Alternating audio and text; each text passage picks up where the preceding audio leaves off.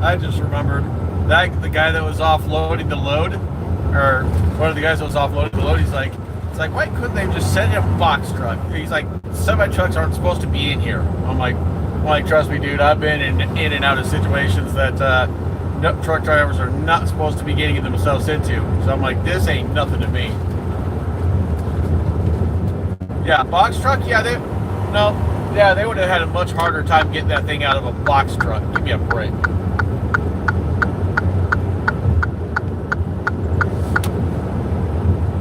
Nah, whatever. Basically, while I'm waiting for that load, I'm going to go over to Petro or whatever and give you something to freaking eat. I haven't had a good meal in a while.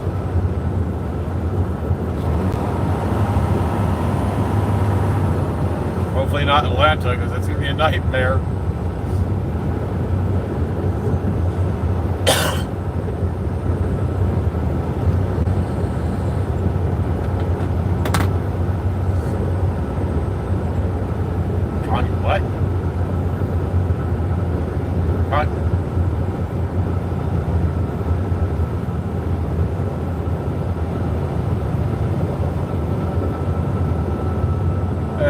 Basically,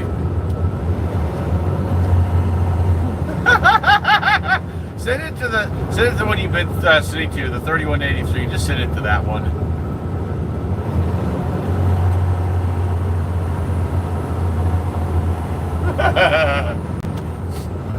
Honestly, I don't know how much longer I want to keep this Verizon phone going. I mean, yeah, it serves a purpose when a T-Mobile phone ain't got service, where it comes in great that the Verizon will, but I don't see the point in paying for two different cell phone companies. It's kind of getting old.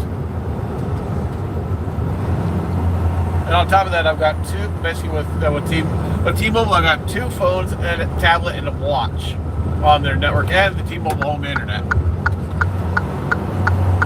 Yeah, the bill is basically now upwards of 200 something bucks. Jeez Louise. And I'm still paying off the S23. Now,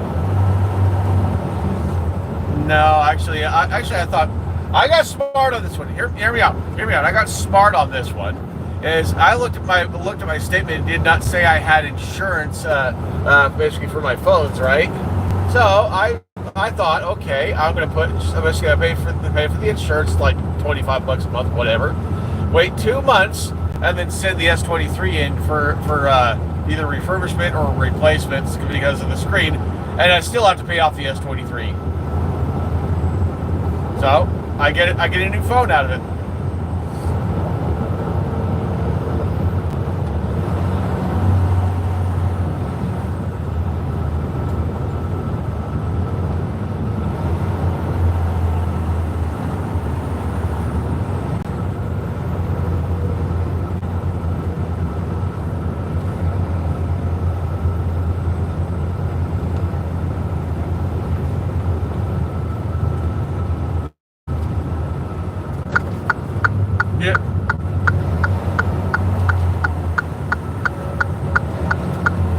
Yeah, well, what I was thinking by doing it this way, if something happens to one of the phones, I can just easily get it replaced by having the insurance.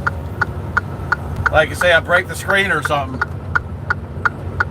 So I'm not too worried. Like I said, if I have an insurance, like I said, I break the screen, whatever, which usually I don't do, but still, if I break a screen or whatever, I just call them up, pay $100 deductible, and freaking they replace the phone. Which, so basically means I still have to pay on the damn phone, but still, paying $100 a month for, not a month, paying $100 for the deductible just to replace the phone. Hey, shit. But yeah, I mean, I get it. Get to a repair shop, they can usually do it better or whatever, but you have to find the right repair shop. That's the trick. So, but yeah, I'm practically here at the Petro, so I'm gonna run and grab me something to eat, and then I'm gonna get going. Yeah, I haven't had a decent meal in a couple of days. I haven't just been sitting here eating ramen noodles and crap. Yeah, why do you think I want to go in and get me something to actually freaking eat?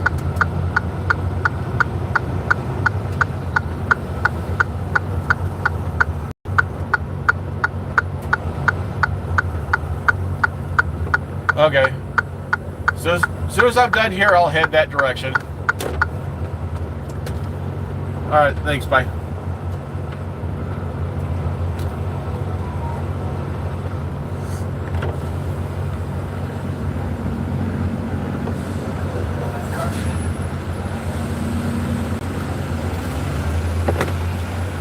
I'm not going to be staying here for very long. Just grabbing something to eat and leaving.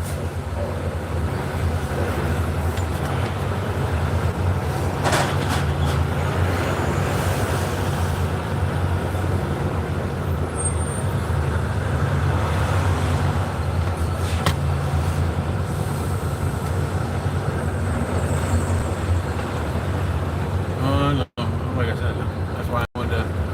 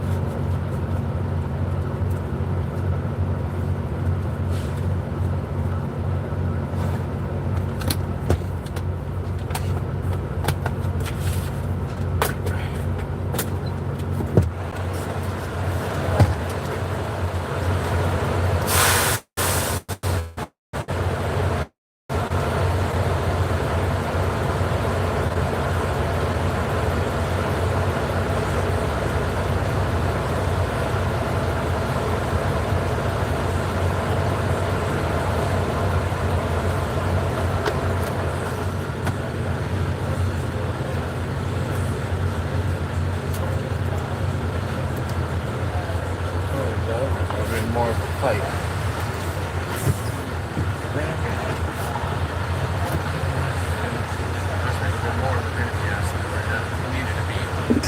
Trust me, no. It's better if it was on this flatbed.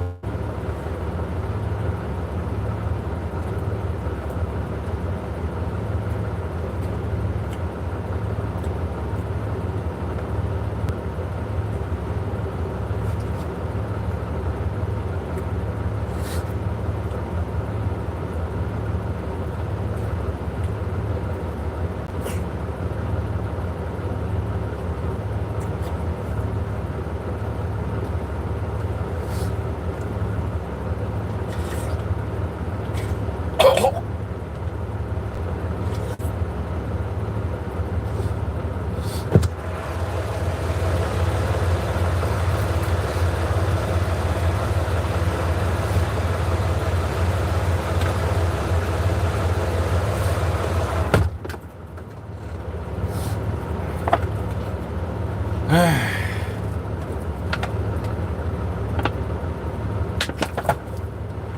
at the Petro in Atlanta.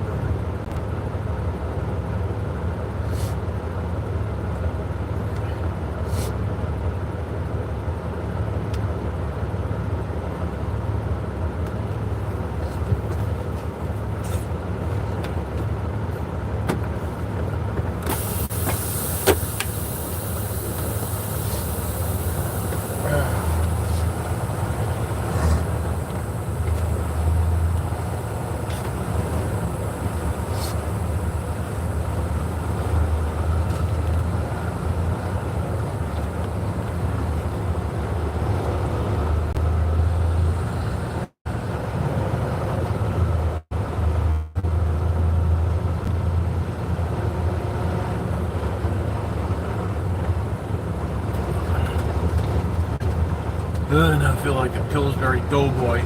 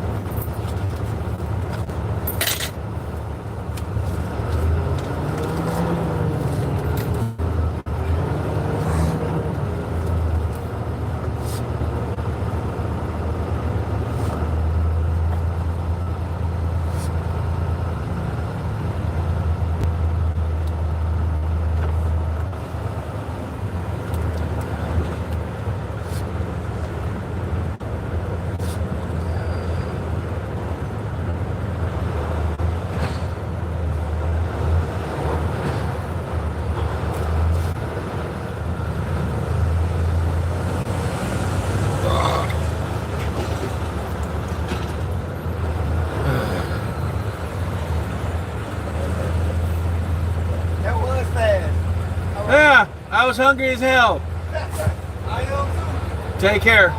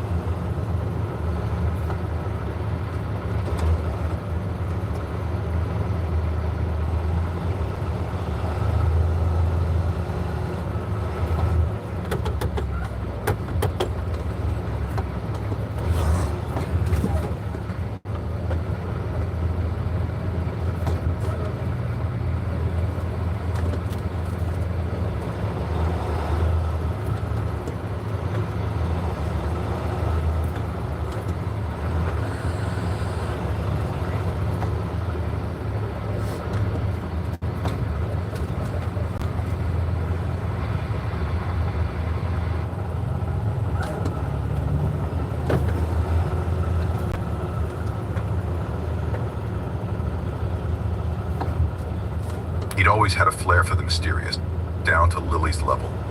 Lily nodded. Her eyes were wide. Well then, he reached into his sack. This is for you. He pulled out a doll. Porcelain with glassy eyes and a pale face. It looked wrong somehow, but Lily didn't seem to notice. She hugged it to her chest, smiling. And for you. He turned to me. I don't want anything. I took a step back, but I insist. He reached into the sack again. He pulled out a wooden box. It was small and heavy. The lid was nailed shut. He handed it to me. I felt a chill run down my spine. What's in it? I asked. My voice was barely above a whisper. Open it and see. His grin stretched wider. Before I could move, the lights flickered and went out. The house plunged into darkness. Lily screamed. I fumbled for the flashlight on the mantel. When I clicked it on, the beam landed on the man. He was still standing there. His grin was frozen in place. "Let's play a game," he said softly. "No." My voice trembled. "You need to leave. Now." He didn't move. Instead, he reached into his coat and pulled out a knife. The blade gleamed in the flashlight's beam. "You don't want to be on the naughty list, do you?" he said. He stepped closer. My heart was pounding so hard I thought it might burst. I grabbed Lily's hand. I pulled her behind me. "Run," I whispered. We bolted for the kitchen, slipping on the tile as we scrambled for the back door. Behind us, I could hear his boots stomping after us. The sound was deafening, like he was right on our heels. We burst into the backyard. The snow crunched under our feet. The cold air burned my lungs, but I didn't stop. I dragged Lily toward the woods, the only place I could think to hide. When we reached the trees, I turned back. He was standing at the edge of the yard. His knife gleamed in the moonlight. He didn't follow us. Not yet. "You can't hide forever." His voice echoed through the still night. We ran deeper into the woods. Branches clawed at our clothes. I wasn't asking. Finally, we found a hollow tree and crawled inside, shivering. I held Lily close. I tried to keep her calm. "It's okay," I whispered. "He won't find us." But even as I said it, I wasn't sure I believed it. Somewhere in the distance, I heard the faint sound of bells. Not cheerful jingling bells, low, mournful chimes. They grew louder. Closer. Then, just as dawn began to break, I heard his voice again. "Merry Christmas." The snow had started falling a few days before Christmas, thick and soft, covering everything in a crisp white blanket. But that night, the snow turned from magical to something I'll never forget. And not in a good way. I was 28 at the time, working as a nurse in training, which meant I was perpetually exhausted but running on sheer determination. A few days before, I had crushed a major exam.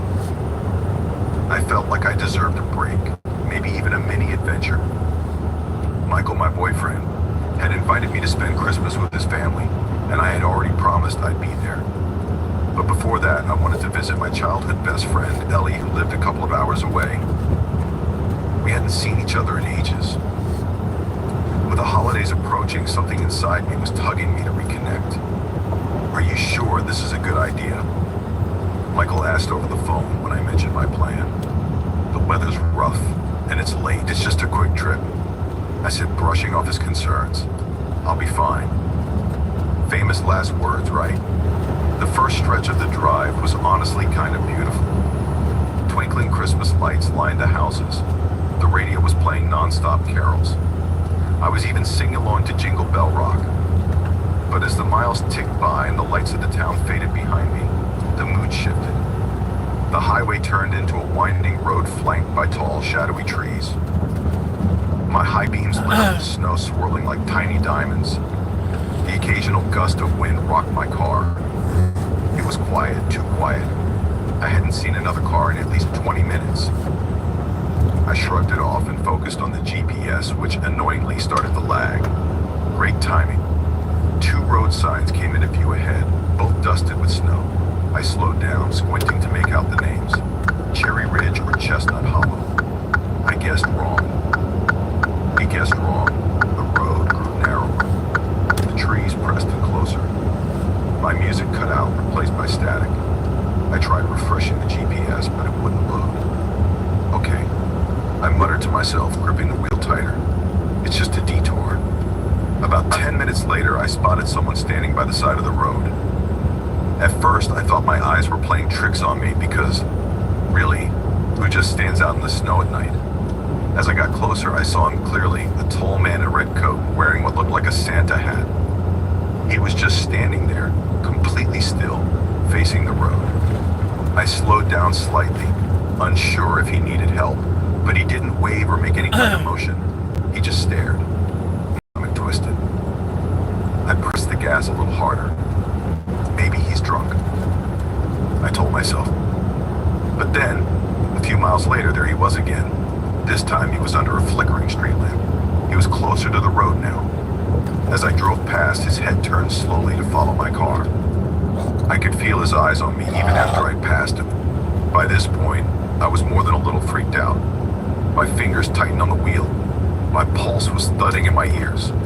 I checked my rearview mirror, half expecting to see him again, but instead I saw something worse: headlights. A rusted old pickup truck had appeared behind me out of nowhere.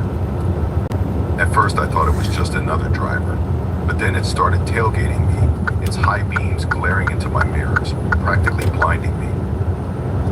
I tapped the brakes lightly, a polite back-off gesture, but the truck didn't budge. If anything, it got closer. Okay, this is ridiculous, I muttered, trying to stay calm. But then the truck swerved to the side, pulling up beside me. My heart dropped as I glanced over. The driver was a man with a scruffy beard, grinning ear to ear to ear. Of course, he was wearing a Santa hat. He suddenly swerved toward me, forcing me toward the edge of the road. My tires skidded on the ice. I had to fight to keep control. Adrenaline surged through me as I slammed on the gas, my little car struggling to outrun the old beast of a truck. After what felt like forever, I spotted a faint light up ahead. It looked like a cabin, the windows glowing warmly against the snowy darkness. Without thinking, I veered off the road and into the driveway, skidding to a stop. I jumped out and ran to the door, pounding on it with both fists. Help. Please, someone's chasing me. My breath fogged the air as I shouted. The door creaked open. An older woman appeared. She looked like someone straight out of a Hallmark movie: silver hair, cozy cardigan, and kind, twinkling eyes. "What's wrong, dear?" she asked, her voice calm and soothing. "There's a man." I stammered, glancing over my shoulder. "He's following me. He tried to run me off the road." She nodded like she'd heard this story before. "Come inside," she said, pulling me in and locking the door behind me. The cabin smelled like cinnamon and pine. A fire crackled in the hearth. A small Christmas tree stood in the corner, its ornaments glinting softly. For a second, I almost felt safe. But then I heard it, the crunch of tires on snow. I peeked out the window. The truck was there, idling just beyond the trees. The driver stepped out, his Santa hat askew, and started walking toward the cabin. "Don't worry," the woman said, her tone unsettlingly calm. She picked up a fire poker, her grip steady. "He won't bother us for long." I blinked at her, unsure if I'd heard her right. Before I could ask what she meant, the man banged on the door, yelling something I couldn't make out. The woman motioned for me to stay quiet, her eyes hard and determined. The next few minutes were chaos. The man broke a window, his boots crunching on the wooden floor. The woman didn't hesitate. She swung the poker with surprising strength, yelling like a warrior. I grabbed a heavy candlestick and joined in, adrenaline fueling my every move. Somehow I made it back to my car. I don't remember much about how I got there or how I found the main road again. By the time I reached Ellie's house, the sun was rising. I was shaking so badly I could barely stand. When I tried to explain everything to the police, they looked at me like I was crazy. They said there was no record of a cabin in that area. No reports of a man in a truck. Just my tire tracks leading off the road. Even now, I don't know what really happened that night. All I know is that I haven't driven on a rural road after dark since. Every time I see a Santa hat, my stomach knots up. Christmas may be the season of joy, but for me it'll always carry the shadow of that snowy, silent night. I was 21 that year, stuck in that awkward stage of life where you're technically an adult but still figuring out what that means. I had this amazing girlfriend, Sophie. She was sharp, funny, the kind of person who could make anyone feel at ease. That Christmas, Sophie agreed to meet my family for the first time. It felt like a big deal, maybe even a little nerve-wracking, but she handled it like a pro. The dinner was at my aunt's old farmhouse on the edge of town, buried in snow and nostalgia. Picture creaky wood floors, a roaring fireplace, and garlands of pine strung everywhere. It smelled like cinnamon and roasted turkey, exactly what you'd expect from a Hallmark card come to life. Sophie nailed it with my family. My notoriously grumpy uncle even cracked a smile when she joked about how I once tried to bake cookies and set off the fire alarm. I remember sitting there watching her charm my little cousins with her love of mystery books, thinking, man, this girl is something else. We left late, close to midnight.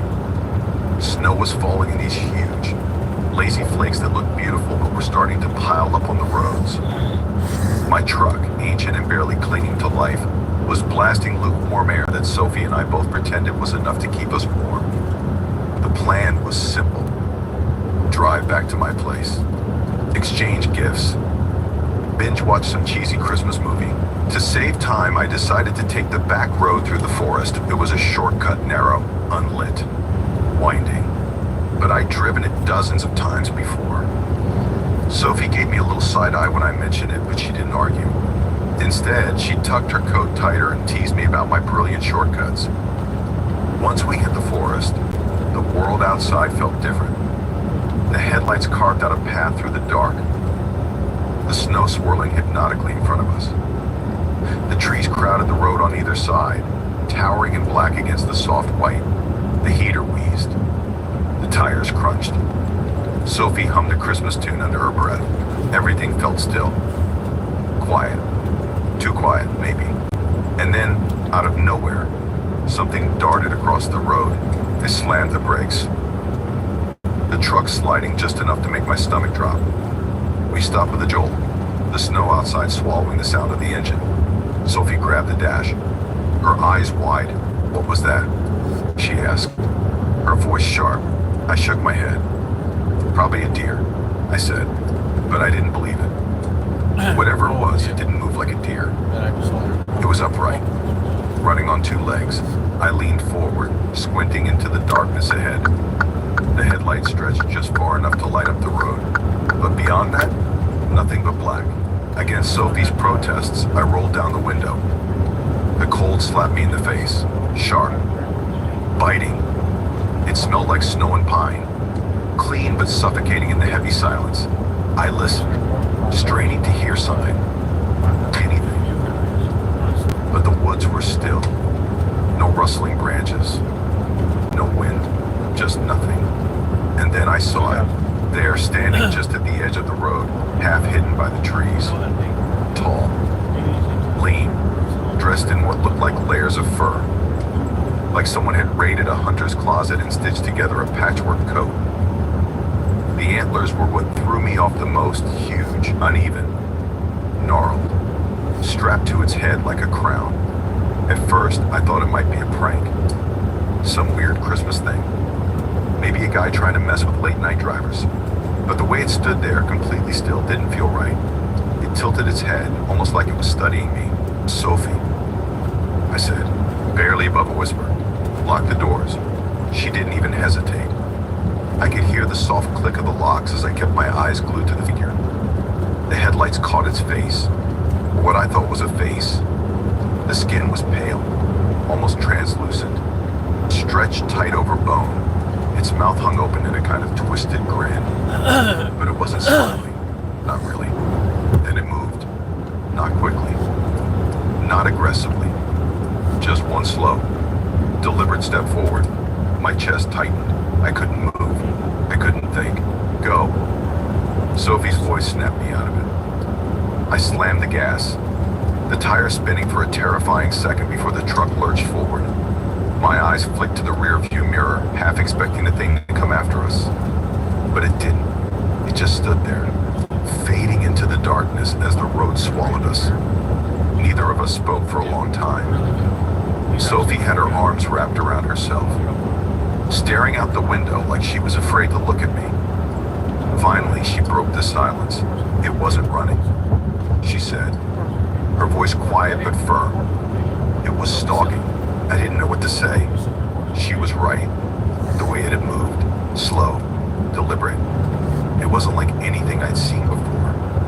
And then, just when I thought we were safe, the truck sputtered. The engine coughed, gave a final pitiful whine, died. We coasted to a stop in the middle of the road. The silence hit like a punch to the gut. "No," I muttered, hitting the steering wheel. "No, no, no." Sophie's voice was barely above a whisper. "What do we do now?" I didn't have an answer. The nearest town was miles away. My phone had no signal. The only option was to walk. Grabbing the flashlight from the glove box, I stepped out into the cold. The snow was falling harder now. The forest felt like it was closing in. Sophie stuck close to me, her breath coming out in quick, nervous puffs. We hadn't made it more than 100 feet when we heard it. A low growl, deep, guttural, rolling out from somewhere in the trees. Sophie froze, her hand clutching my arm. I swung the flashlight around, the beam cutting through the snow. For a second, I thought I saw something. It's a shadow darting between the trees. But it was gone before I could be sure. Then, just ahead, the figure stepped onto the road. It was the same thing. Same furs, same antlers, same sick, twisted grin. It tilted its head almost mockingly, let out a sound I can only describe as a laugh. A low, rasping noise that made my skin crawl. I whispered, grabbing Sophie's hand. We ran, slipping, sliding on the icy road. The thing didn't chase us at first, but we could hear it. Heavy footsteps crunching through the snow, keeping pace just out of sight. Then came the snapping branches, the growls, the unmistakable sound of something closing in. When we saw the cabin, a faint light flickering through the trees, it felt like a miracle. We didn't think. We just ran for it, bursting through the door, slamming it shut behind us. The cabin was empty, abandoned, but it was sheltered. I shoved the table against the door while Sophie collapsed on the floor, sobbing. Outside, the growls turned to scratching. Long, deliberate scrapes against the walls, circling us like a predator playing with its prey. We sat there for hours, clutching each other, waiting for the sun to rise. By morning, it was gone. Sophie and I never really talked about that night. We broke up a year later, but every Christmas Eve, I think about that thing in the woods. I don't know what it was, but I know one thing for sure. Whatever it wasn't human, and it's still out there, somewhere. I've been home for Christmas a dozen times, but this one will always stand out. Not because it was festive or heartwarming, but because it still makes my skin crawl when I think about it. It was Christmas Eve, and I'd taken the train back to my little hometown after finishing my last semester at college. You know how it is. Snowy streets, twinkling lights, the scent of pine everywhere. Should have...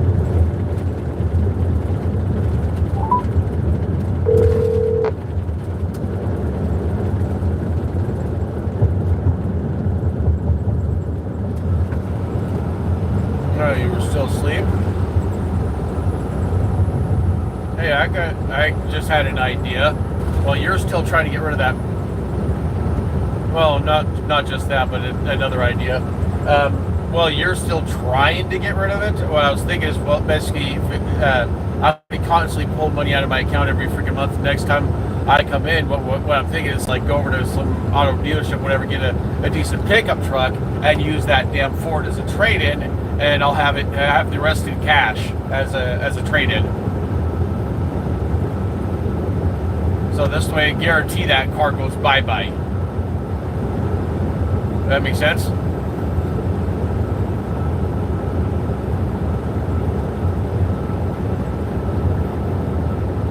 So, well, if the gas station's okay with it parking there so you can try and sell it, if they're okay with that, great. Then we can do that. If not, ask the apartment complex if they're okay with you parking in that dirt lot and with a for sale sign on it. That's a big no-no? Okay, doesn't hurt to ask. So ask the gas station if they're okay with that. If not, then I'll just keep saving money every damn week, like $200, $300, $400 a week, whatever. And within the next amount of time, I'll be able to go over to like Lucky Us Auto Grid or someplace like that and get a decent SUV or a pickup truck.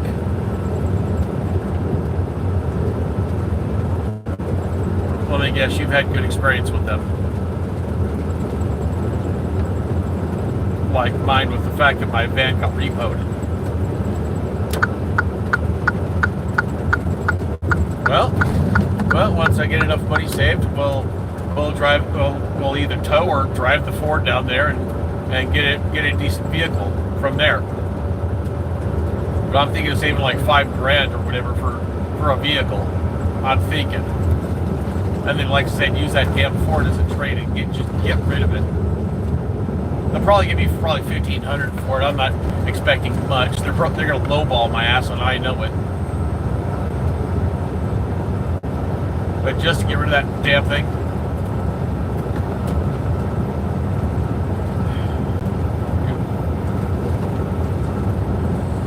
But yeah, basically, I'm heading over to my next pickup. I'm 15 miles away, but I'm hoping to hang out, basically talk to you later on today. All right.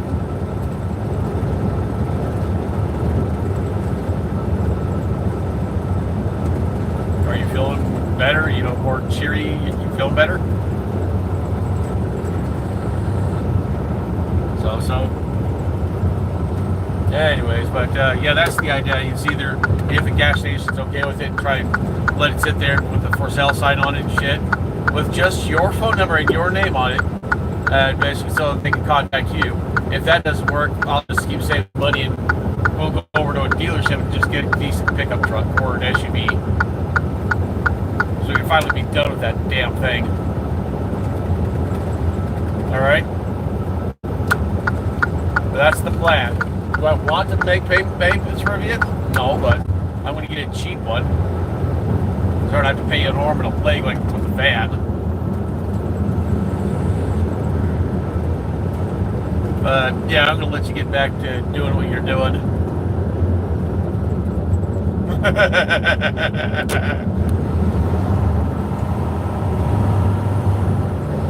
Yeah, I've already got, I think, probably $600 in cash already. Yeah, every freaking paycheck, basically what I don't need to spend immediately, the rest of it gets pulled out and I have it in cash. That idea came from Galen. It's actually a brilliant idea, so this way I actually have cash on me.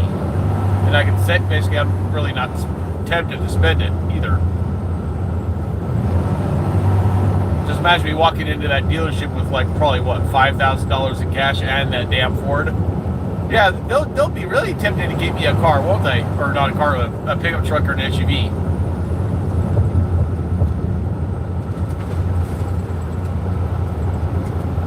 Do I want to get a? Yeah, and like I said, probably $5,000 in cash plus that damn Ford. They'll probably give you $1,500 for it because of the condition it's in, and I'll just tell them that you're the mechanic that did all the work on it, and show them the laundry list of shit that was fixed on it, and that would probably, you know, encourage them to give me a little bit more. No guarantees there, but guarantee that basically they'll take the damn Ford, they'll throw it on the lot and say good, call it good enough.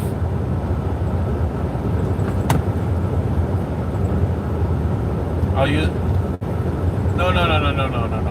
No, trading in.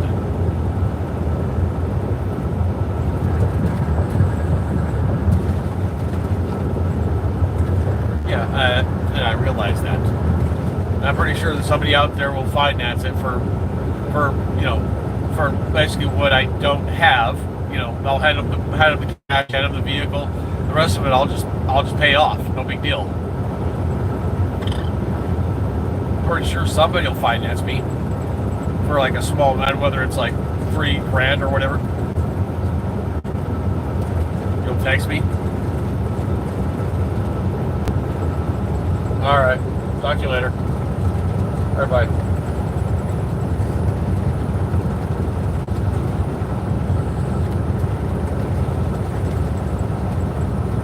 Like the town was holding its breath, I chalked it up to my imagination. Or maybe just the weight of the season. It had been 5 years since my brother Liam disappeared.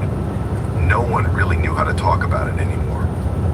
There were no leads, no answers, nothing except a lot of whispered theories that led nowhere. It was like he'd just been erased. By the time I got home, the snow was coming down hard. The flakes swirled under the glow of the porch light. The house was the same as always. Big old, little drafty. You could practically hear it sigh when the wind picked up. My parents greeted me with hugs and the usual attempts at cheer. But it all felt a little forced. I couldn't blame them. This time of year had become a painful reminder of the person who wasn't there. After dinner, I retreated to my room upstairs. It was exactly like I'd left it. Posters on the wall, books stacked in haphazard piles, and the faint smell of something musty that I couldn't quite place. But there was something new. A small box sat on my desk, wrapped in plain brown paper. I opened it. There it was. Liam's old journal. I hadn't seen it in years. Inside the front cover, he'd written, "For Elliot. In case you need to remember." Remember what? I flipped through the pages. Most of it was the kind of stuff Liam was always jotting down. Doodles, bits of poems, random thoughts. But near the end, the tone changed. His handwriting grew shakier. Then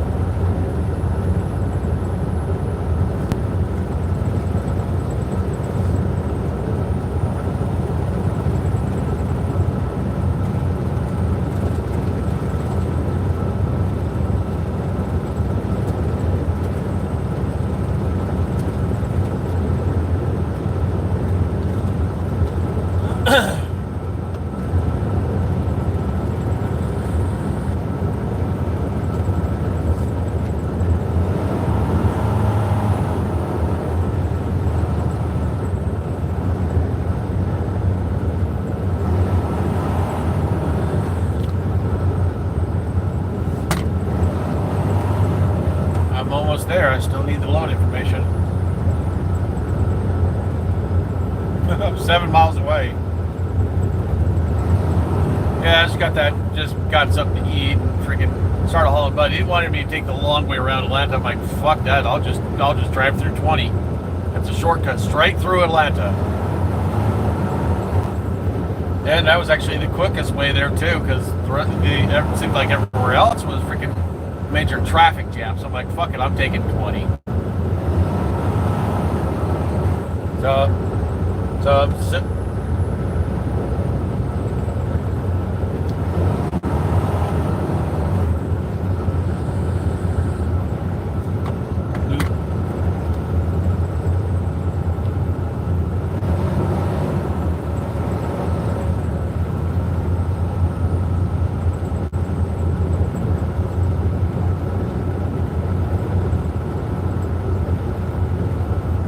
Butt crack of dawn. What time are we talking about when it comes to butt crack of dawn?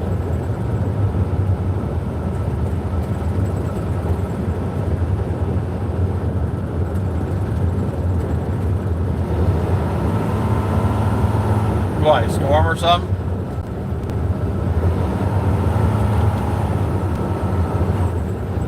A lot of bullshit, I know.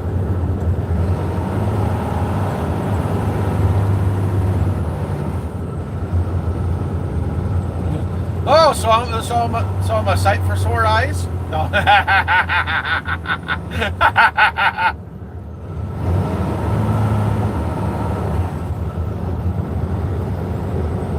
I've driven through Jersey before. I mean, yeah, it is a pain in the butt, but I've done it before. But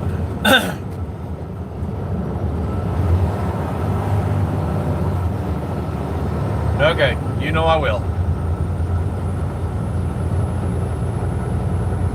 Oh, 10,000. Basically a little bit more than what I just hauled, because according to the paperwork it says 5,000. So yeah, basically this was just a little bit more, but yeah, I should be able to easily cruise. So how far is basically the drop from the pickup?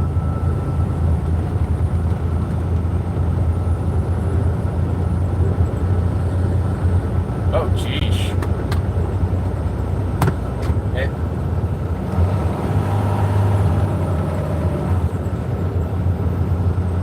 Yeah.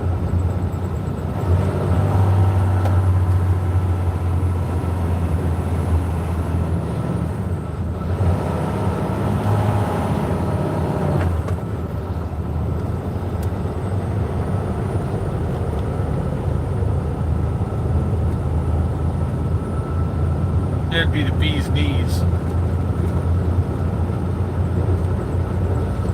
But yeah, I got faith in you. Yep.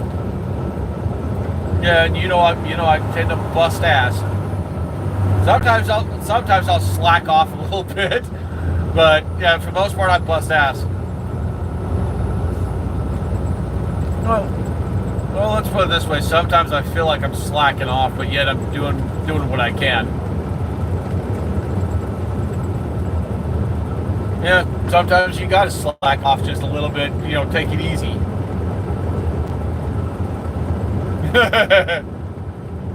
Anyways, I'm literally 3.2 miles away from the pickup. Alright, let's see, pickup number. Yep, got a pickup number, so we shouldn't have to worry about that. 7 skids? Yeah, just send it just in case they ask. So 7 skids, what is it? It just says 7 skids, it doesn't say what.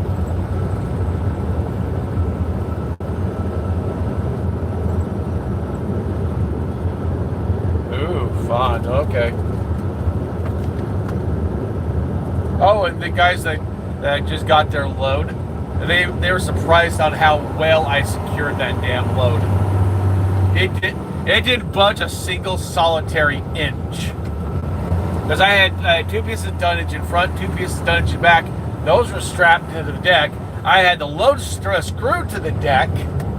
Literally with screws, I had it screwed to the deck. And then I had 3 straps going over the top. Make sure he doesn't fucking move. So yeah, I went overkill on this securement. Yeah, I didn't budge a single solitary inch. Yeah, I don't fuck around. But anyways, I'm almost there, so I'm gonna get off the phone. Alright, bye. Alright, bye. Tree. It read, "There's something in the woods. I hear it at night scratching at the windows. No one believes me. But it's getting closer. Stay away from the creek." I sat there staring at the words, my pulse thudding in my ears. Scratching at the windows? Liam had never mentioned anything like this before. It didn't make sense. My parents had always said he probably wandered too far during the snowstorm that night. Got lost, maybe fell through the ice. But this, it felt like something else entirely. I told myself not to overthink it. It was just Liam being dramatic, right? He'd always had a flair for the mysterious. But as much as I wanted to dismiss it, I couldn't shake the feeling that he'd been scared. Really scared. That night, I couldn't sleep. Every little noise in the house seemed louder than usual. The groan of the old radiator, the creak of the stairs, the soft whisper of wind against the windows. I turned off the light, pulled the covers up to my chin, and tried to ignore it all. But then, just past midnight, I heard it. A faint tapping at the window. I froze. It was probably just the tree outside, I told myself. I'd heard it scrape against the glass 100 times before. Still, something about the sound made my skin prickle. It wasn't rhythmic like a branch swaying in the wind. It was deliberate, like someone or something was trying to get my attention. I slid out of bed as quietly as I could, my heart pounding. The window was frosted over, but I could see enough to make out the snow-covered backyard. At first it looked empty, but then I saw it. A figure stood just at the edge of the woods. I couldn't breathe. It wasn't Liam. It couldn't be. But whoever it was, they weren't moving. Just standing there, staring up at my window. Then the house alarm went off. The sound was deafening.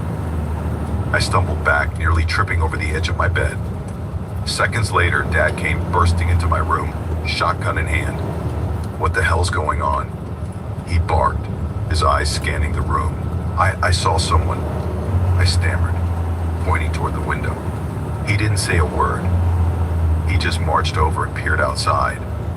I don't see anything, he muttered after a moment, though his knuckles were white around the shotgun. Stay here.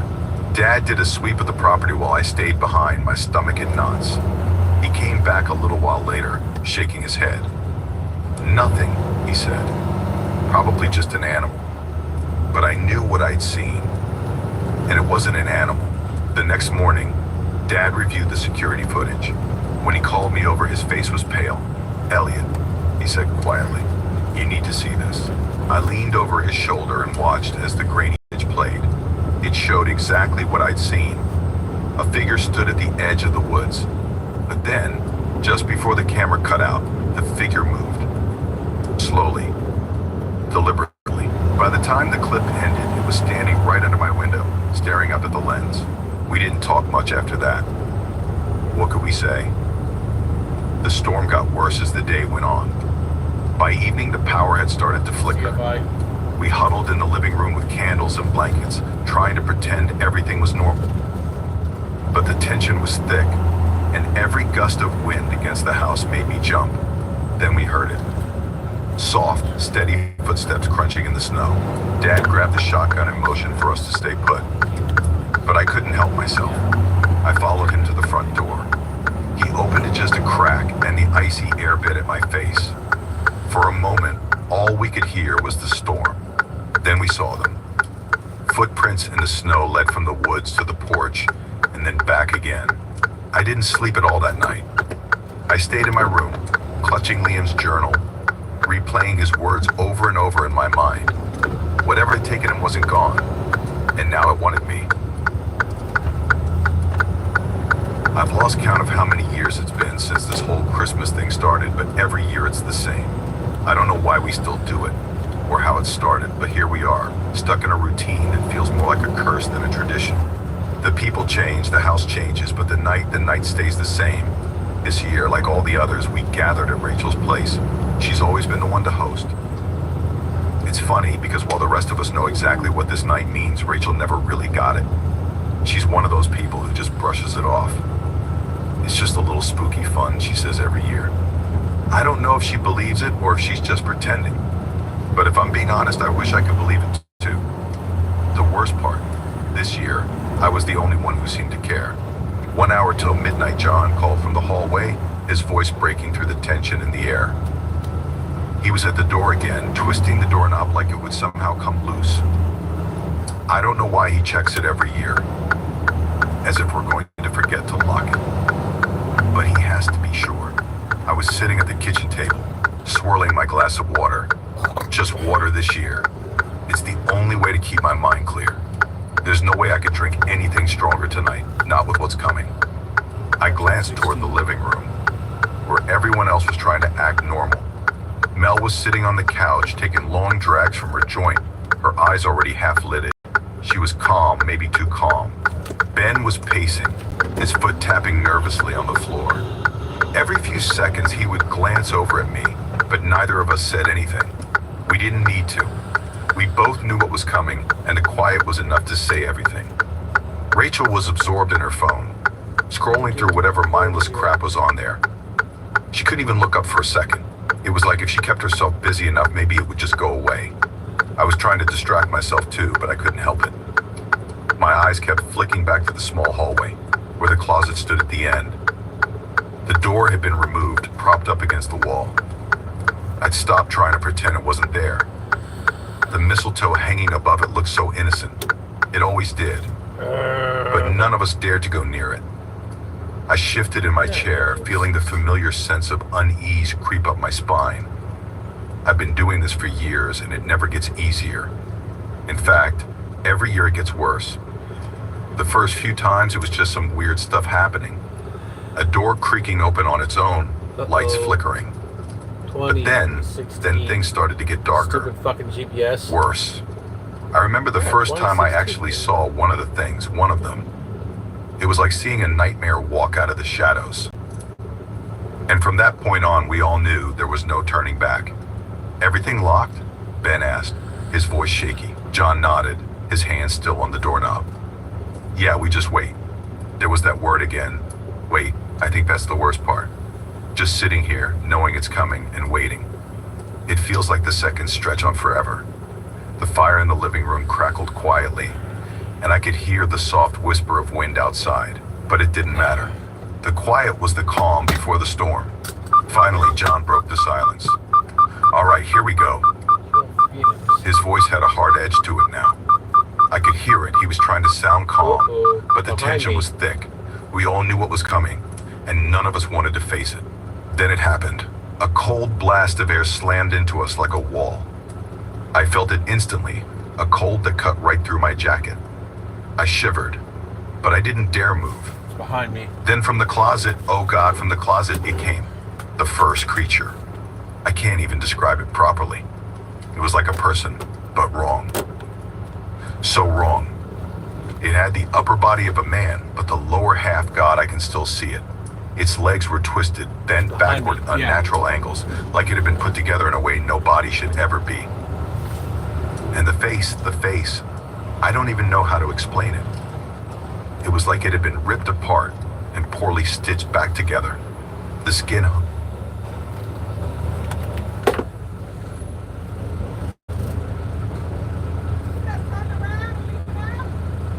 Actually, the location I'm looking for is called Hill Phoenix. I think it's behind me. The address is 2016. That's behind me over there. Yeah, so I'm at the wrong location. It's over there. So I went to the wrong location. I'm just turning around. Okay.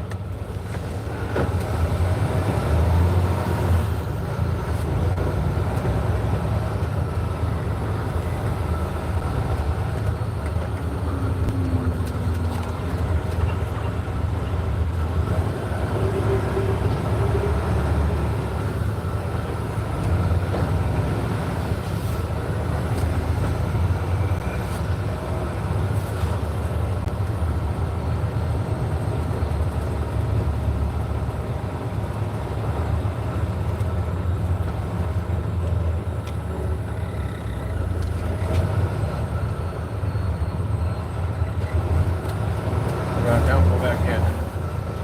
At the wrong damn location.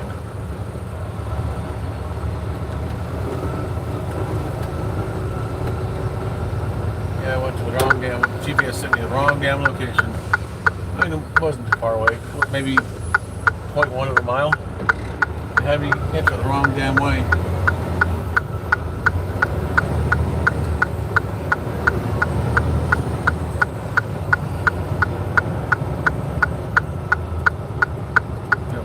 Right here.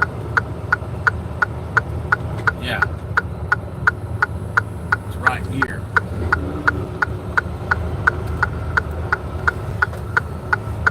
Should be. So go back here.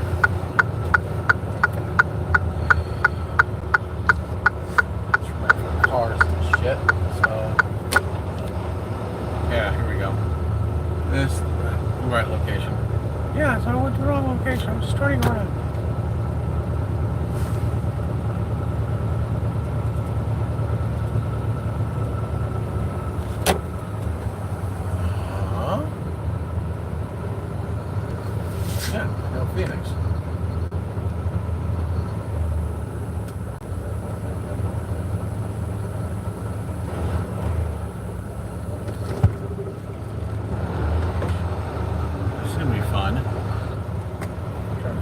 turn this thing around. This is gonna be fun.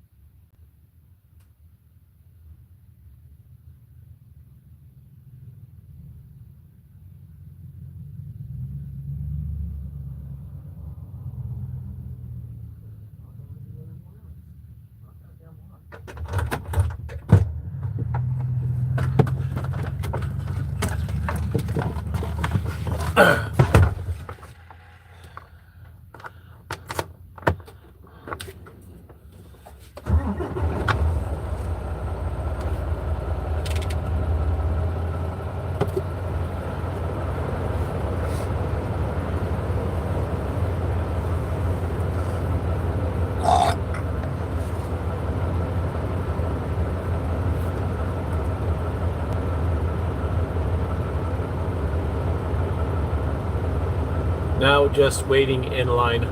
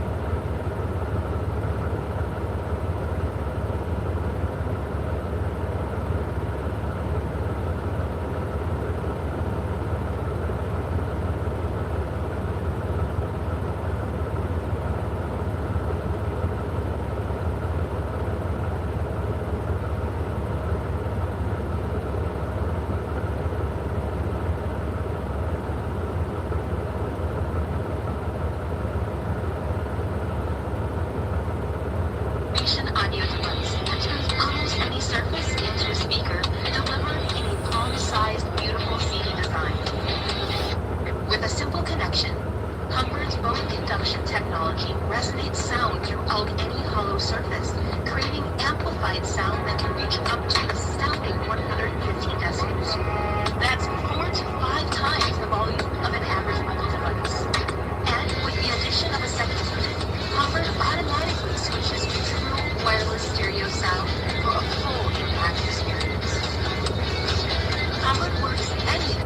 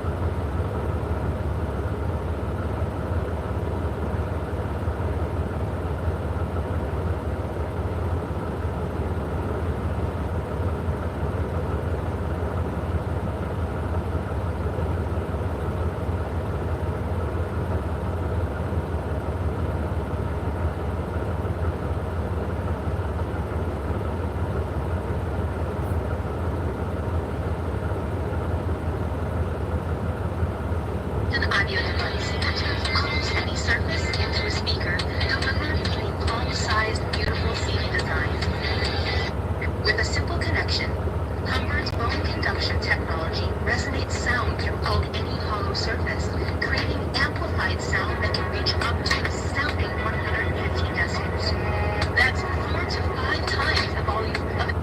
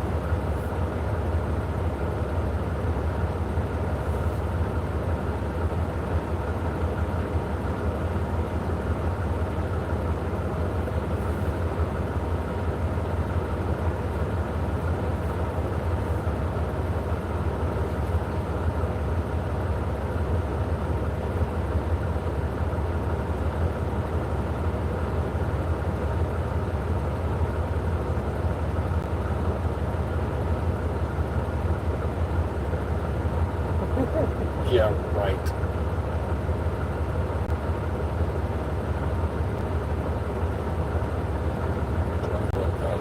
$21,331. Yeah, right.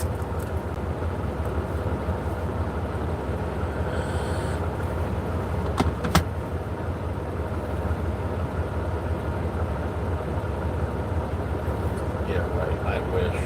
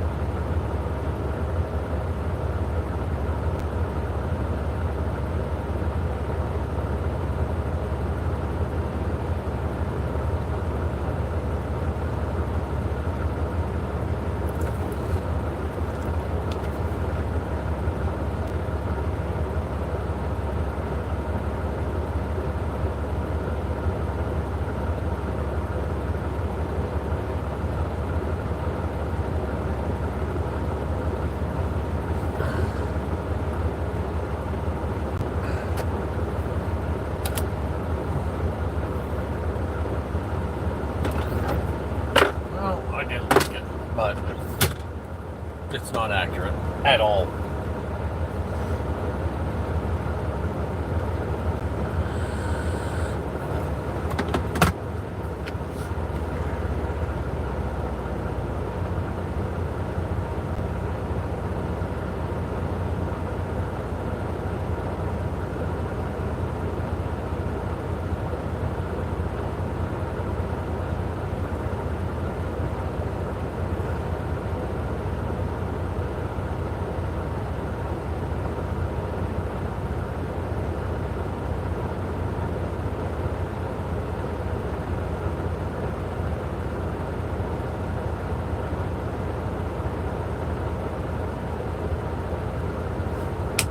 Oh, and light pressure is all it takes.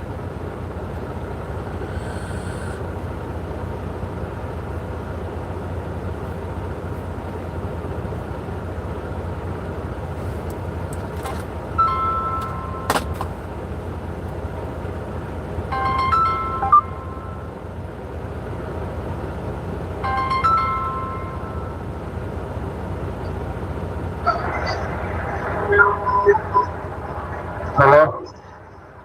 Vasco's calling. Hello? Hold on.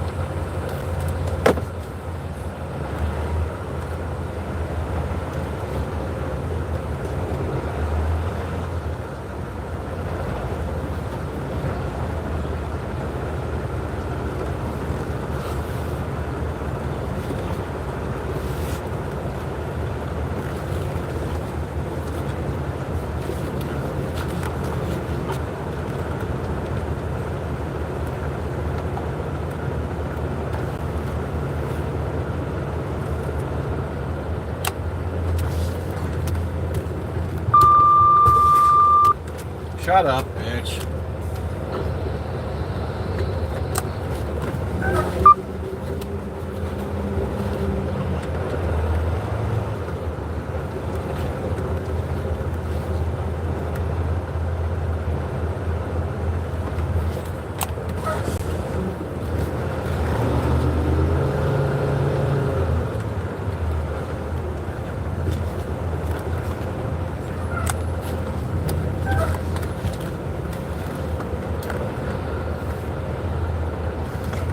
Let's go the other way.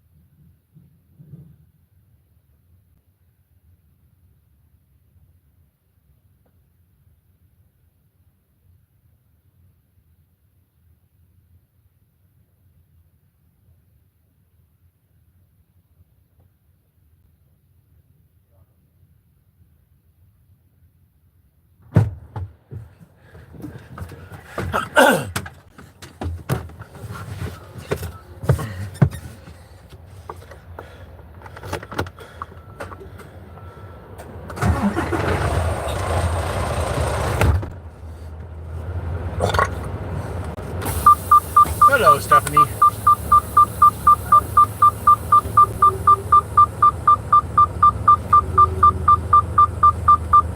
Picking up another dang load. How was your first day on the job go?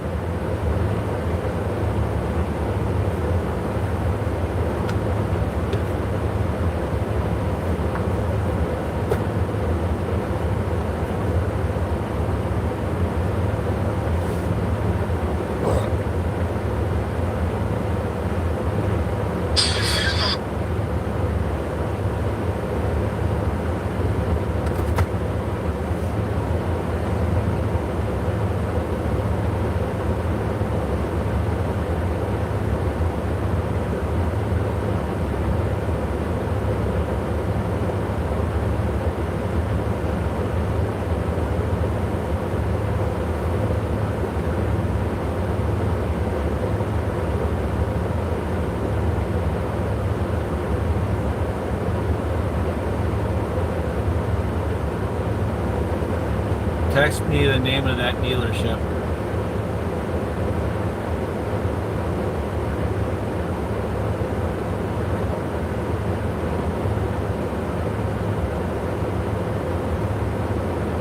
Oops, that was not meant for you.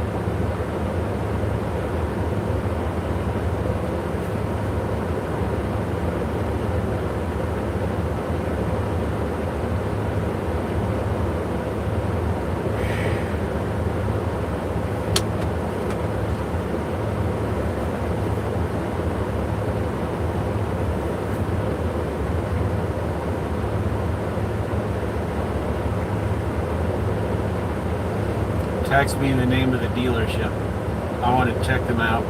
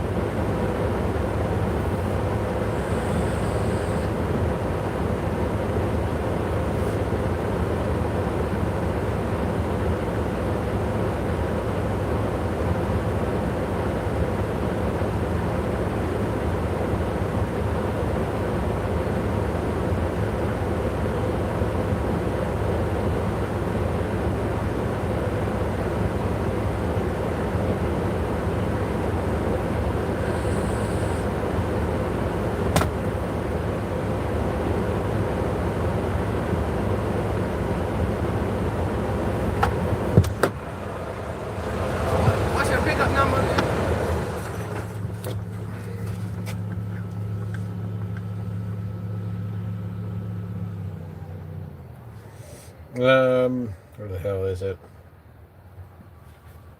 Going to New Jersey? Yeah. Fucking. I hate when phones act up. 136-830. How many pallets am I getting or whatever? It's going to be a unit, one of these, I believe, and probably maybe a pallet or two. Got to double check. So how much weight, roughly, give or take? It says 10,000.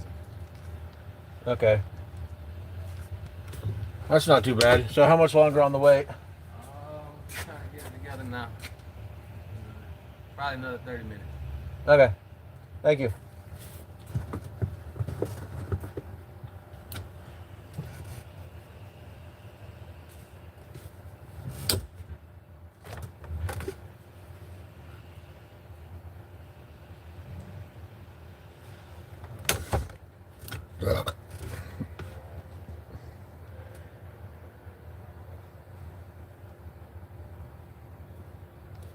I've got an idea. Sooner, if the gas station's okay with it. I've got an idea how to hopefully get rid of the car sooner. If the gas station's okay with it, move it over there during the day, bring it back at night. With a for sale sticker in the window.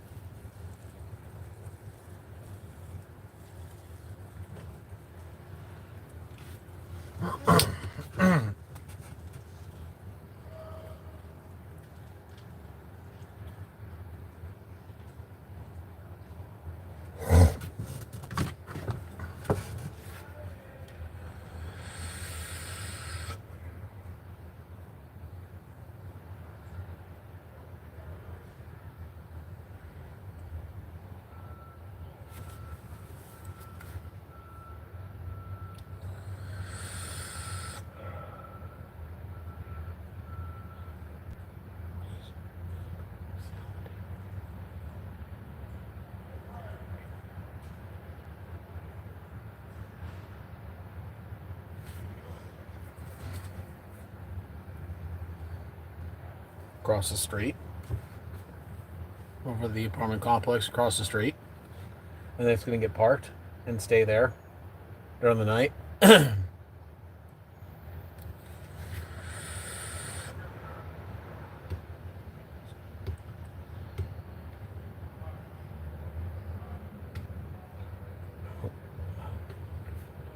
fact, if it sits over there at the gas station, 2,500. But if it's on film.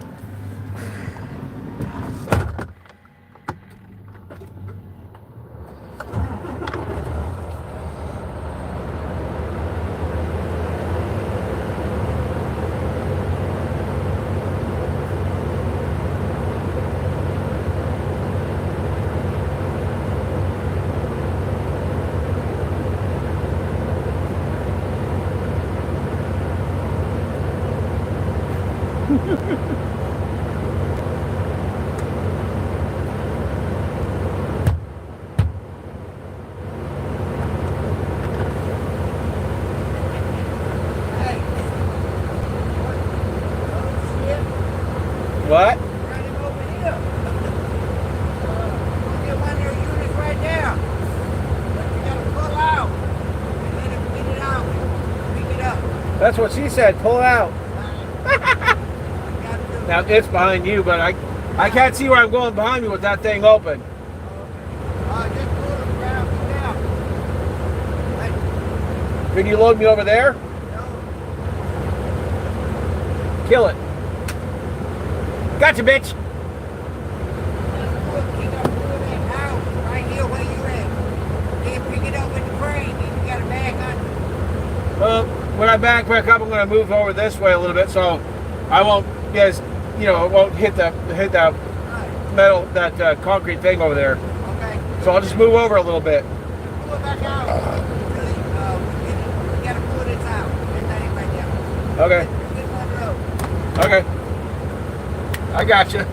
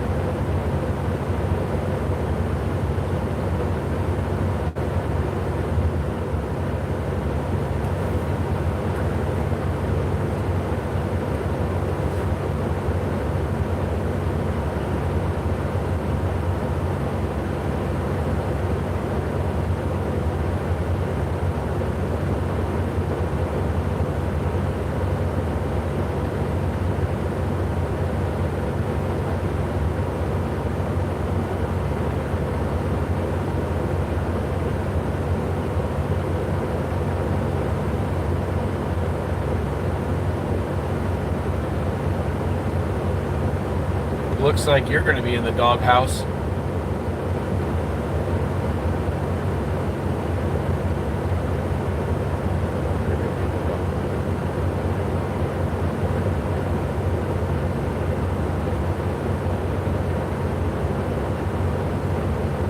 For a while.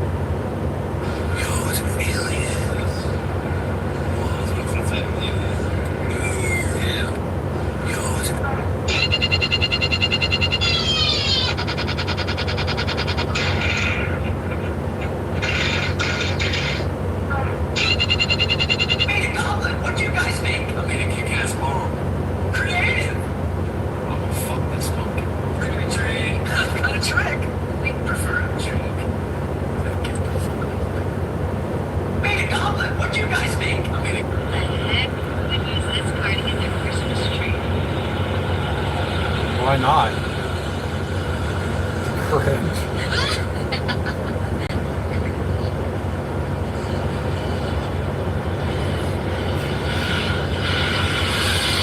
Oh, damn.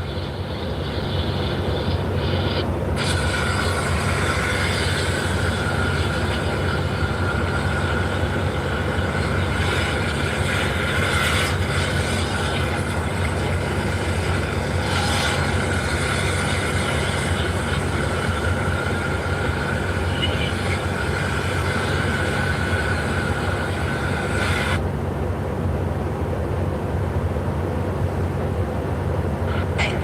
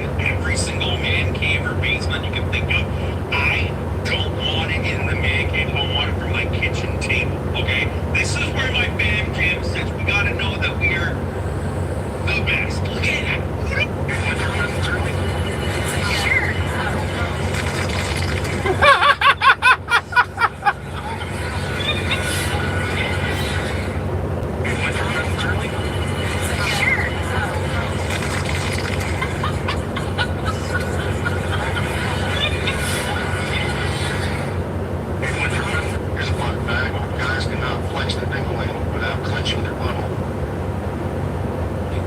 My therapist said I should get an emotional support animal, so I got myself a chicken. It was deep fried and it came with a biscuit. My therapist said I should get an emotional support animal, so I got myself a chicken. It was deep fried and it came with a biscuit. My therapist said I should get an emotional support animal, so I got myself a chicken. It was deep fried and it came with a biscuit. My therapist said I should. Hey, Mom. They call blackmailing. An astronaut, you fucking racist.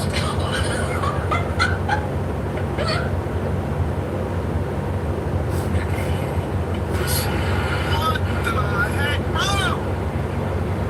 You're a little too big for that car. I get it, but you look ridiculous. Damn. What the heck? Mom! You're a little too big for that car. I get it, but you look ridiculous. Damn. What the heck? Mom! You're a little too big for that car. I get it, but you look ridiculous. Damn. What the heck? Mom! You're a little too big for that car. I get it, but you look ridiculous. Damn.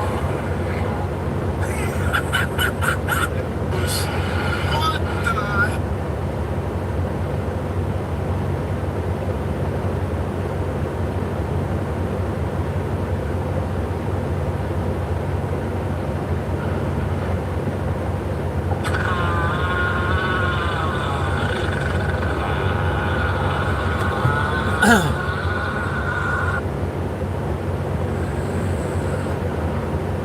I can't believe what was in my boot. You mean your trunk? Did you wash your ass today? I can't believe what was in my boot. Did you wash your ass today? It's the damnedest thing, Doc. I've lost all hearing on my right side. I think I found the problem. There's a depository in your ear. Yes, I know where my hearing aid is. Your battery's low. Your battery's low. It's the damnedest thing, Doc. I've lost all hearing on my right side. I think I found the problem. There's a depository in your ear. Yes, I know where my hearing aid is. Your battery's low. What? Your battery's low! It's the damnedest thing, Doc. I've lost all hearing on my right side. I think I found the problem. There's a depository in your ear. Iron Man.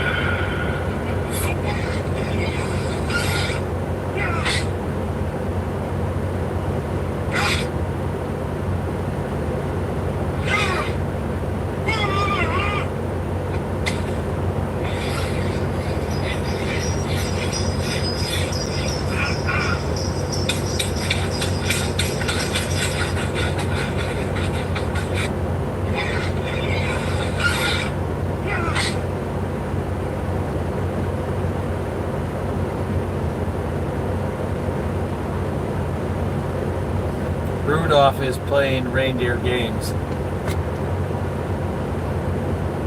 LOL.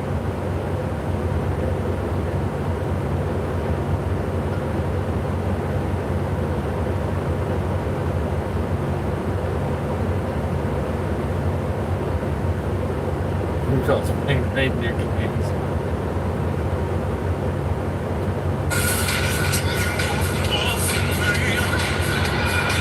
If you feel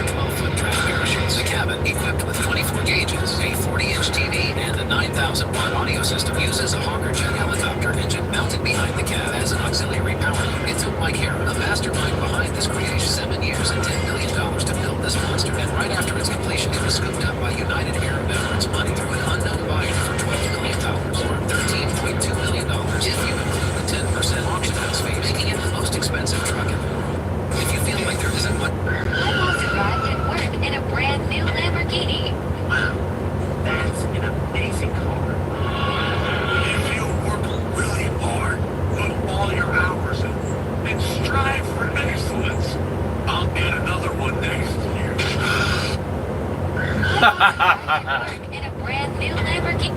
You know?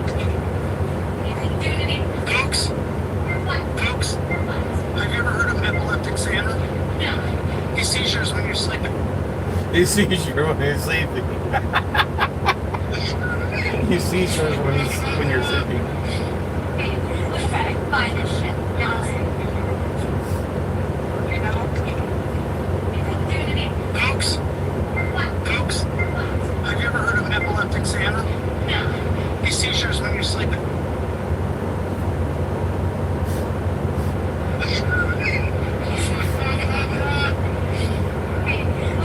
Buy this shit. You know?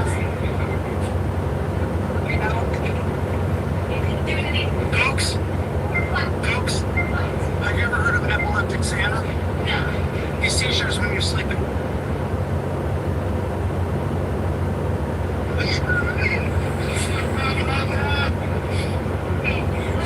Buy this shit.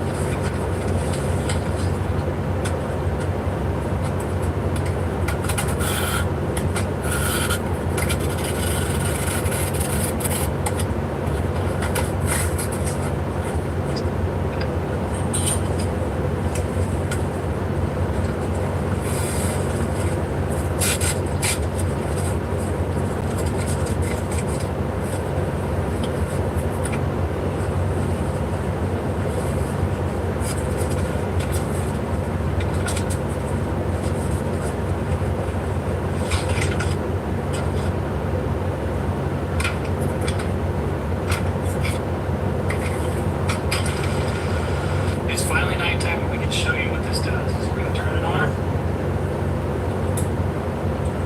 Now look inside here. I'm going to turn the light off real quick inside here. Somebody almost called the fire department on us, but I want to show you exactly what this looks like.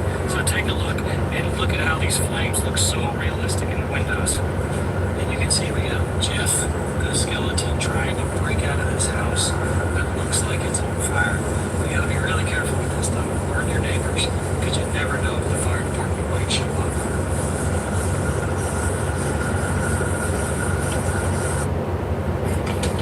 So the other day, I was walking on the street, and then all of a sudden, it's just like, what the hell was that? That's weird. So the other day, I was walking on the street, and then all of a sudden, it was just like, what the hell was that? That's weird. Oh, did your widow Tesla truck run out of its widow batteries, and now you can't tow your widow trailer with your widow Tesla truck friends? Oh, You are my best friend. If I'm dying, you dying with me. Ain't no choice. You are my best friend. Oh, they got a fart real bad. They got shit real bad. And I'm afraid of a part of my shit. There are only two outcomes in this situation. They both include the fire department. Oh.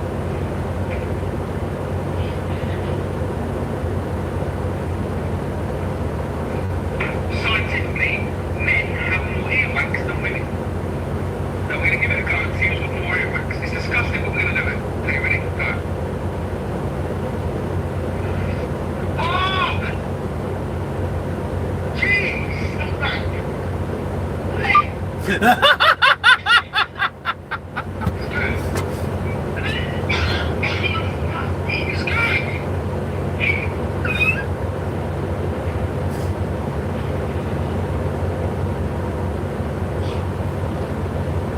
It's real tough, ain't you? Okay, I'm the man. That's how I stand this damn time. Get up, man.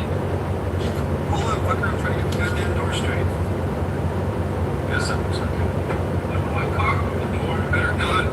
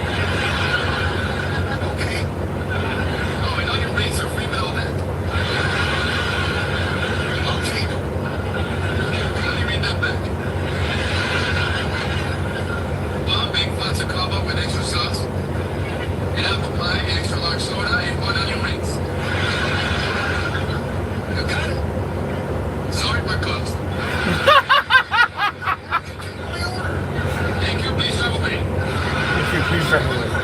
Hey, go get a pizza. I'll get a pizza for lunch. What was fun is that? French.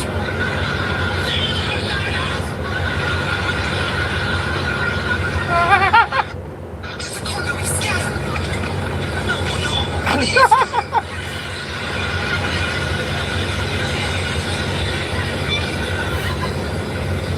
Let's cook it, Fatso. Look at the best burger. I'll have a big Fatso combo with extra secret sauce. And I got one pie with that. Sure. And the extra large shrimp for 10 cents more. Okay. Oh, and onion rings are free with all that. Okay. Let me read that back. Huh? Pull your ears down. Pull my ears Pull down. your ears down. They don't fold. They don't fold down. They come off. You gotta watch this. This is hey. What the hell? You gotta see this. You'll think it is hilarious. Shut off the engine for a reason. You'll laugh your ass off. Welcome to Fatso Burger. It's I'll funny. have a big Fatso combo with extra secret sauce. You like apple pie with that? Sure. And the extra large shrimp for 10 cents more. Okay. Oh, and onion rings are free with all that. I'll take them. Let me read that back. Trust me, you'll laugh. One big Fatso combo with extra sauce. An apple pie, extra large soda, and 1 onion rings. You got it. Sorry, we're closed. It's not done. Thank you. Please drive away. Then go get a pizza. I had pizza for lunch. What was fun is that?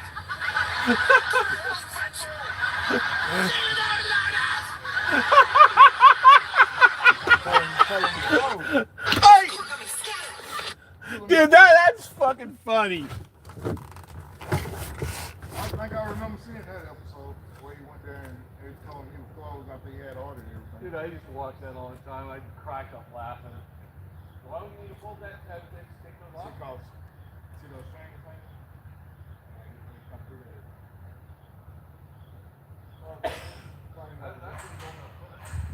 Yeah, I know. I got to come through there. Got to come all the way through. I can't flip up over the top of those.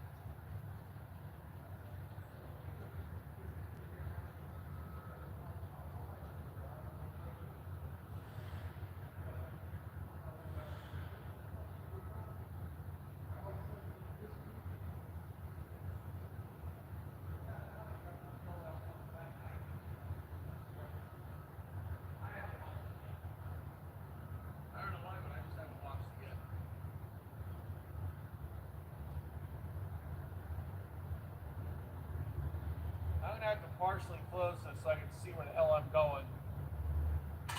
I don't want to just back up and hit something.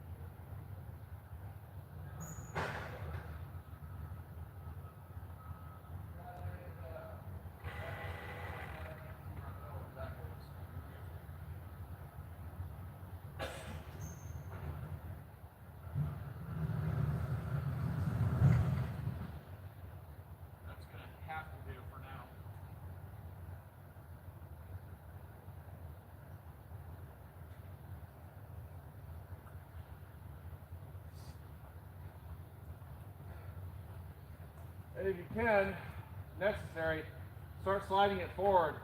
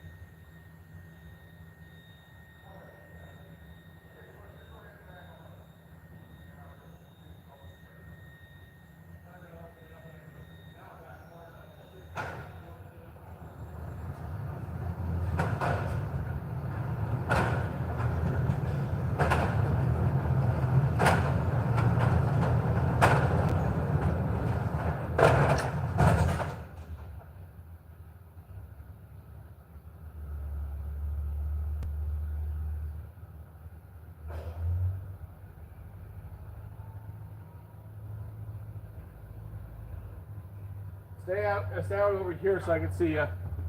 Because like I said, right here, I'm literally blind, can't see shit.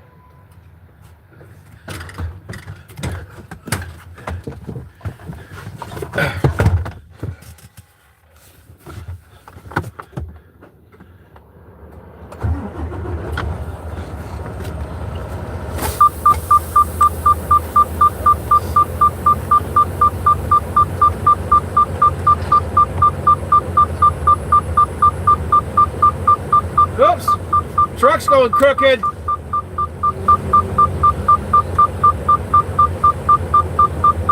Like I said, I'm blind.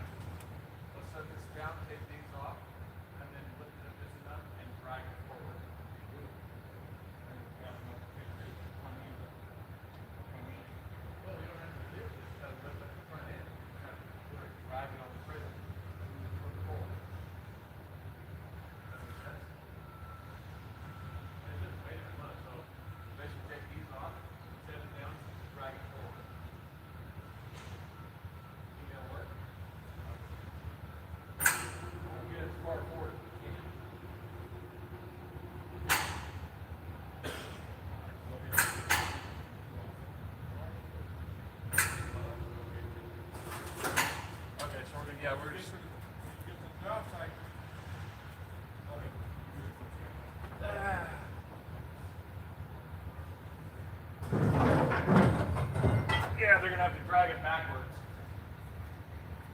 Or where is that? There it is. I'm just trying to make as much room for the other piece as possible.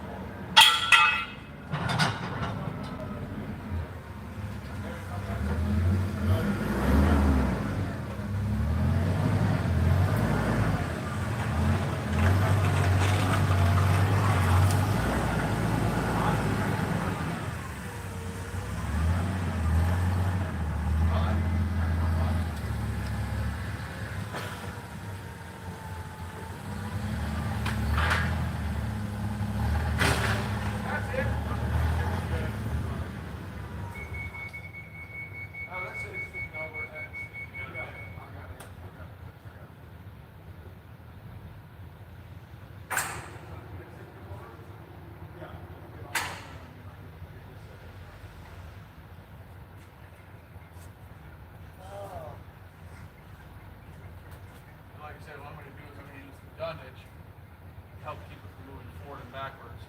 I did that with the last load, and it was rotating doors. I got a particular way of doing it.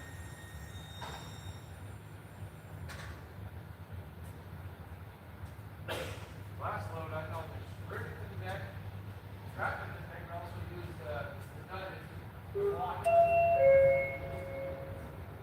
Last load was lighter than this one.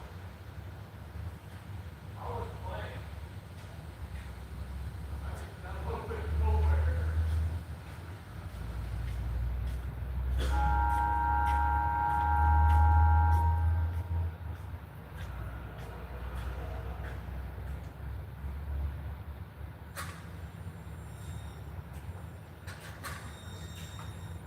Strap it there, and there.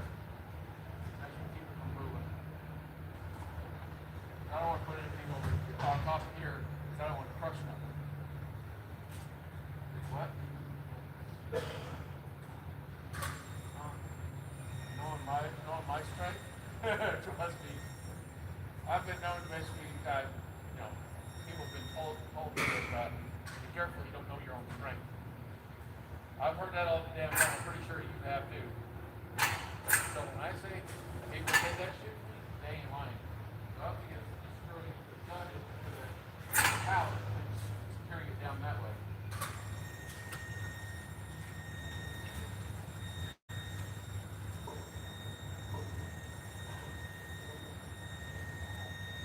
You have those you have those one plastic things that you can use to tighten it down like this. You go around it. Yeah, like this. These big straps like you go all the way around it. Put a couple on top. Keep it moving. Huh?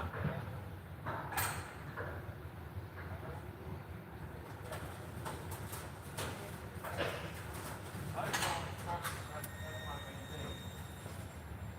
You get what I'm saying?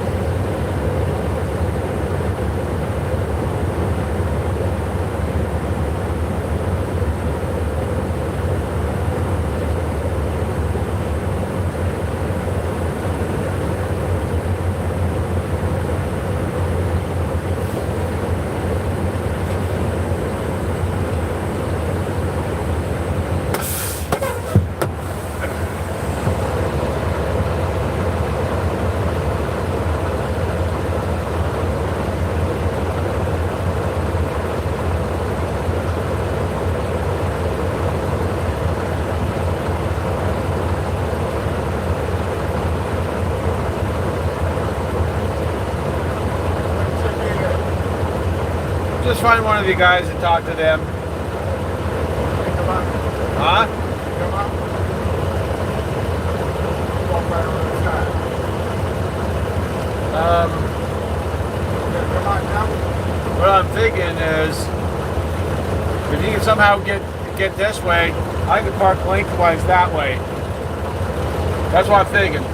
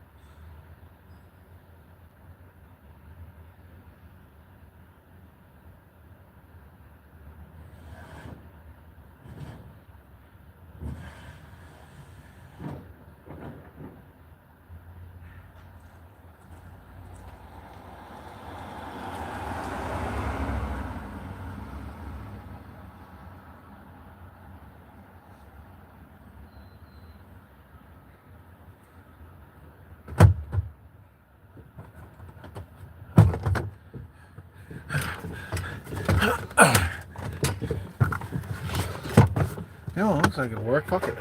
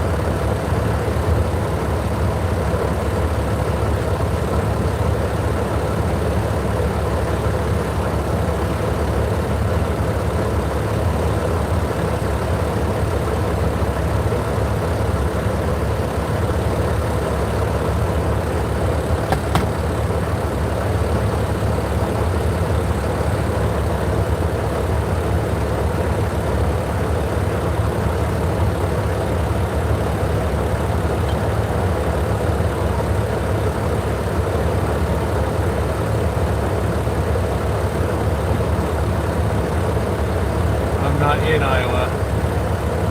I mean, Georgia.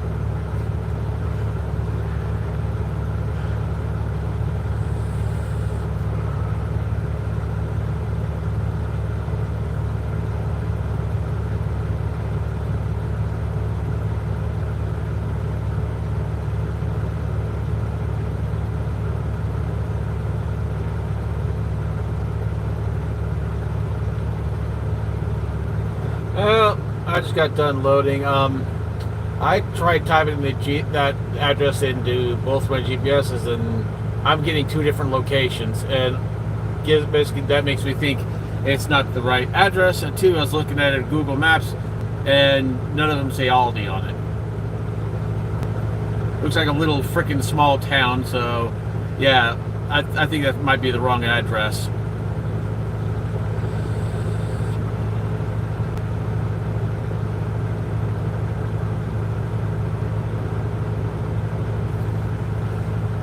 Yeah.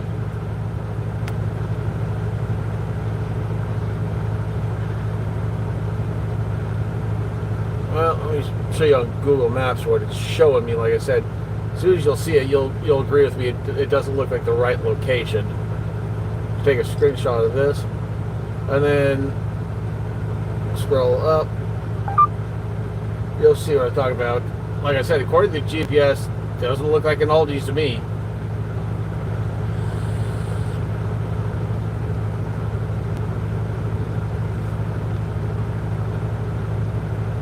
Yeah.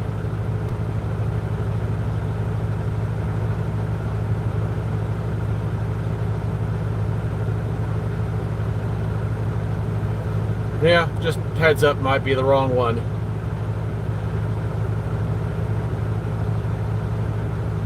Just heads up, it might be the wrong one.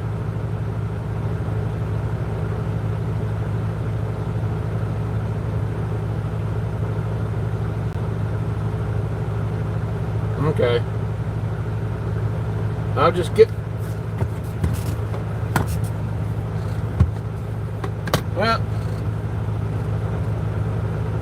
Well, I'm just letting you know it might not be the right location. Might be the wrong address.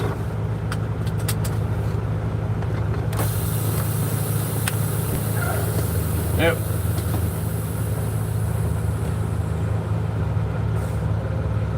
Also, before I get going, I'm gonna go here and okay. Apparently I used the other phone. Dang it, I'm getting confused between the two of them. Damn it. Both phones are the same exact damn one, but I get confused between which one I took the picture with and which one I didn't. See, the fact that they're the same damn phone, except for one's the S24, one's the S23. They both look the same. So I just sent you pictures, and basically I've got the like I did with the last load. I got the dunnage up front, I got the dunnage in back, just to keep it from moving backwards or forwards or side to side, to help keep it from moving that way. And then I just strapped them down, so it ain't going nowhere. All right, thanks, bye.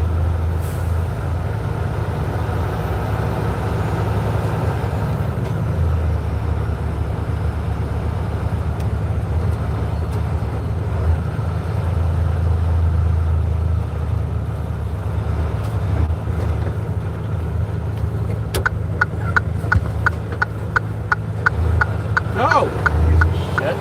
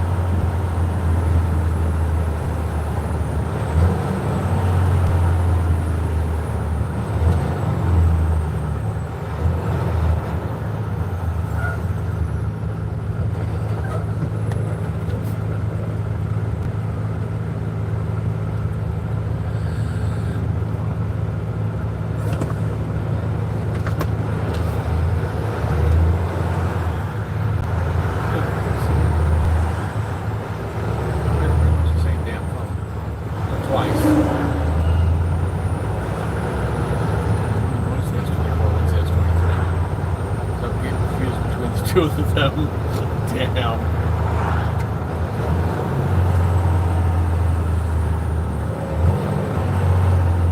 Basically the same damn phone. Basically the same damn phone. Twice.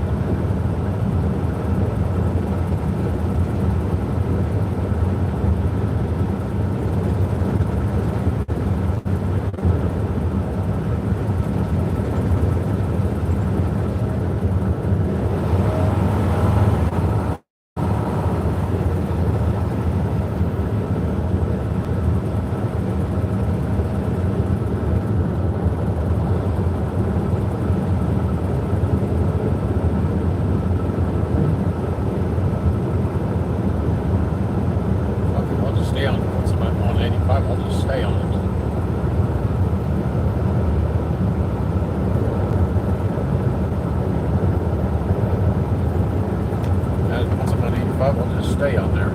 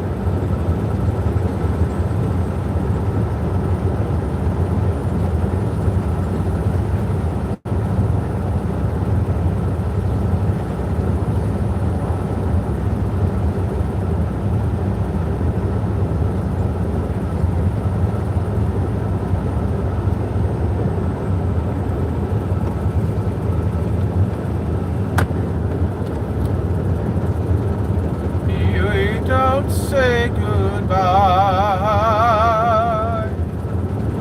We don't say goodbye. But I know that I've got to be. It's a reality.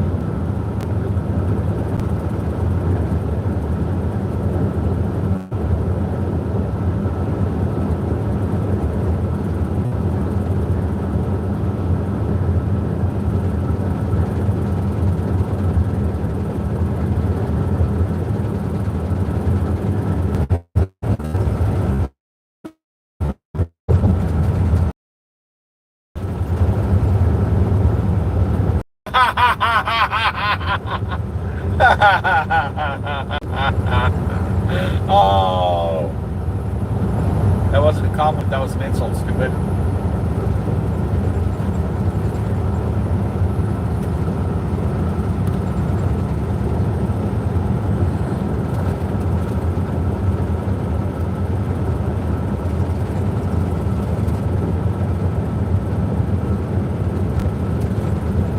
That was not a compliment. That's an insult.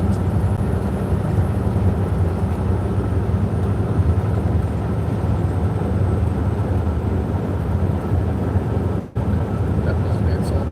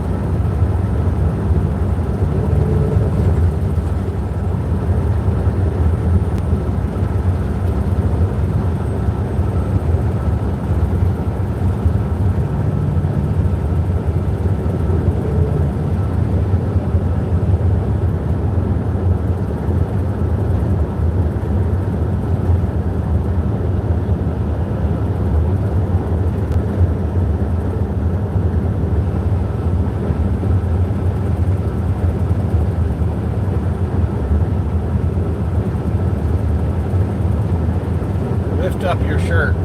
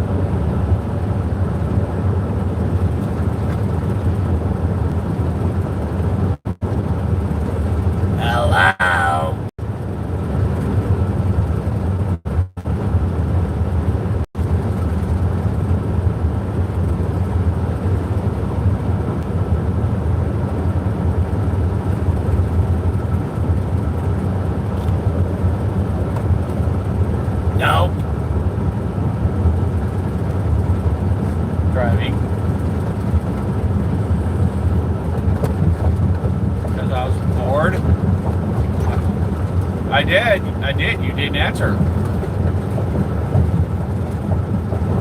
So you didn't answer, so I called court. And we just talked.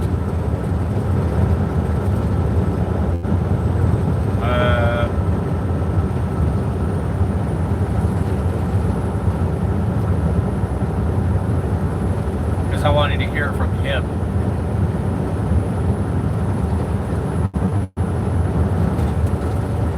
Like I said, I wanted to hear from him.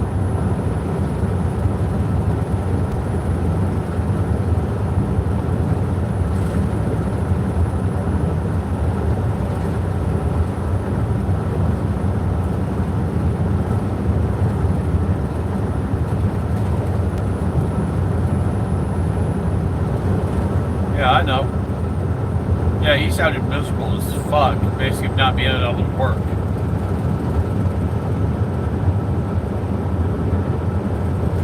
Yeah, that would drive me up the wall.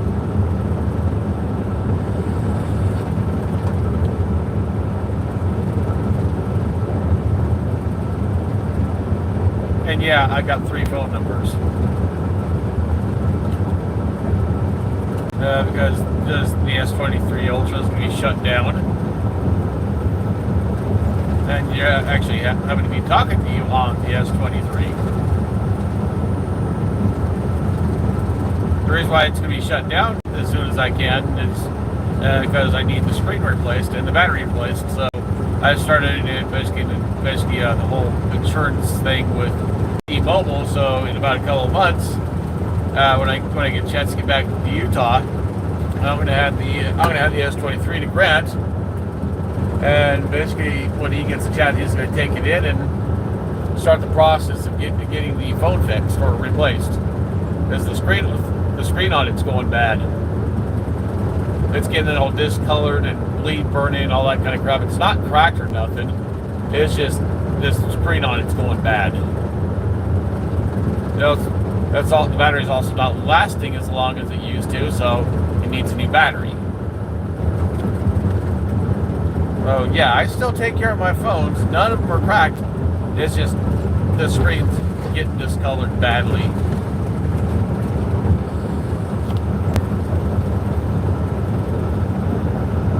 Yeah, it's supposed to be an OLED screen, but apparently it's an LCD.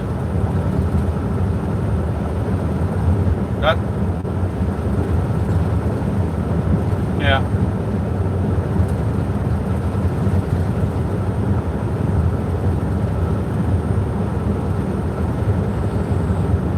Yeah, and like I said, I just wanted to hear it from him, out of his mouth.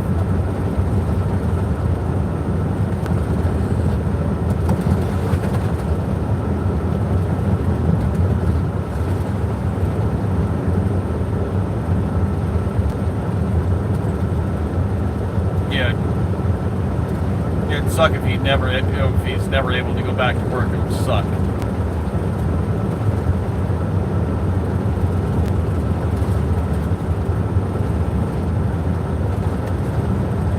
He told me he's not on disability. He wants to be. If he can be on disability, he can be like you, not giving a fuck.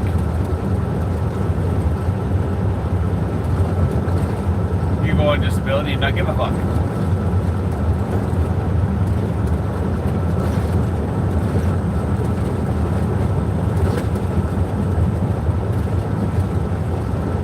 Yeah, but also if you have any kind of thing where you earn money, just don't fucking report it so they can't take your money away from you.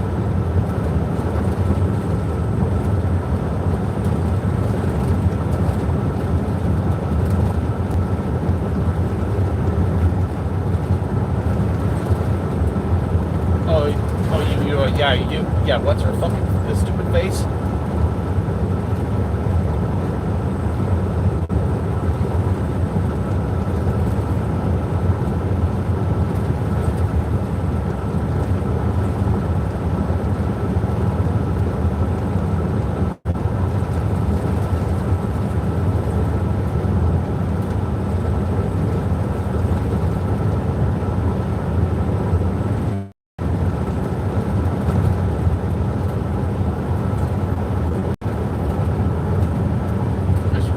never signed it, so therefore it's technically forgery.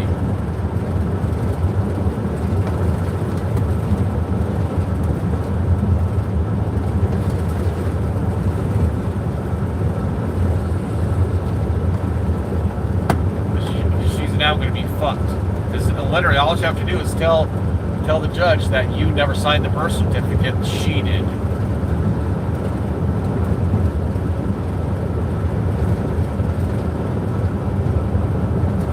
Came out Mexican.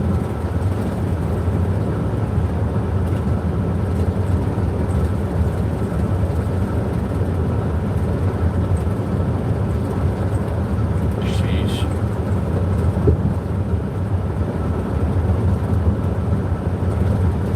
Yeah. Oh, you're not talking about the one that was given up for adoption. You're talking about another one. Yeah, no, that's fraud.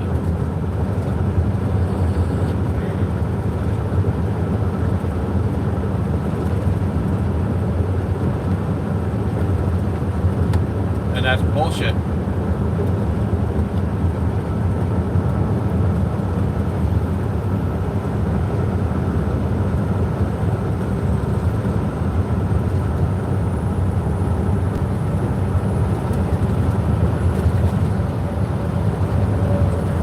Talking about the one that was adopted or the other one? Or oh.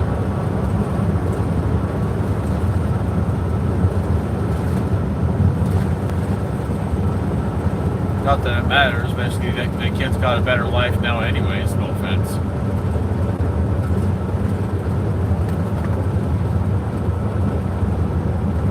Let me guess, fugly as hell?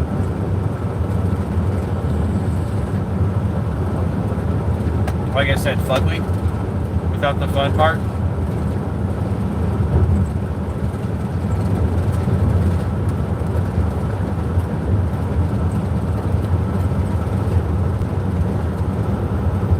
Yeah, she fucked up.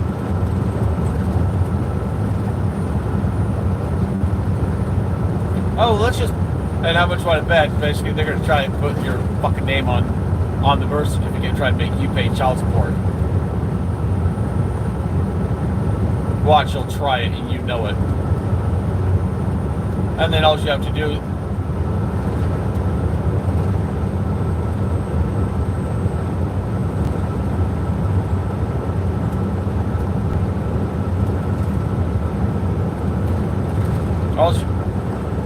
all you have to do is do a DNA test to prove it's not yours, and then sue her for basically putting your name on that kid's birth certificate.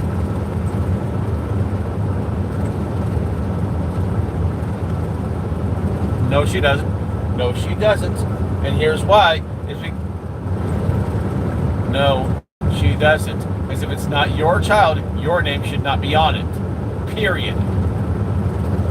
So therefore, she forged your signature. Therefore, that's a total complete fucking lie. Go get the DNA test done to prove it's not yours, and she forged the signature.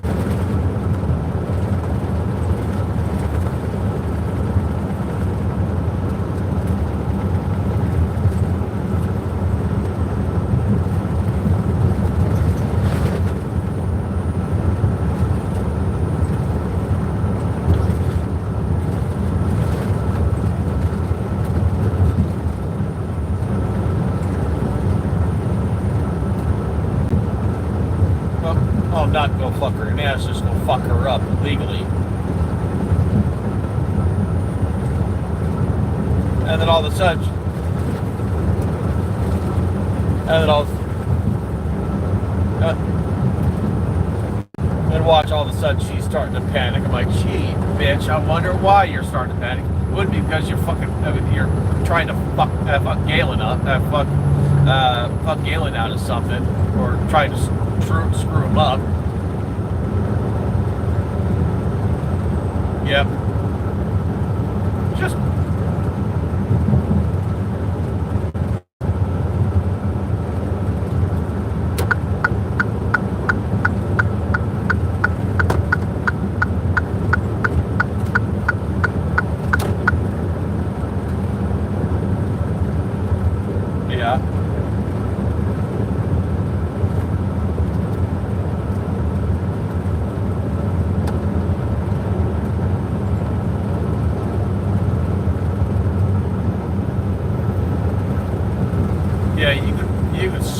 so fucking hard, her head will basically start spinning backwards. Actually, it'll sit there on basically it's just sit there and rotate. Like on a Lazy Susan, just spin around and round and round and round. She won't know what fucking hit her by the time you're done with her. And on top of that, she'll probably be in prison for fraud. And then all she can say is, "Ha ha, you dumb cunt. Before you go to prison, here, sign this divorce papers, bitch."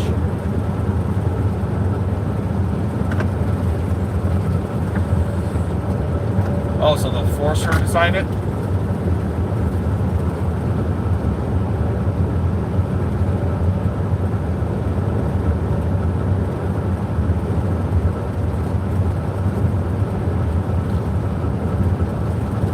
Yeah, don't blame you. She's a fucking nightmare.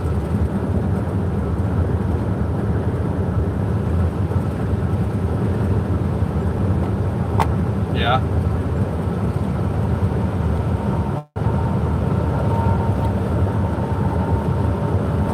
Yeah.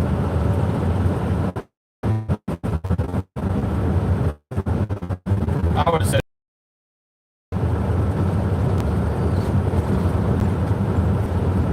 Yeah, you want to jack the price up? All right, goodbye. I'm not signing no papers. Goodbye.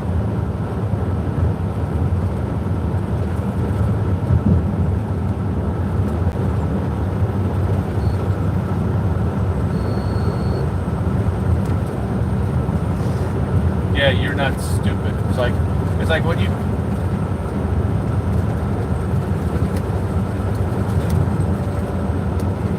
No.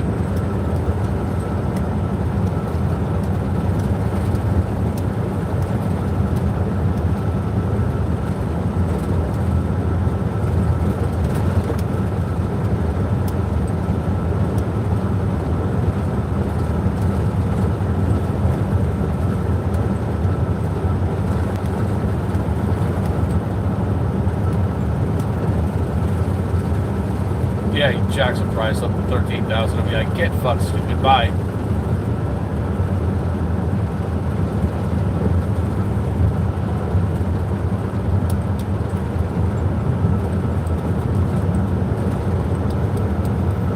I would have told him get fucked.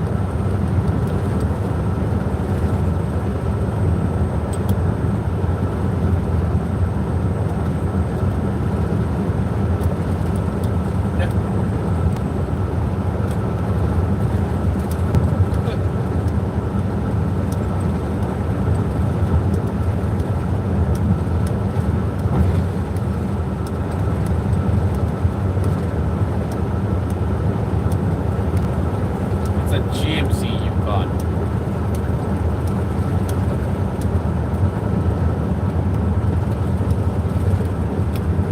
And most likely it has the 5.3 or the 4.8.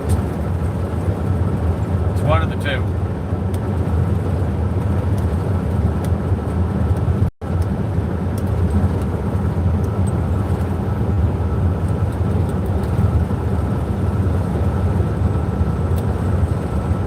Alright.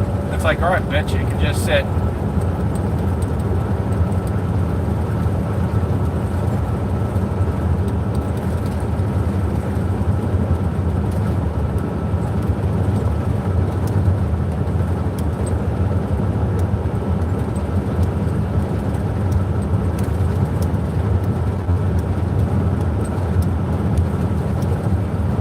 Yep. Like, dude, I'm not made of money, fuck off.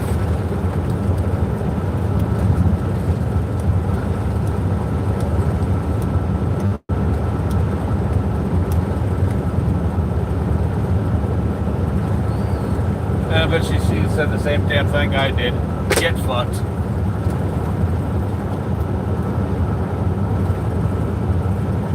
It's like, alright, you say one price one moment and then another price the next. No, goodbye.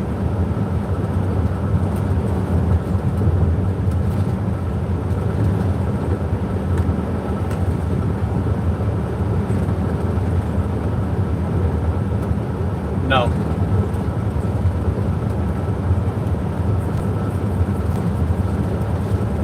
you're not allowed to leave unless you do it. Get fucked.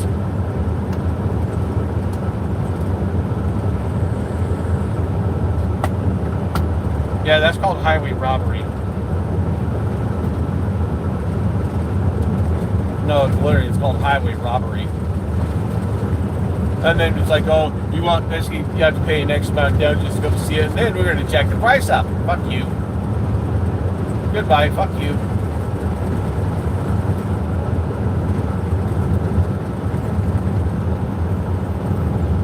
Get bent.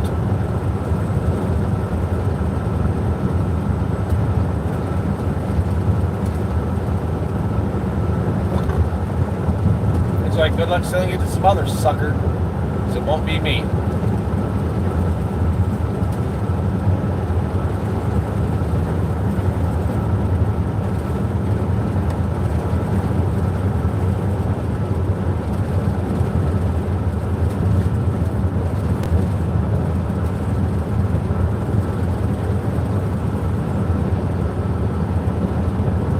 No, what I would have done is be like, oh, you want to check the price up? All right, never mind.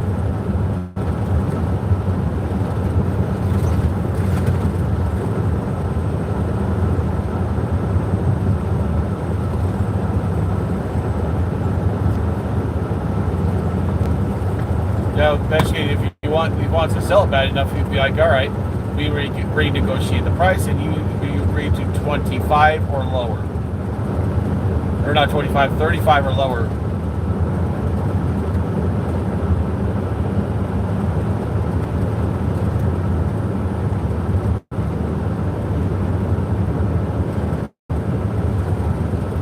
What about it? Oh yeah?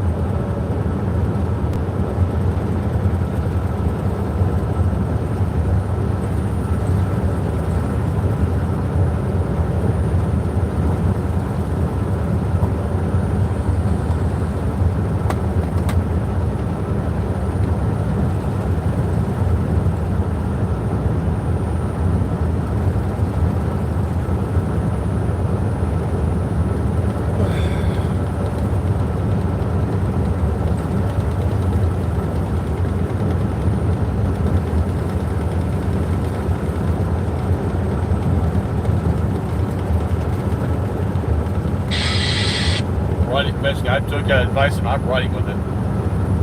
But basically, let's put it this way: if I don't need in the account to basically pay bills and shit, it gets pulled out. Right now, I think I got 600. I think I'd have to double check and count it again.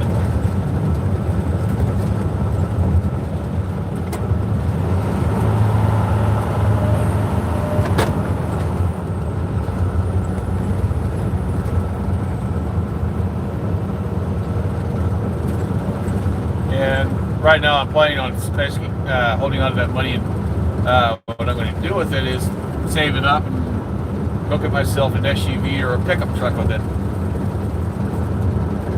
or basically save up way more than enough. And what I'm going to do is try and find a basically pickup truck and an RV. There's a reason for it. So if something happens, like I lose my job, whatever, right? I could just say, for example, I could rent a car, take my ass home, to basically put all my stuff in the pull behind motor, basically not motorhome, but pull behind motor, RV, whatever, and just put all my stuff in there and basically have a vehicle to drive around. So at that point, if I want to say, fuck this shit, I'm going to get a local job, I can do it. I've already got a place to stay, right? I'll have a place to stay. It's called that pull behind RV, and I'll have a vehicle to drive around. Like I said, I'll have to find some place to park the RV, though. That's the trick, though, is find some place to park it.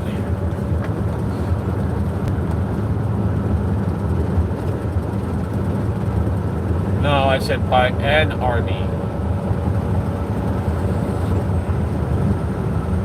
I don't know. I haven't seen it in person, too.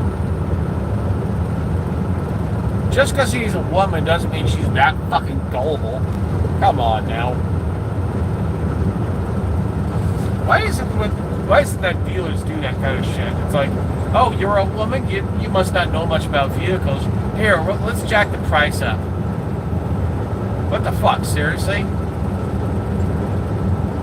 Your girlfriend's not stupid. She knows that's one, a scam, two, it's highway robbery. So no, she's not stupid.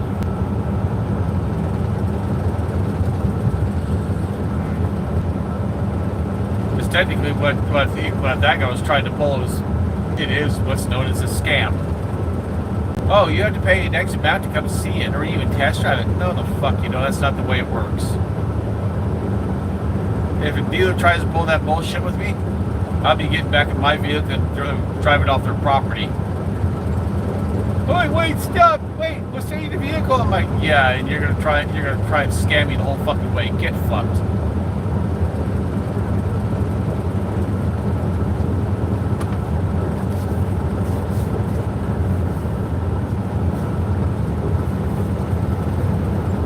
Yeah, freaking Raymond's like, I was thinking of like saving money, and I was going to tell him I was going to go to like Lucky's Auto Credit or whatever, right? He's like, no, go to this place. Basically, they've treated me really good. I'm like, yeah, Lucky's Auto Credit's treated Galen pretty good too.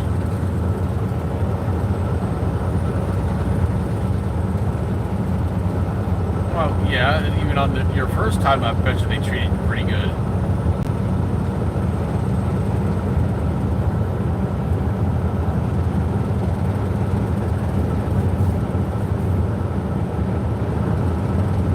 Yeah. And how much did you pay for the Focus, the one that I bought off you? How much did you pay for it from Lucky's Auto Credit?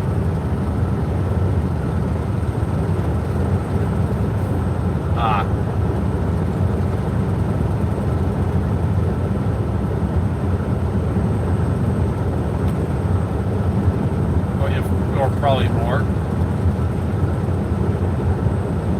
Probably 7 years or so ago.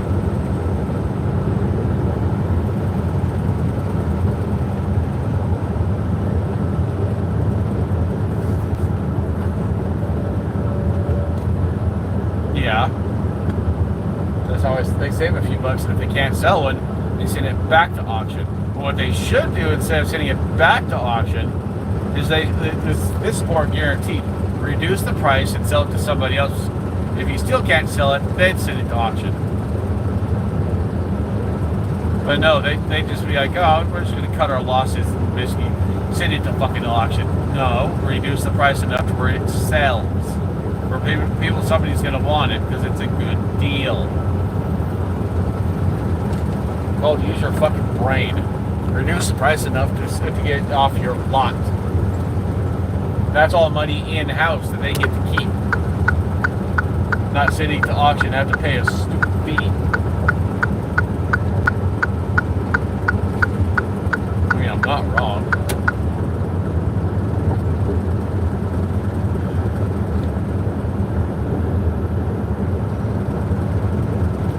Yeah, Raymond sent me, where the hell is it? See. It wasn't on that phone, but this phone.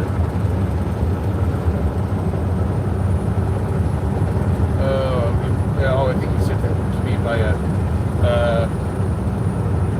have you ever heard of a dealership called Vectra Auto Sales? It's the one that Raymond used.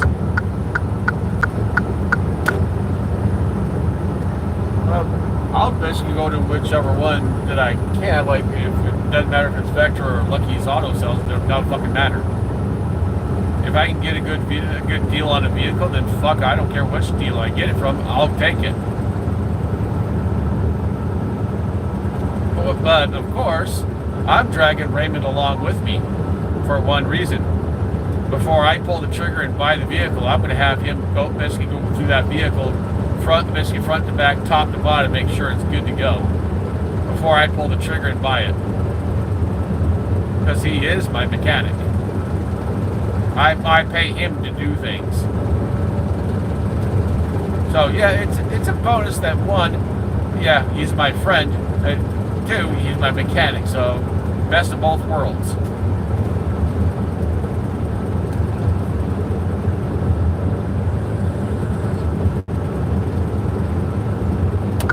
You mean the RV, motorhome, whatever?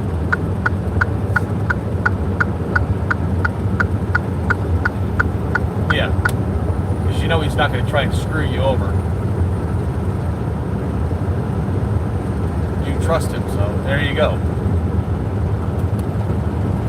Just like I trust Raymond's opinion on vehicles. Like I said, we'll be dragging him with me to look over vehicles. I'll be like, oh, okay, Raymond, I've got a choice between this vehicle, this one, and this one. I want them looked at to see which one's the better deal, and that's the one I'll take. I mean, obviously I'm going to have to pay him to basically inspect all three vehicles, but that's my problem. Right? And I'd be happy to pay him because, I mean, yeah, I could buy a vehicle and I could get screwed. Be like, oh, you just bought it and that's your problem. I want to know if I've got a vehicle that's going to last a while. A good long while. That I don't have to sit there and pour money into. I'm not referring to the Ford. I'm just talking about in general.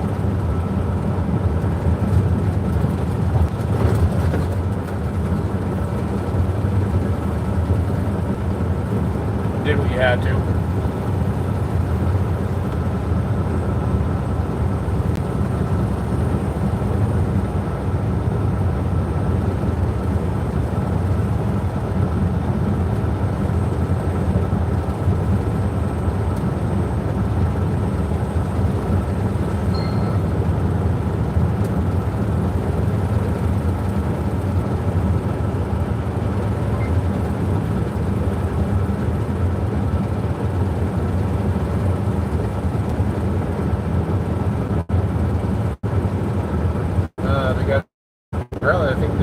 Three locations, one in Bountiful, Midville, and West Valley. So let's look at the Bountiful one.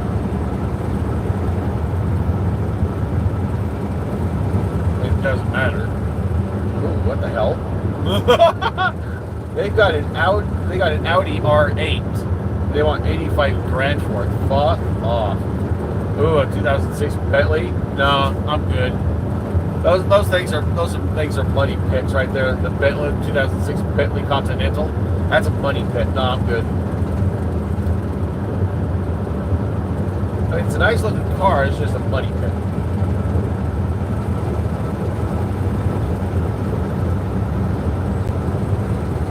Ooh, a 92 Chevy Corvette. They only want Ooh, they only want 10 grand for it? That's not bad. Oh, it's at Vectra Auto Sales in Bountiful. Vectra. No, I think that's the buy it now price. So yeah, a '92 Chevy Corvette. It's black with the white, the white stripe down the right down the middle. Let's see if I can.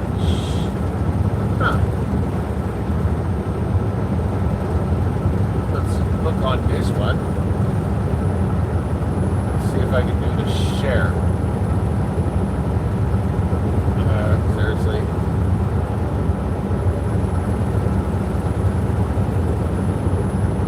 They don't have a share button. What the fuck? Just go to Vectra.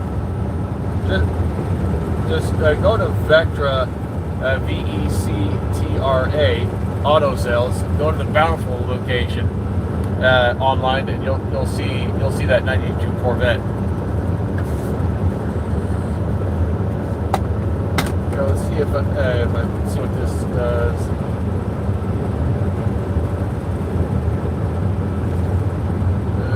Send message. No. Where's the share button? Come on. Give me the fucking share button.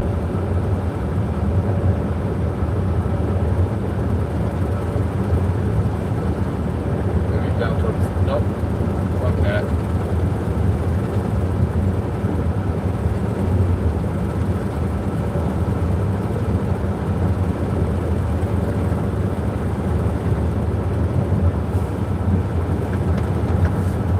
Nuts are not. Oh, wait, yes, they are. They're right between my legs.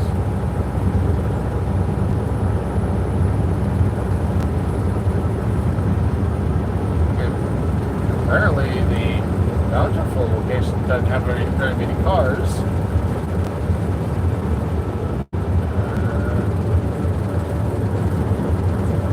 Okay, let's go to West Valley just for shits and giggles.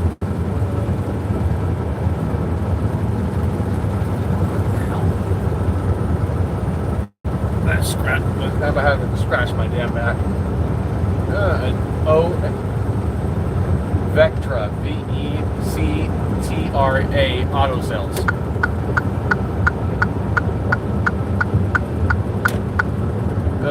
They've got several locations. They got 3 locations. At least according to what I said. Just look up VECTRA Auto Sales. Yeah, I'm looking at a vehicle. It's an 08 Cadillac Escalade. They want about 9,000 back.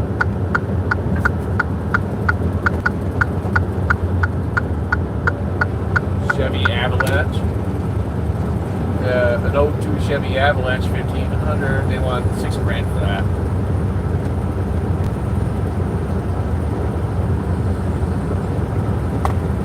Go to where it says inventory.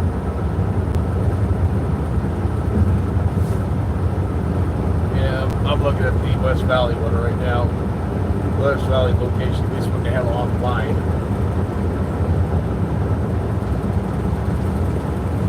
And one in West Valley. But they looked like they also had one in West Valley.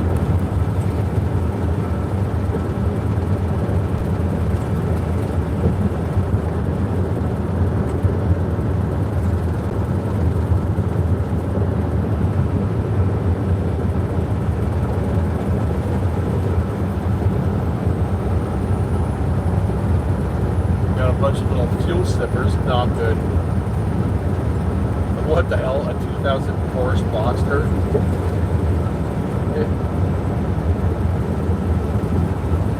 A what?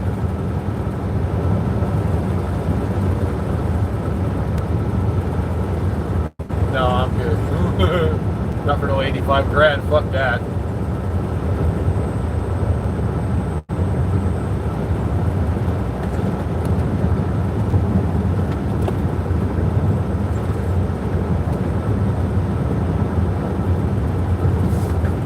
There you go.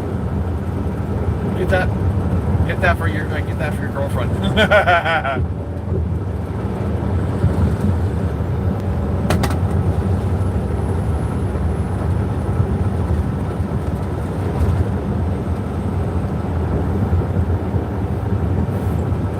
said, I'll go to whatever dealer has a better deal.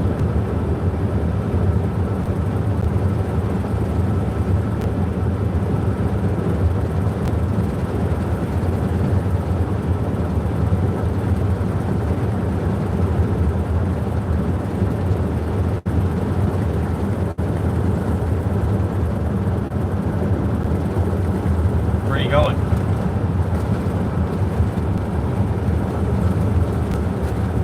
Ah.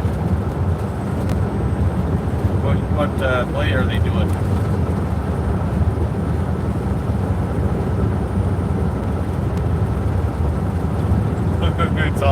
it's all about the face. About the face. No trouble.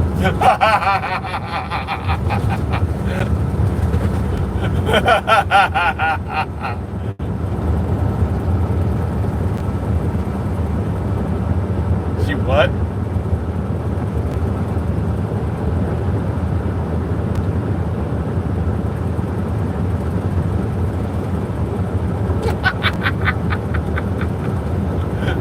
Hey, Nick, when you guys get there, just as you're walking in, just say it's all about the face, no trouble. And watch how pissed off she gets.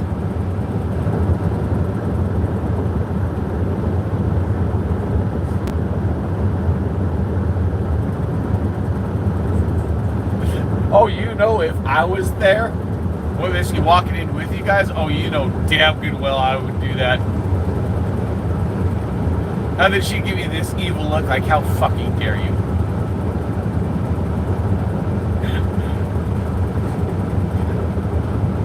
She'd sit there basically help me out. It's like, they'd be like, Serenity, calm down. I only do that because I love you. Calm down. You know, tough love, you know.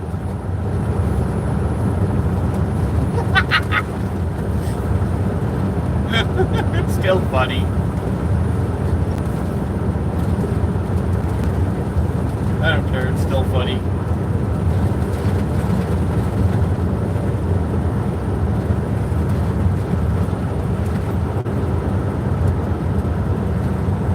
I mean, hell, you did that to me for the longest time.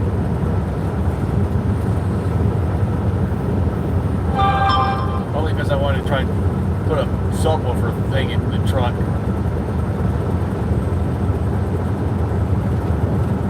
And I blew the fucking woofer. I did. I fucking blew out the woofer. Of course, it was a cheap ass woofer, anyways.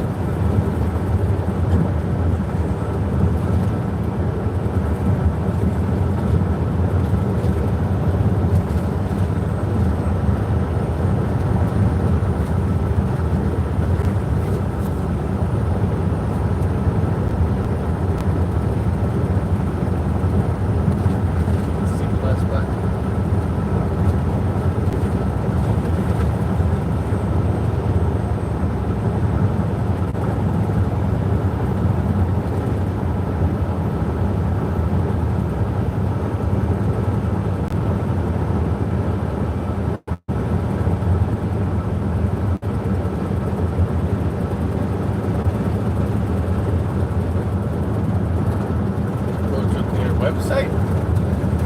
Or Lucky's website, that is.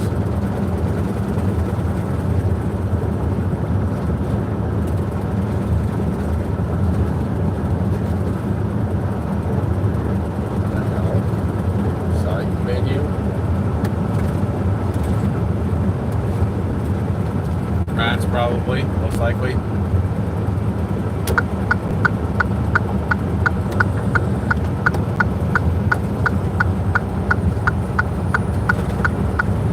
Someone's.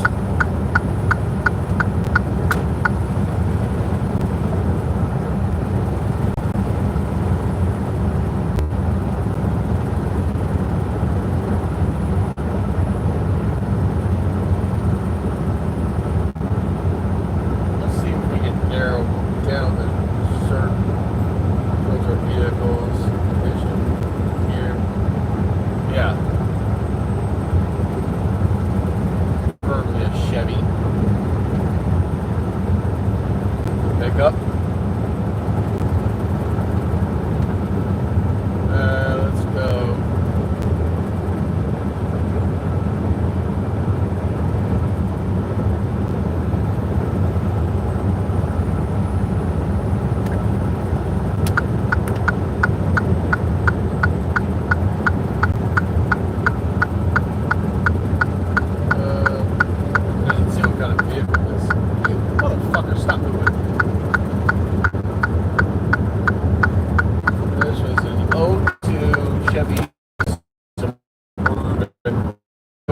$4,495. Yeah, for the permit.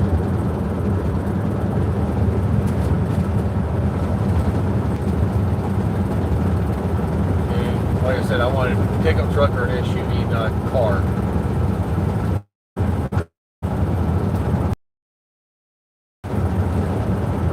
Yeah, they got a small fucking selection. Damn it.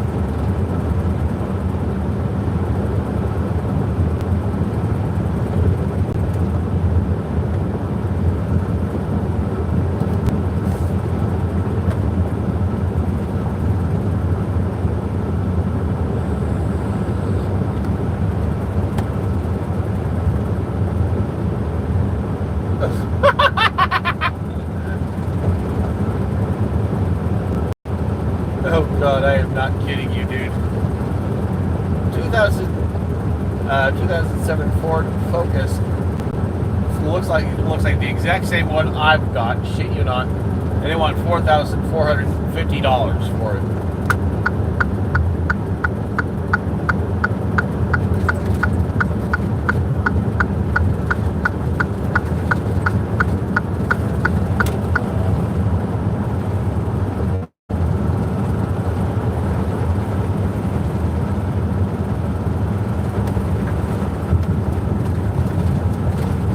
Know your front.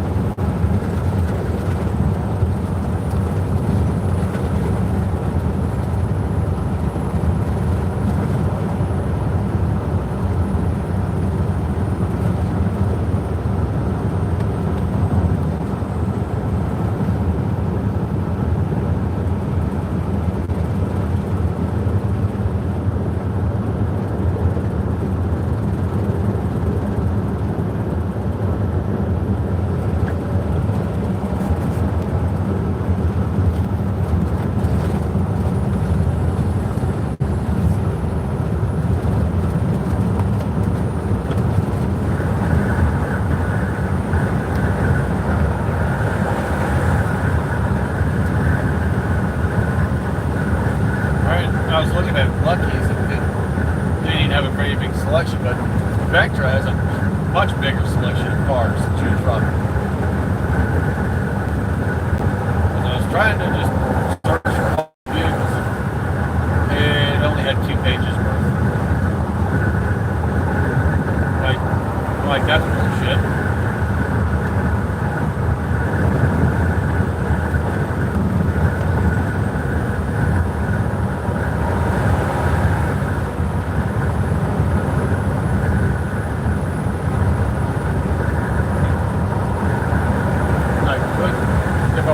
Smartass, I could just go get that 2000 Porsche Boxster.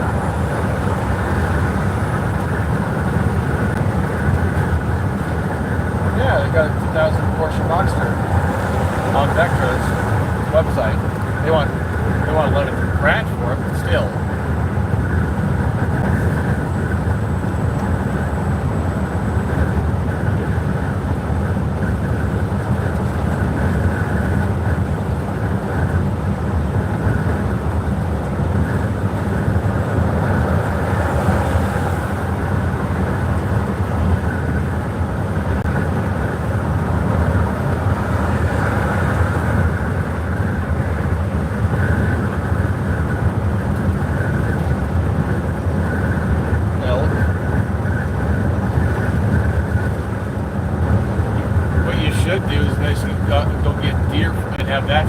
Have that for Christmas. That's what your daughter asks you. Like, no, listen. Here's where you tease your daughter. like you go get deer, right? You basically have that for Christmas, right? So when your daughter asks, "What kind of meat is this?" you say, "Bammy's mother." Bammy's mother. What? Piss her off?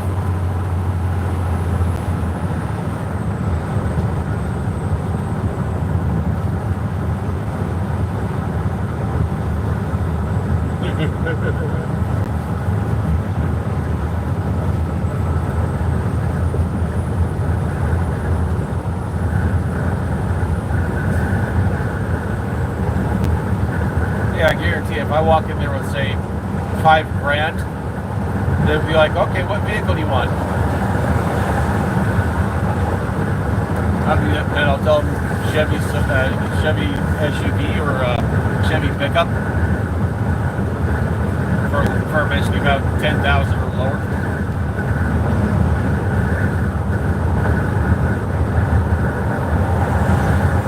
I don't know. Oh wait, basically Raymond says they'll approve you even if you have fucked up credit. That's what he said.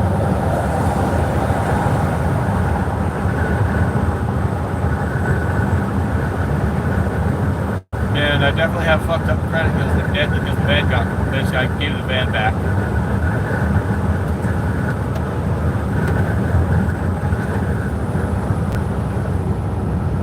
Yeah, I told him where it is. I told him come get it. I don't want it anymore. Come get it.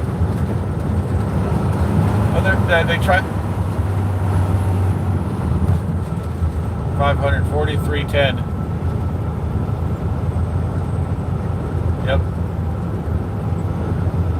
Yeah, it got to the point where I just got to the point where I basically just couldn't pay it anymore. I'm like, yeah, no.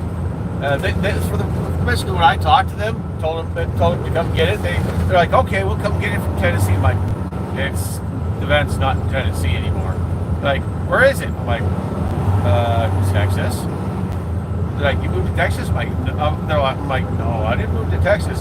The van is in Texas, but I basically that's not where I moved back to. He's like, where'd you move to? I'm like, no, I'm not fucking telling you. What do you think I'm gonna fucking tell you? No, I'm not telling you shit. I'm not telling you shit where I fucking moved. Well, we need the address. I'm like, nope, that ain't gonna happen.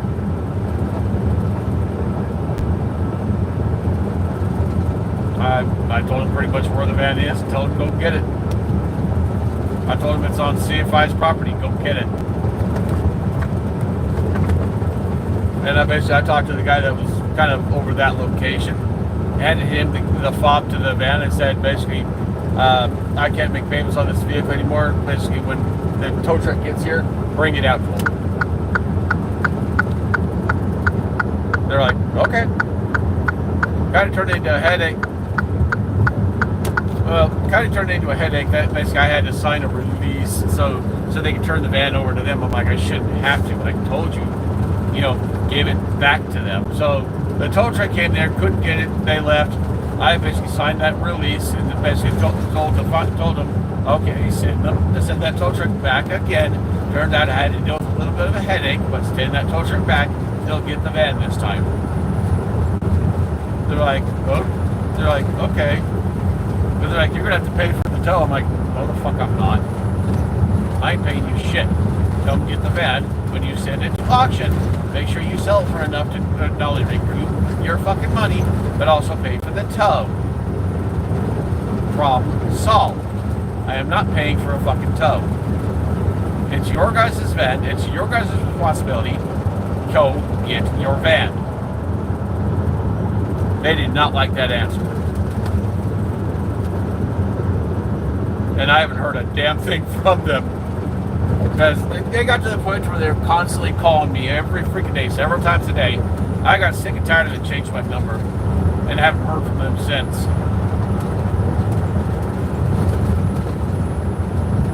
I know. I mean, you would think they would figure out where I live and send mail there. Nope. I guess they're just that damn dumb that they apparently think I still live in Tennessee. Even though I told them I no longer live in Tennessee. So, their fault, not mine. Their stupidity, not mine. Guarantee the van got sold for more than what it was worth because it can be turned into a handicapped wheelchair accessible van. Guarantee it. Or basically retirement van. If they were smart about it, they would make sure it gets sold to either a retirement community or first, to a company where they buy the vehicle, take it in, basically put in a wheelchair wrap and shit, modify it, and then turn around and resell it for a lot more. So if they were smart about it, they would have sold it to one of them, and not just sold it to anyone. If they want to recoup their money, to sell it to somebody like that.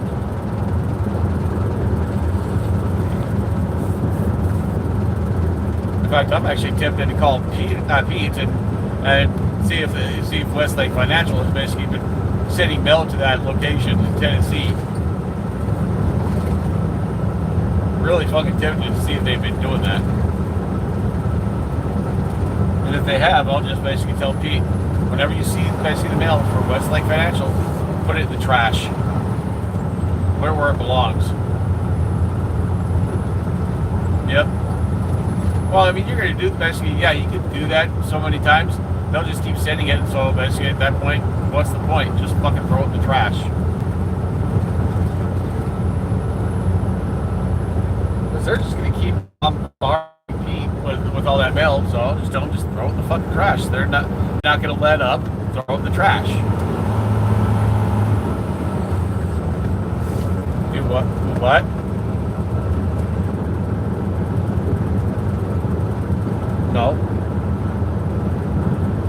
No, the vehicle he's got, he basically, his dad paid for it. He basically was making payments to buy it off his dad.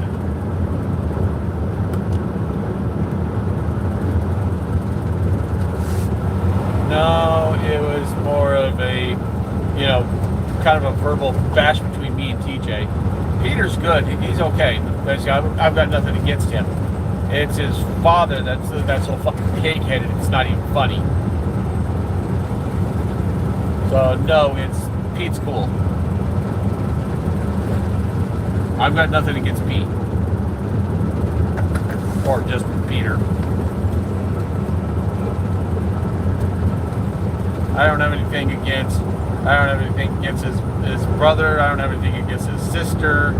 It's TJ that's the issue. Yeah, so there's Peter, James, and what's her fucking name? I can't remember. I can't remember her fucking name, but still. Yeah, so the kids are cool. I've got no problems with the kids.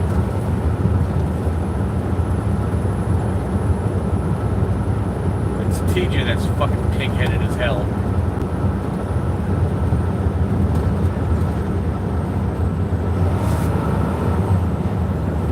Well, you see, he was doing me a favor once I told him basically I'm moving back to Utah, and a little while later I told him, can you put my stuff in storage and I'll pay the storage? So instead he puts it into his storage instead of a storage unit, so I can pay on it. And then he says, I'll let you know basically how much you owe every month. Basically several months later, he never let me know. So how am I supposed to know how much to fucking pay if he doesn't let me know?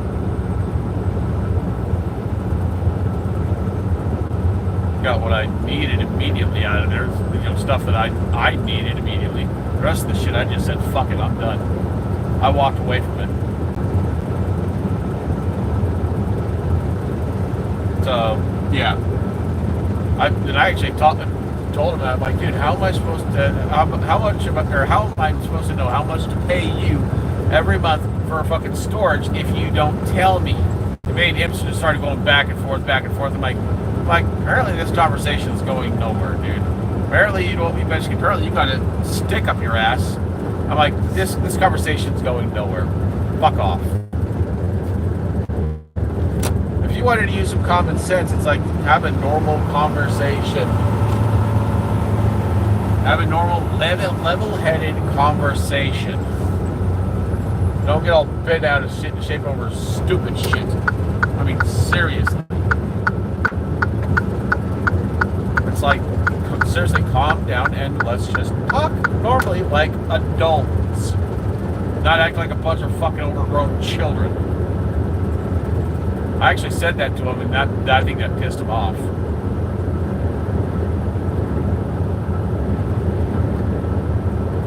Well, I mean, truth fucking hurts, don't it?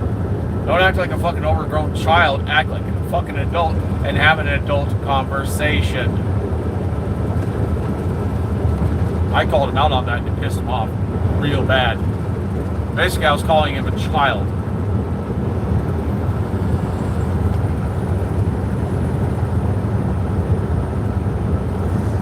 Funny how that works, isn't it? Calling him a child. Yeah, I'm a savage.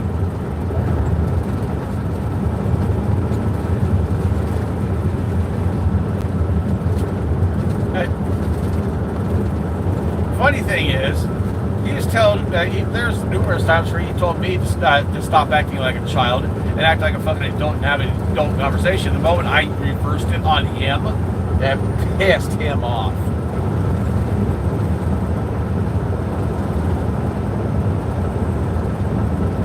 Yeah, and I just figured at that point, I just figured, fuck it, I'm just going to grab what I need immediately. Don't really care with the rest.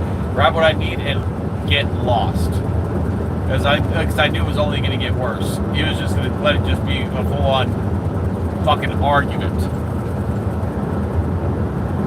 So there's literally no fucking point in basically trying to argue with him.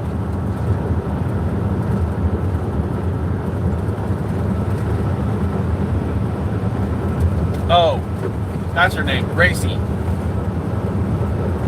Or Grace. Couldn't remember her name for a minute. But Grace is pretty cool. Peter and James are pretty cool.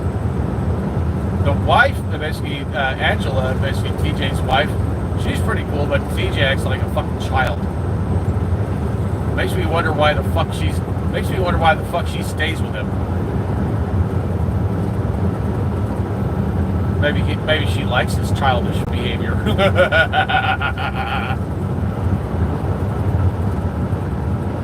Maybe it gets her all turned on and shit.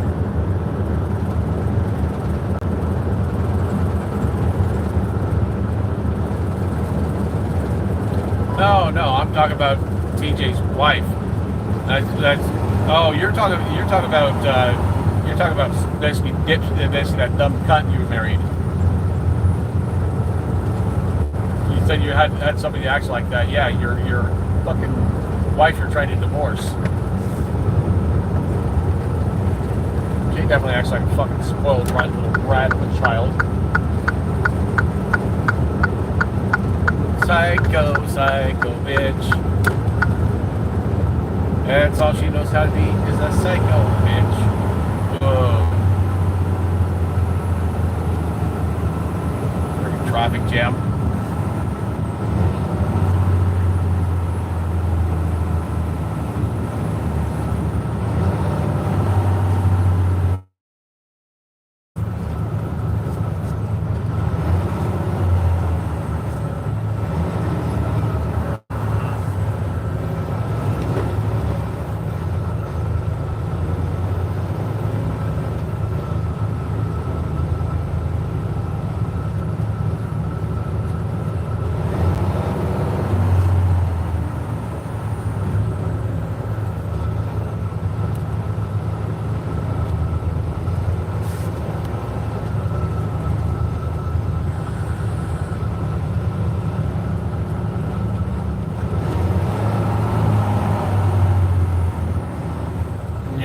That picture I sent you, I think that's like an AC system or whatever for a grocery store.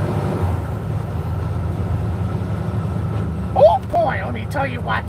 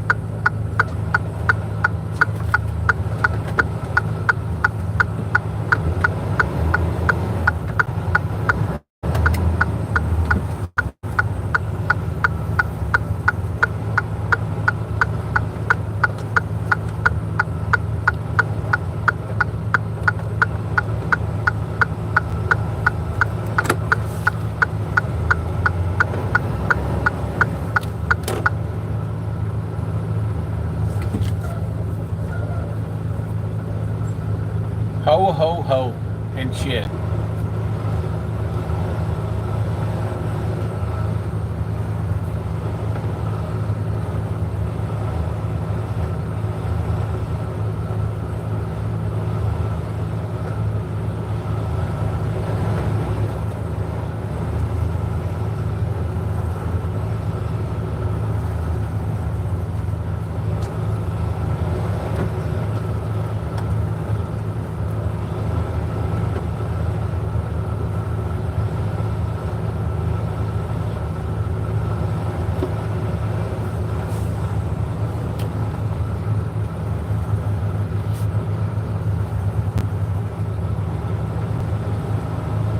Yeah, I'm here.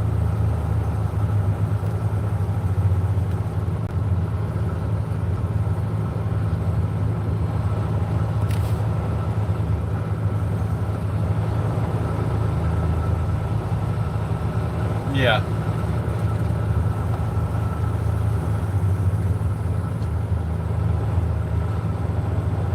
And it's not close enough for Christmas time to do that.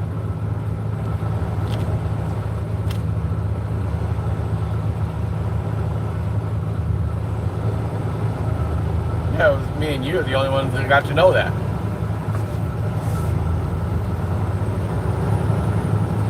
Jeez.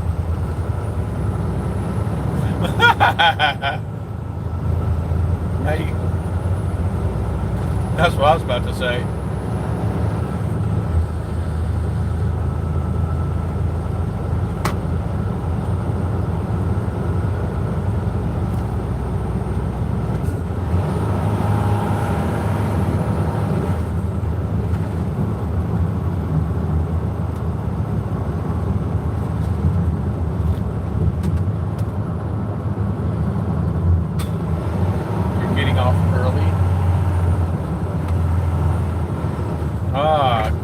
Well, I didn't exactly want to know you got off early.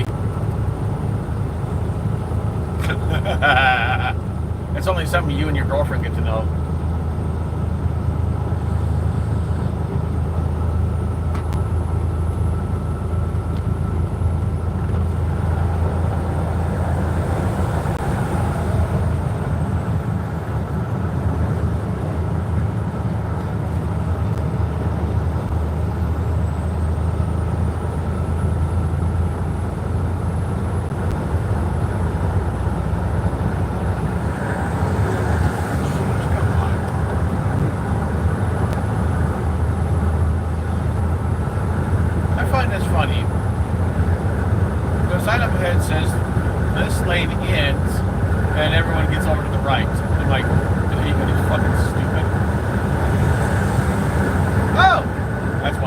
That's why they're taking the exit.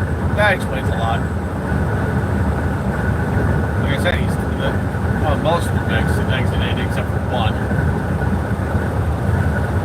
I said most of them exited except for one.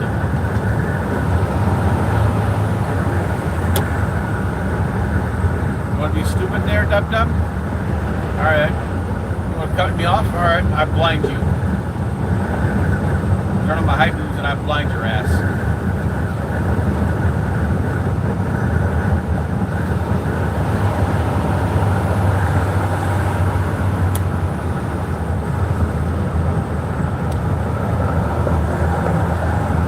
I'm not going to sit here and blow the damn, basically the highway horn. In case there's a cop around, basically like, why'd you do that?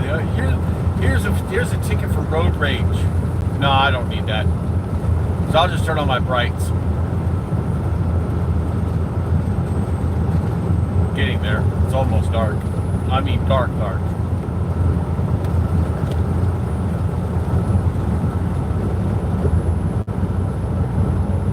About 550, so yeah.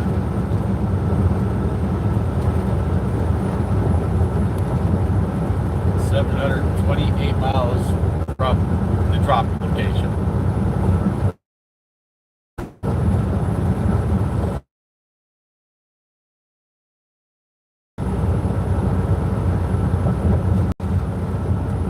Oh, he's like, try to be there tomorrow. I'm like, yeah, like that's gonna fucking happen. It's over 800 miles away. You're like, that's gonna fucking happen.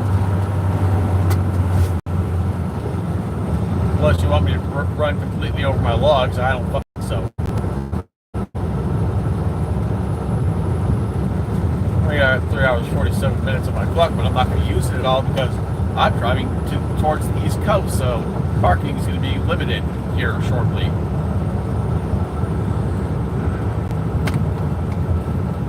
I mean, technically, let's see how far I am, where I am at. Technically, I'm already on the East Coast. Because when I picked up this load, I was already in Georgia, starting heading east. Yep. I'm going to want to get off the road soon before I don't get parking. I mean, all those fellas will look for a Walmart. But even they're getting basically scarce as far as whether they let trucks park there or not.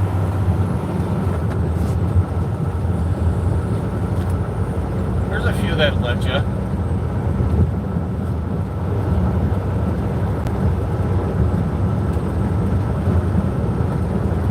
I just make sure I don't do anything stupid so I don't have to worry about that.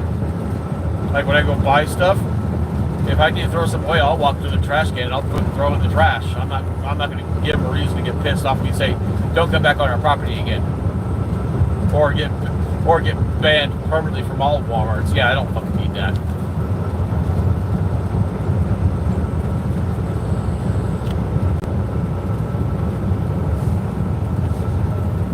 There's times where I like going to Walmart because it's fucking convenient. So I don't need to be ruining that ability to go to Walmart and buy shit. I don't need to be ruining it.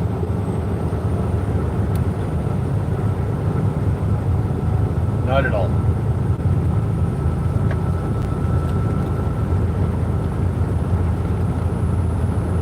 The last thing I want to do is be trespassing Walmart's property. That's the last damn thing I need.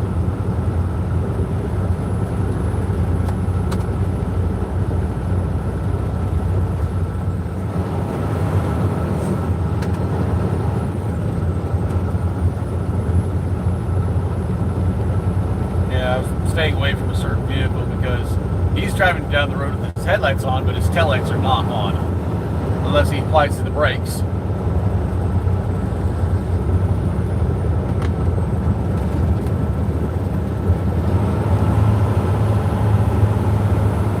No, none of his taillights were on. His headlights are on, but none of his taillights were.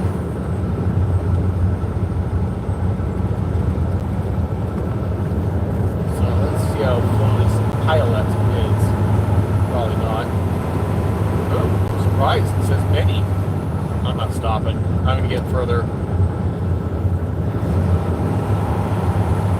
If I have to, I can park my ass at a way station. I have to. You know, basically that is a last ditch effort besides Walmart. And if they ask, I'll be like, I was out of time, sorry. There are a few way stations that say no overnight parking or no long-term parking, whatever. There's a few out here that say you can't do that. It's messed up, whatever. And a lot of truck drivers are afraid of parking at a way station. I'm not. I mean, what do I have to be afraid of? Oh, what? They basically wake my ass up in the morning and say they want to inspect the truck. I have nothing to fucking hide.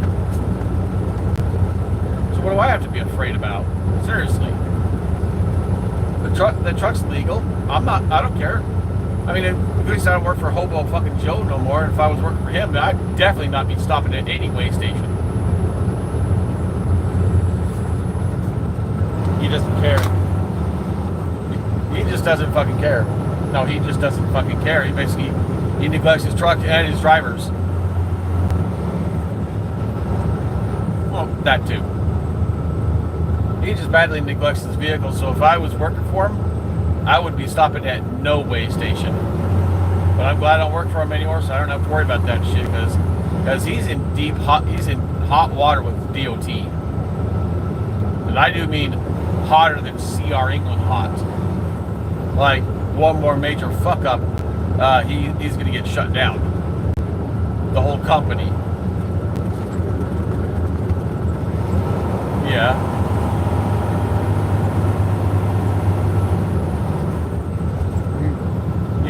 You should put in. Hey, you should put in more. Hey, you should put in more. Just to fuck him over. Get a hold. Find a way of getting a hold of DOT and reporting directly with DOT. Make something up. I don't know how.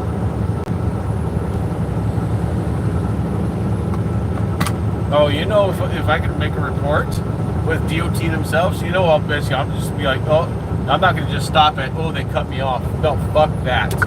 I'm going to basically just I'm going to make it look bad. No, I'm going to make it look worse than that. I'm going to basically rat on him. And I'll make it look as bad as I can possibly make it look. Like, for example, like he ran me off the road or some shit like that. Or basically, or say for...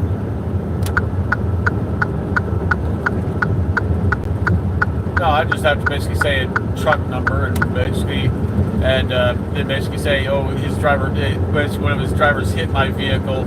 Totals have to do is say one of his truck numbers. Just to bury his ass. And you know me, I won't relent. I'll make it look as bad as possible. And I'll say, like, my name is Susie McHugh or some shit like that, some fucking made-up name. Or I'll basically, DOT will catch on to this name if they're smart enough about it. I'll say my first name is Ben, my last name is Dover. You put those two names together, what does it say? Yeah, Ben Dover. But names like that they'll catch on to. But literally, like I could say my name is Tyler Bennett, say for example, or John Bennett, or Glenn Bennett, or something like that. Make it look like an actual legitimate name. I'm not going to use your last name. That's just rude. I won't use your name, but I will use a fictitious but believable name.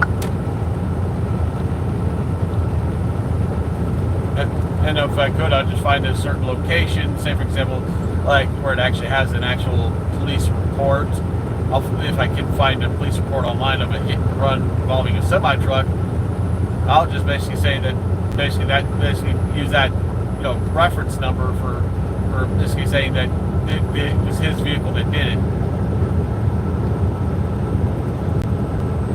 No, dude, I will not give two flying fucks. I will make him looking fucking just bad. And Joe doesn't drive truck anymore. He lets his drivers do that. So me catching him driving a truck, not happening. He doesn't drive truck anymore. Marco doesn't even drive truck anymore. Actually, he never had a CDL in the first place, so he can't drive. So I'll just have to, find one of his truck numbers and start making him fucking look like bad. Yeah, basically what you can do is you can get online and make something up about AJ Logistics. Basically there's two companies that he's running, AJ Logistics and New Order Logistics. So get online somehow and basically make him look bad with AJ Logistics, or A and J Logistics, because that's what it is, A and J Logistics, with the and symbol. So please get online tonight, but basically do A and the and symbol, A and J Logistics. Just fucking ruin them. And then do it for New Order Logistics and make up a fictitious name, but a believable fictitious name and a believable story. Fucking ruin them. I'm not kidding. Fucking ruin them. I don't fucking play games.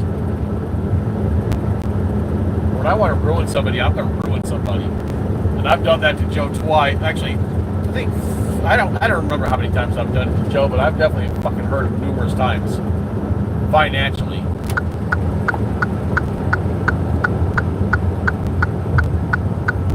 How did I hurt Waddell? I don't remember.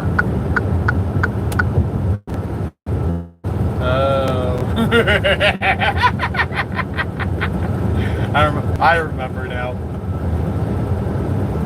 Oh, dude, he could have just let me get some fucking sleep. We would have been peachy keen, no problem. It was supposed to be, I think it was supposed to be ice cream at first, and they changed it to coffee creamer. And I was exhausted as fuck, and I just wanted to get some sleep. But no, don't let me get any sleep. Okay, fuck you, I'll ruin you.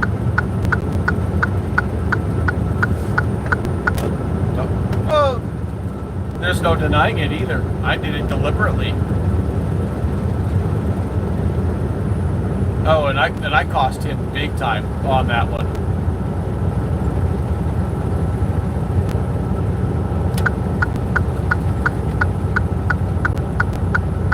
And I would.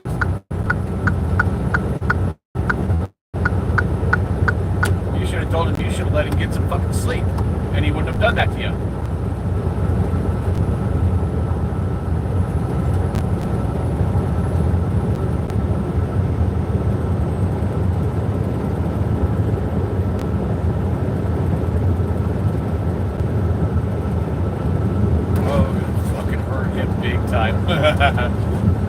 Harris, I still like him. He's a good guy. Like I said, if I could, I'd still be working for him. I like him. He's a good guy. So I cannot badmouth him. Cannot.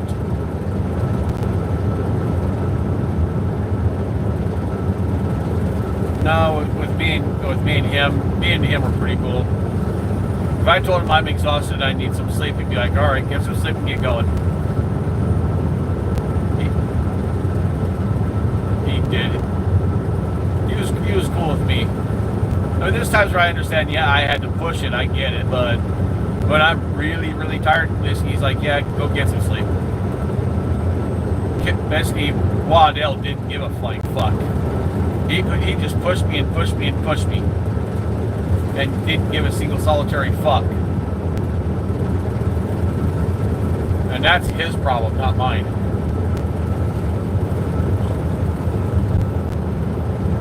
You don't do that to people and get away with it.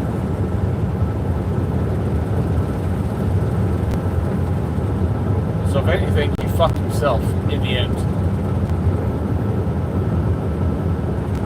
No joke, he did. He literally fucked himself on that one. If he would have treated me like a decent human being and let me get some sleep, you know, regularly, then it wouldn't have been a fucking issue. I'd be happy to work for him because he treated me good. You know, when he did treat me good.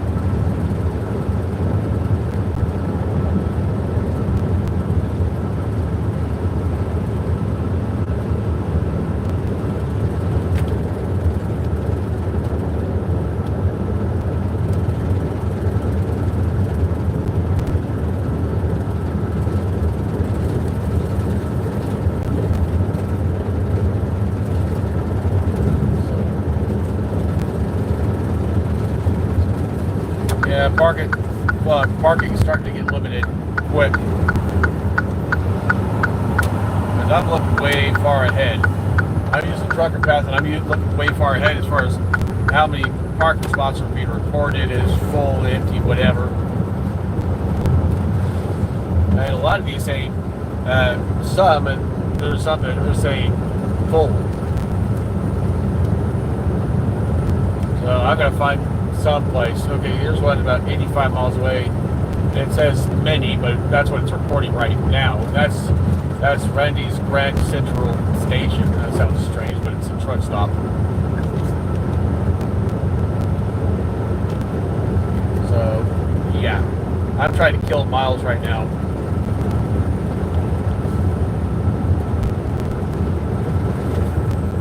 Way to go, dumbass. Just cut right in front of me like a fucking retard. Jackass.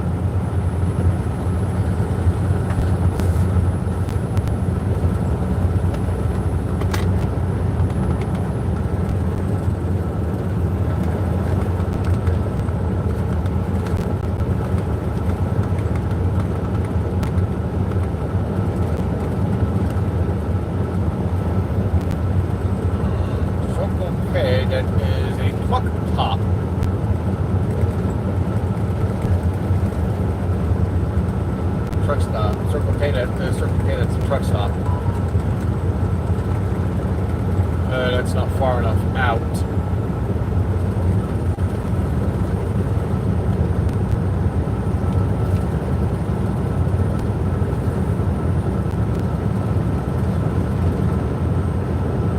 I'm trying to get as far down the road as I can.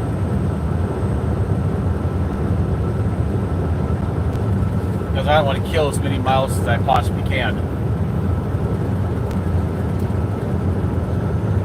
Because according to Brandon, he wants this load done as fast as possible so I can get on to the next load and hopefully start heading back towards Utah.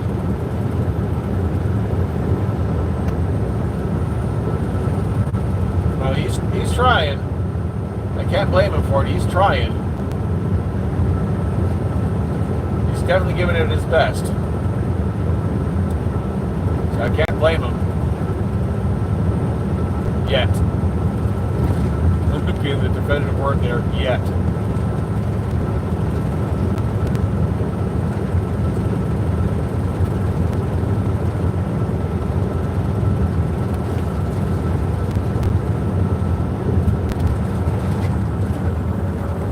And I've been giving him basically friendly warning after friendly warning about, hey, I need to get home in time for Christmas.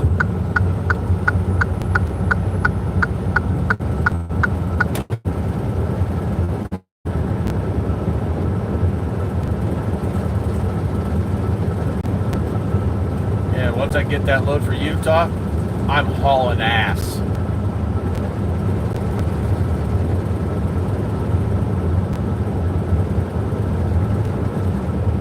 My only obstacle is going to be the snow.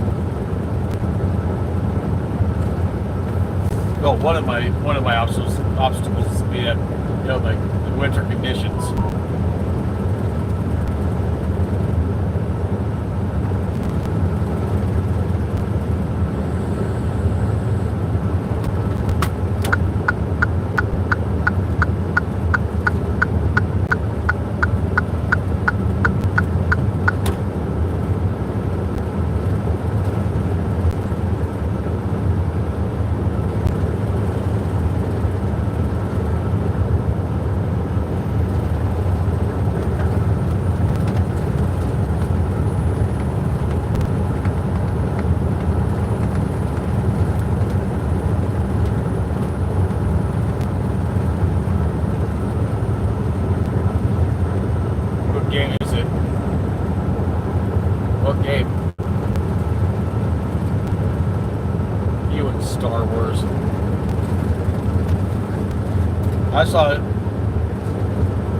I saw an animated like cartoon with Darth Vader and shit.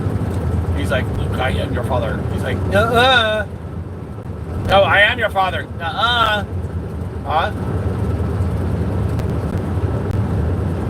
Yeah, I also saw it a long time ago too.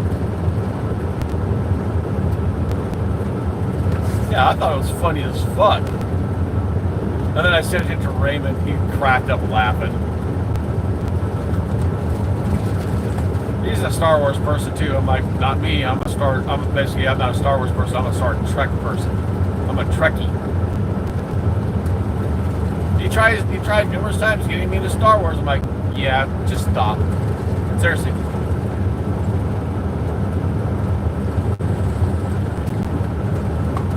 So she's a Trekkie, not a Star Wars person.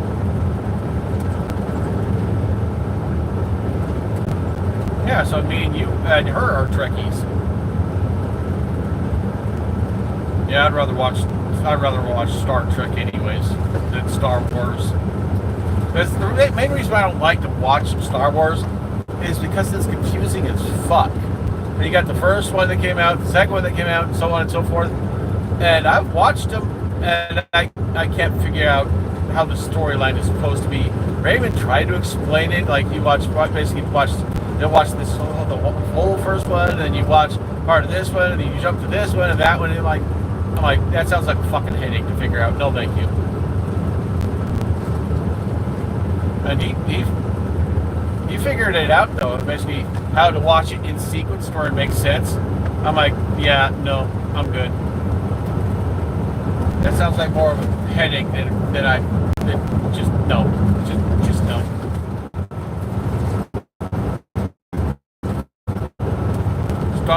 Star Trek doesn't have to make sense. Star Wars, it's confusing as fuck. It's kind of like the Bible, confusing.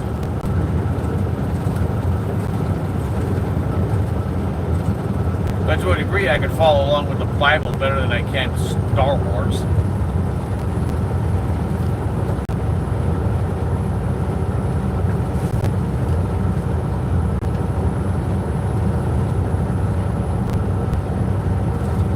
I'd rather just watch Star Trek because it doesn't have to make sense. It doesn't have to go in sequence. It's just a bunch of freaking.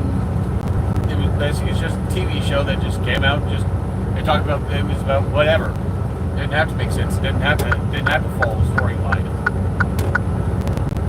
That's what I like about it. It doesn't have to get confusing.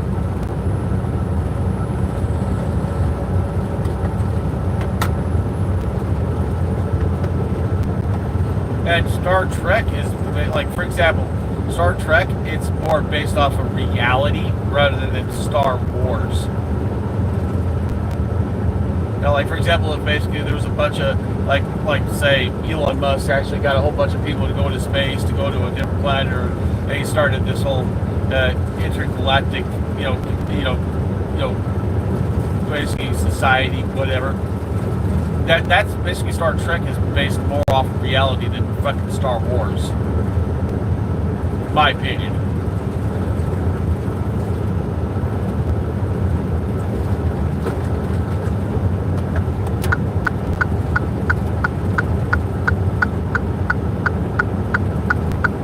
So, yeah.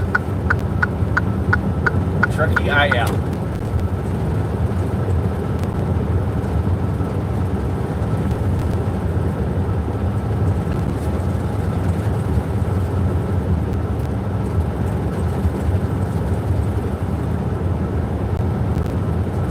My favorite TV series is actually Deep Space Nine. You know that? Also, basically, Star Trek, I think it's Voyager, something like that, I forget.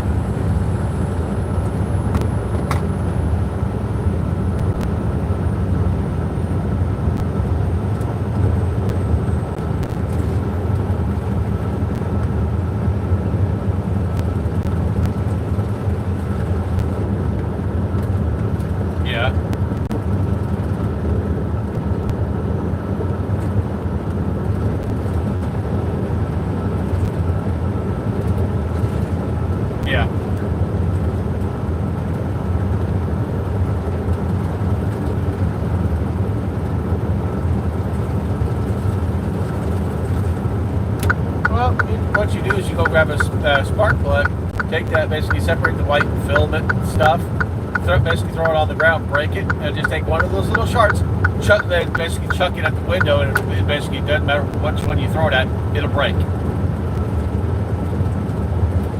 I haven't tried that, nor do I want to, unless I'm at a junkyard.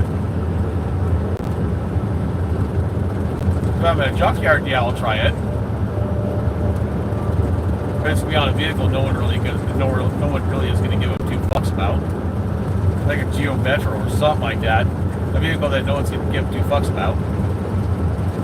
It's something like a van or a pickup truck or something that it's gonna be expensive to replace that glass. Yeah, I'm not doing it for that. I'll do it to a vehicle no one cares about, or very little people care about. Therefore,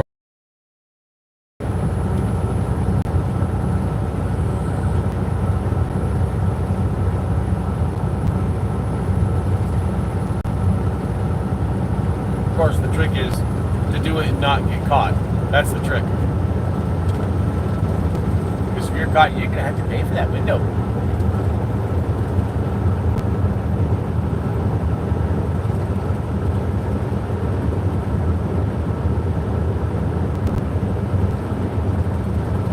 Yeah, I could also take out side windows easily with the CO2-powered BB gun.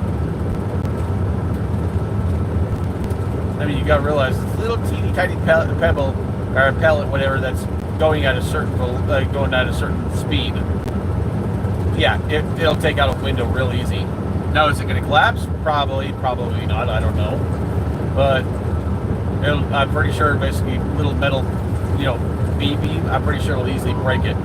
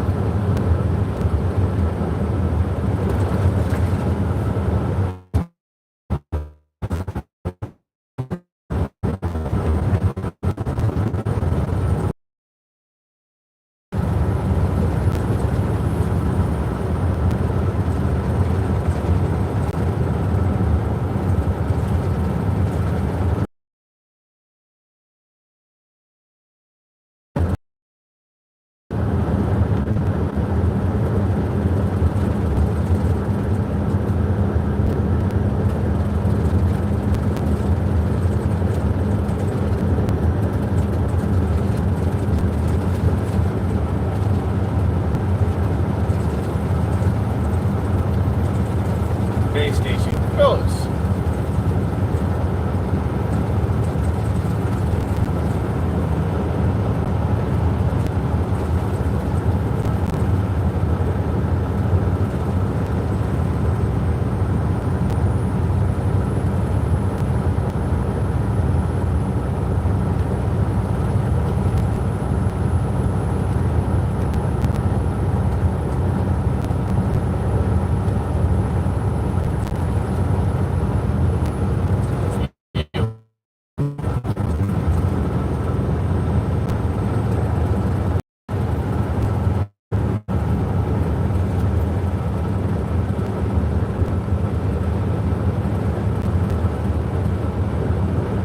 Yeah, basically it's a GPS, so what it does is it tells you stops or where, rest areas, all that kind of stuff. Whatever it really doesn't show is one, but it basically goes off of what truck drivers whether it's full, empty, or some spaces. So it tells me how accurate it is. I don't fucking know. Last night, the rest area I pulled into said it was full and there was one parking spot left, and I took it.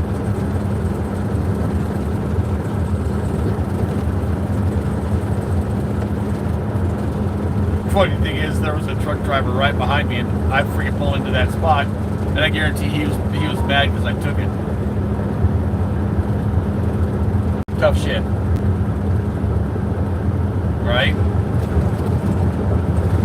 I mean, not that it matters. There's basically it's wide enough where literally somebody can literally park on the curb if they wanted to. It's wide enough, so truckers can pull in, get parking, and truckers can park on the curb behind all the trucks. It's literally wide enough. So if somebody did that, no big deal.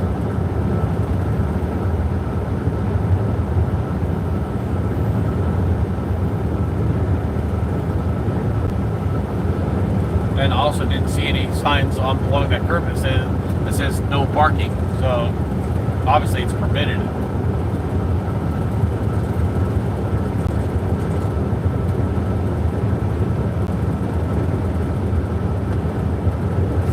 So now it's just a matter of where am I going to park the damn truck?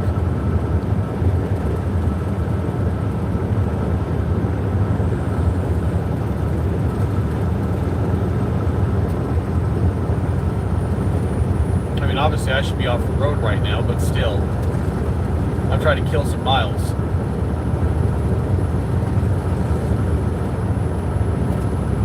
I'm also, basically this load only weighs roughly, give or take, 10,000 pounds, so yeah, don't even need to scale it. Don't need to waste my time doing that. Right?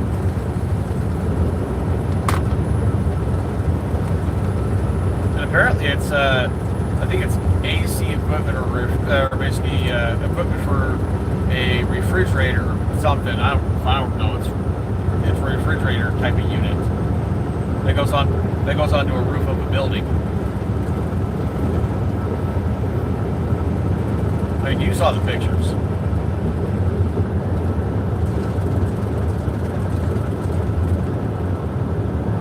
I also did that basically a couple of loads ago. Basically, the whole truck weighed probably what, I think 12 or 14,000 pounds, and it was just stuff basically that went on top of a building. It actually went on top of a restaurant, and that was actually the second one to get offloaded, not by the crane, but the first one that was just your typical box truck. So he got offloaded by hand. And I was the first one to get offloaded by the crane. See, the fact that I parked on the property for the night. I didn't give a shit, even though the silence everywhere said no overnight truck parking. I said, fuck you. I parked there overnight. I didn't care. And I parked right behind that restaurant, so I'll take it property. I'll be like, hey, well, then I guess you don't want your product, do you? Good, I'd throw that right in their face back. All right, you want me to leave? Guess you don't want your product, do you? Because I will leave and not return if they want to be that stupid.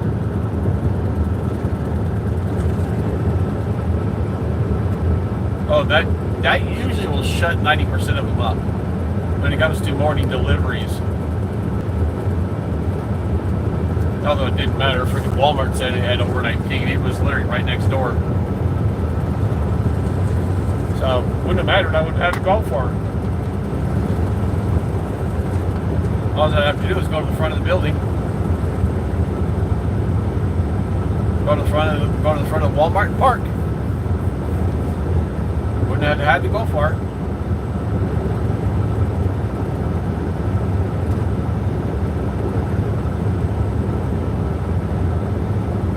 And yeah, I'd be like, I guess you don't want your product. Okay, I'll just go park over at Walmart and stay there. Even till morning, I'd just go over there and stay over there. Oh, we need our product. Well, you should have thought about that last night, stupid. I was parked right back there where you were gonna offload me anyways. So I don't see the whole big deal about, you know, freaking making me move. No, that never happened, obviously. They're just happy to get it come early morning. Because I actually had to wait on the crane. I had to wait on the crane to get there.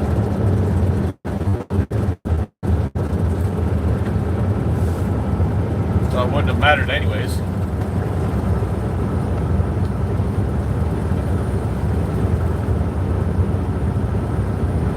So what, they couldn't just leave the crane on site for the night?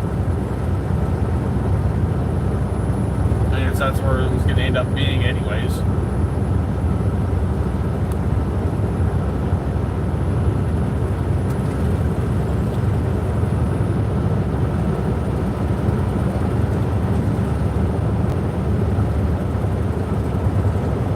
They never gave me any crap over it, so no big deal. And too, if anyone ever boots my truck, I don't give a fuck. You know why? I can cut it off. I've got both basically a grinder in my truck. I've also got a reciprocating saw in my truck, so it wouldn't fucking matter. I can literally just cut that boot off and not give a fuck. Unless it's the county, state, or city's boot, then I can't. But if it's private companies doing this shit, you know, trying to scam me, all right, fuck you, bitch. I'm taking it off. Fuck you. Oh, you destroyed our property. Get fucked. You basically booted a semi-truck. That's a commercial vehicle. You basically at that point, as you know, you cannot legally boot a commercial vehicle. That's messing with interstate commerce. You cannot do that legally.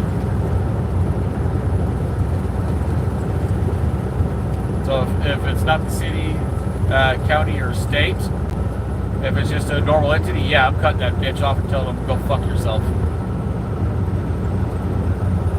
Right? And that's what I will do. I don't care.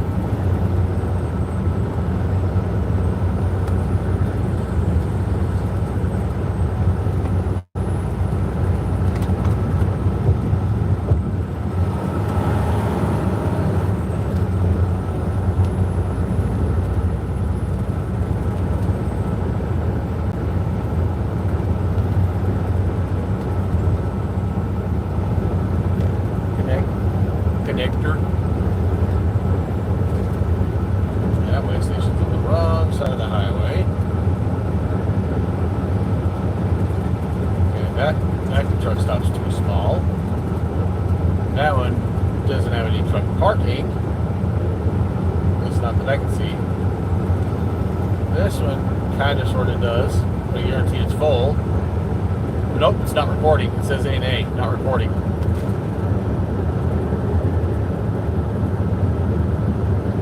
So I'll just take that as it's full.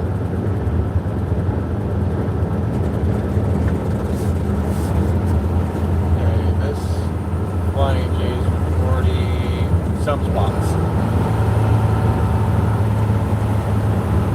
This TA or Petro, whichever one this is. Let's see.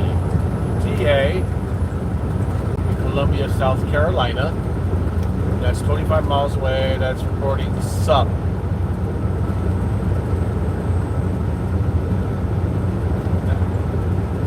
And that one definitely does not have any truck parking.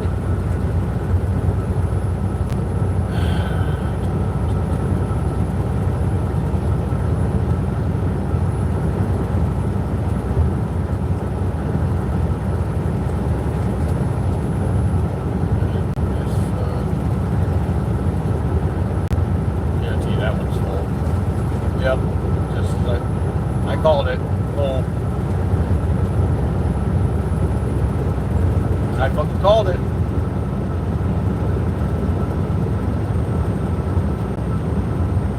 Of course, then again, look what time it is.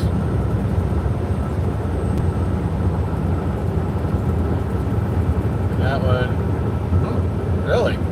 That one still says many. No, it's 57 miles away. Guarantee this petrol, not petrol, pilot. Yep. Recording soon.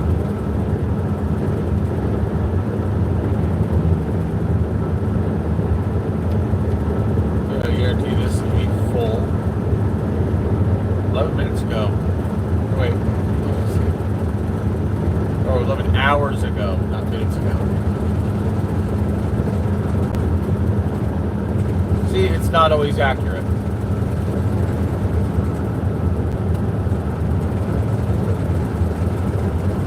See how many parking spots this one has. Recording.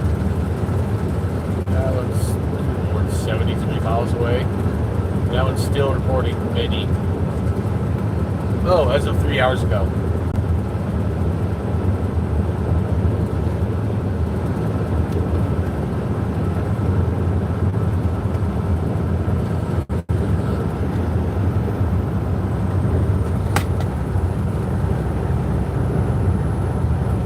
Yeah, I'm trying to kill some miles.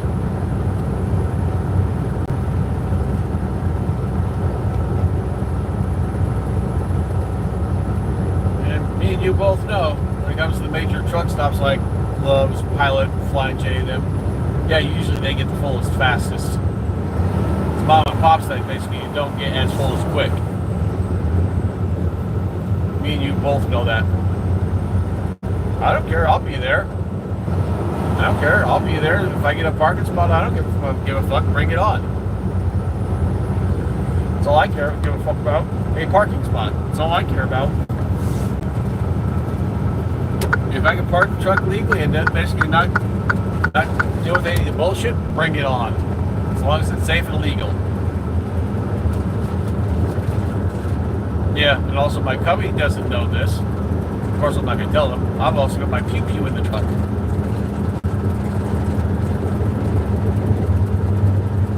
And yeah, I'm going to New Jersey, where I don't know if it was it's New York. No guns allowed in basically any vehicle or allowed period in New York. Really, motherfucker.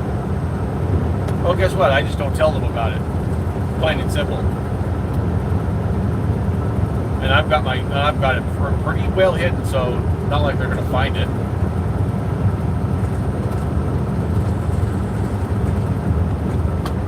I got it hidden in an area where nobody's gonna think to look. See, the way I'm looking at it, think like DOT and look everywhere. Or think of like some places where somebody would want to hide a gun or whatever. Yeah. Look at basically don't hide it in those areas. Hide it in an area where they would never think to look. Like my ammunition, for example, it's hidden behind my tablet, literally in the dash. In it. No one's going to think to look there for ammunition, are they? Because they're not going to take the dash apart to look. Now, the pew-pew is in somewhere else. I'm not telling you where. Needless to say, they're not going to find it.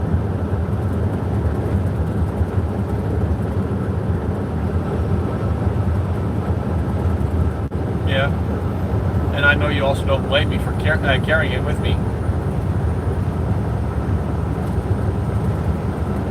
Like I said, you know the situation we're in. We need that kind of protection. No, we do need it with the way the world's going right now. We need that protection.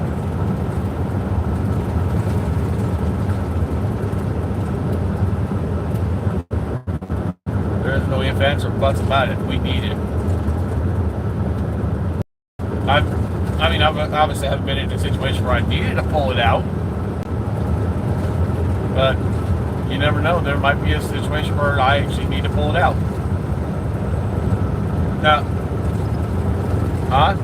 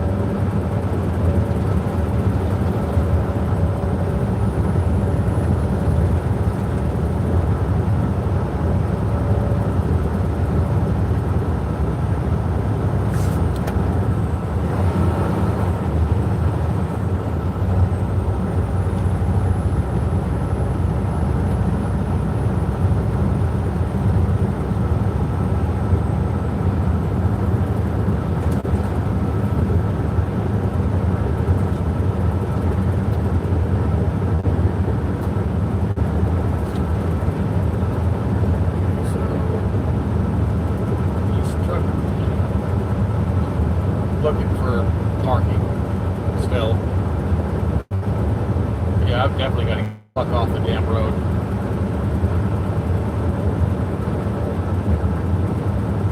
That TA is in a major city, so guaranteed parking's being kneel.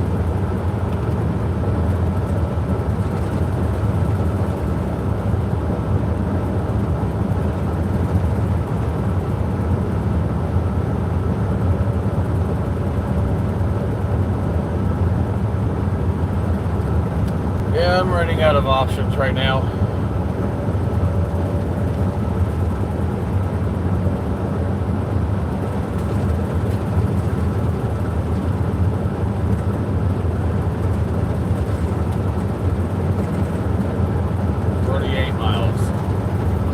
That's what I'll do.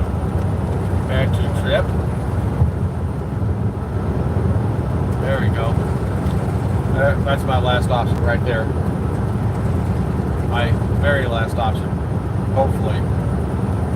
If not, I'll find something.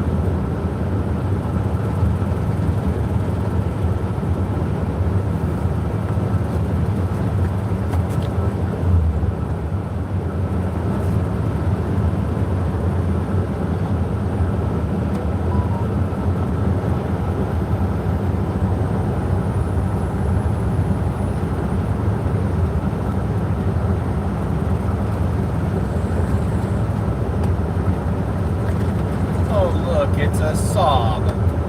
I'm not going to sob over it.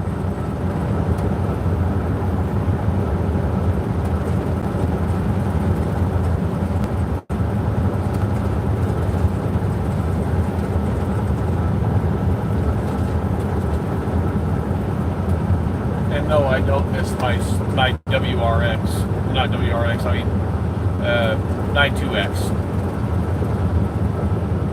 You know what I'm referring to, right? No. The Saab 92X I had. I don't miss it. It was a nice car, but I don't miss it.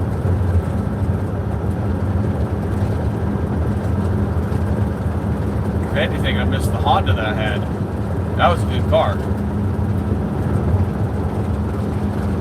I mean, I spent a lot of money fixing that one up too.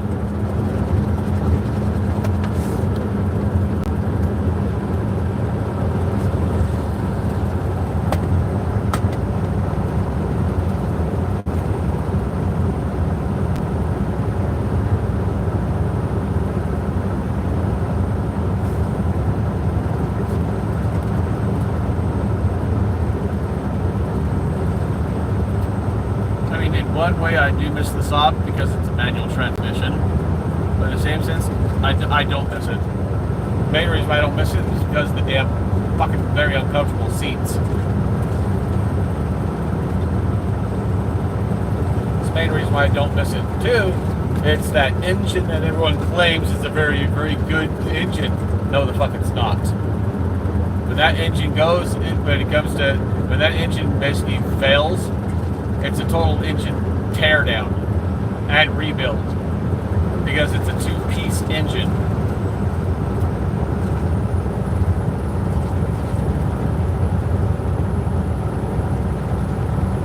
Like I said, it was a flat four-cylinder engine, but it's also a two-piece engine, which means you had to literally split it in half to get to the pistons. So that's probably one of the most, problematic engines out there, and the most time-consuming to fix. But believe it or not, with that Saab 92X, and believe it or not, the Porsche believe it or not, basically they're running off the same fucking engine, which is a flat 4-cylinder engine or a flat 6. So Porsche and Saab and basically Subaru, they all share the same engine. You know, within a certain year range, they were all sharing the same engine.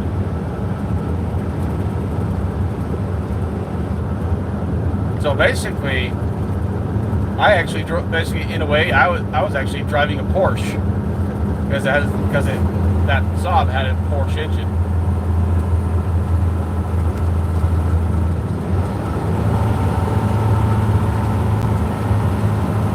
And that Saab was a peppy little spit fuck. It was peppy. Even though it didn't have a turbo, it was still pretty peppy.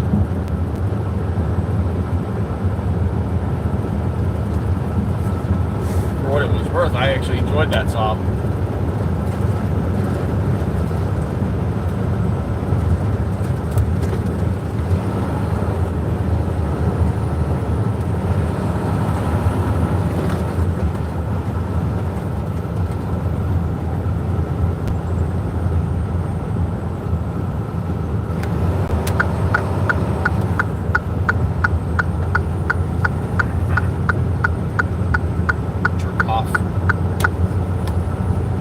Pass you, and all of a sudden you switch lanes. Really, fucker.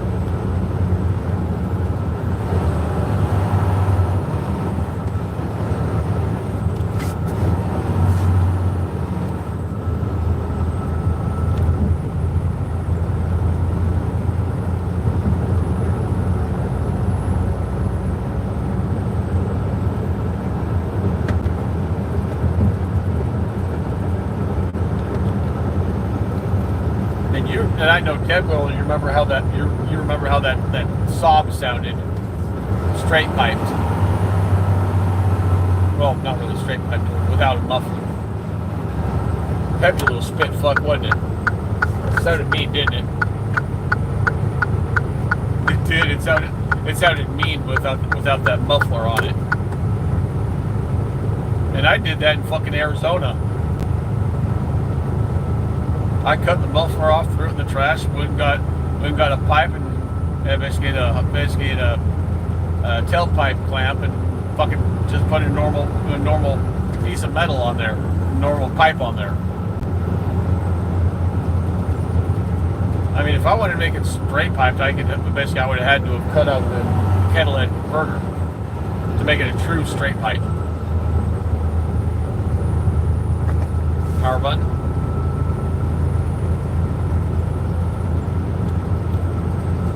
Go into the settings and tell it to restart. Go to the start menu, hit the power button, and tell it to shut down or restart. You're running Windows. It has a start menu.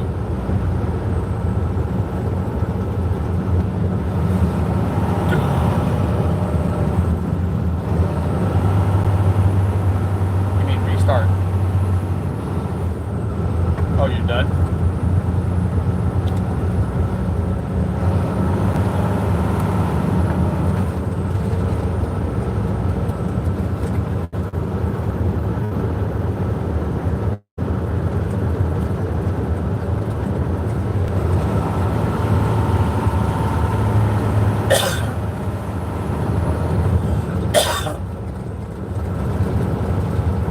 Just a reminder, it's all about the bass.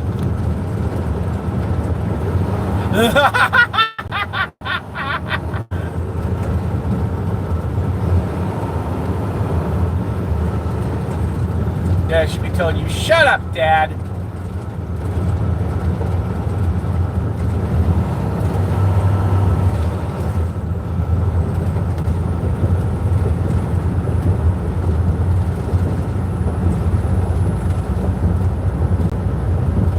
I can't hear.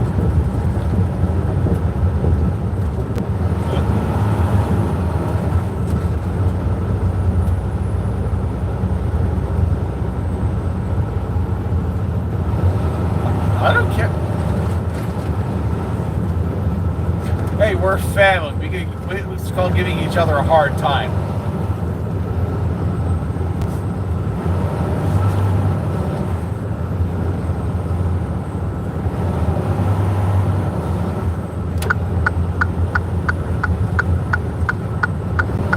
Of course, watch you forget.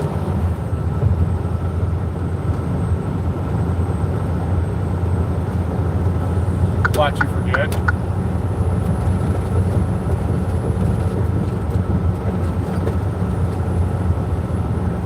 Oh, and shit.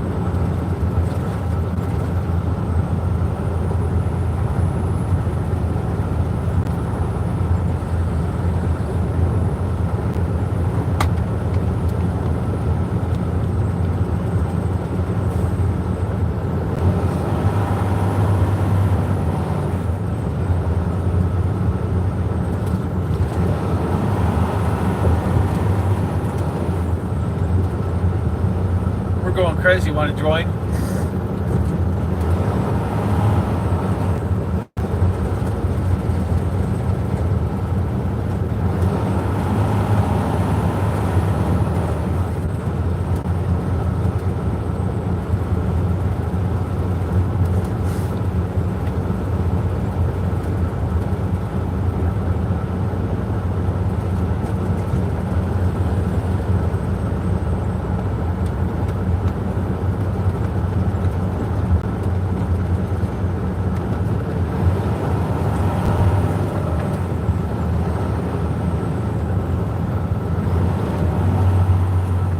Hey, we're family. Yeah, we're family. If I give her a hard time, she can give me a hard time right back.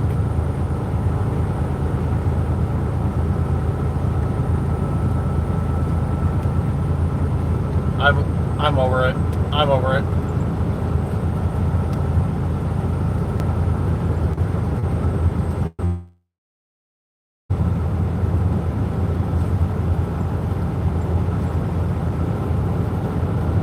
Oh no.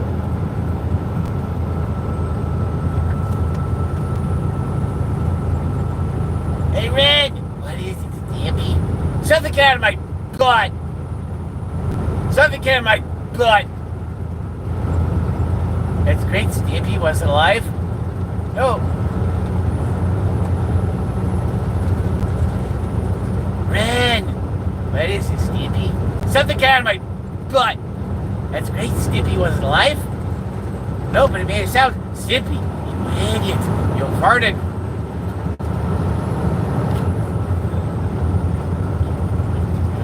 I don't remember what episode it was, but you just look it up and you'll find it, and you'll laugh your butt off.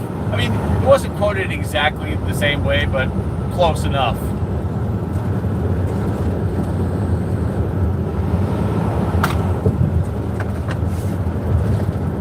Good.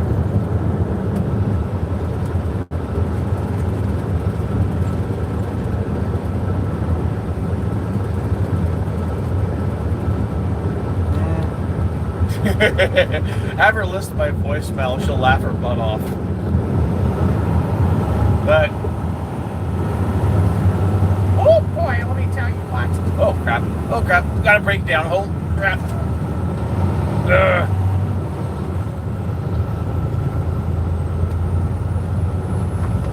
No, it's because a whole bunch of cops were on the side of the road and everyone in front of me was slowing down. So, yep, I had to basically slow it down. Yep. But, oh boy, let me tell you what. Now, I could take Mickey and turn it into perverted Mickey, but still, no.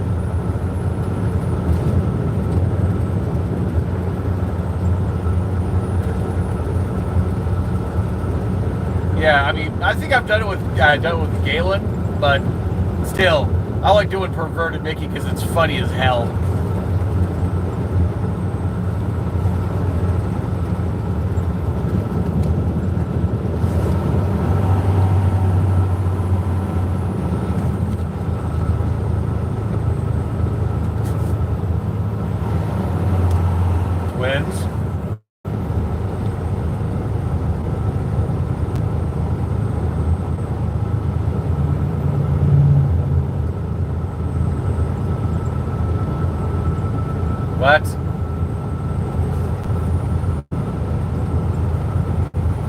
born 2 months apart.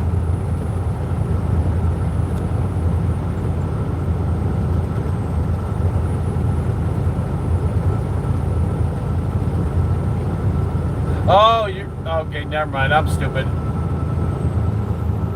Okay, I'm having a retarded moment. Never mind.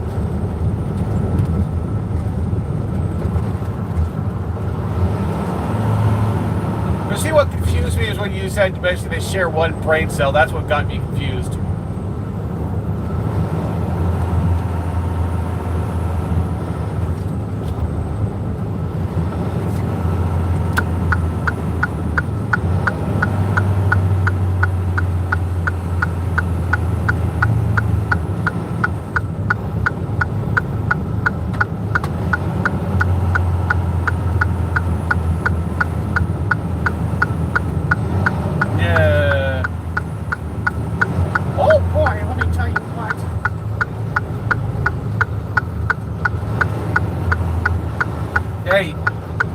Have your daughter listen to my voicemail. She'll laugh her butt off.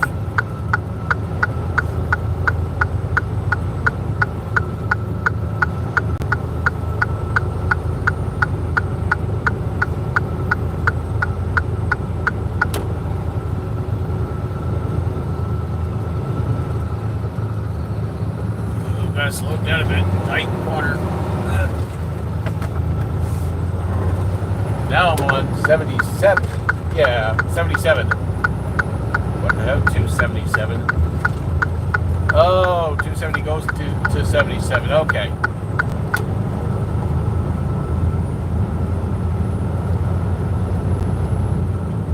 By what?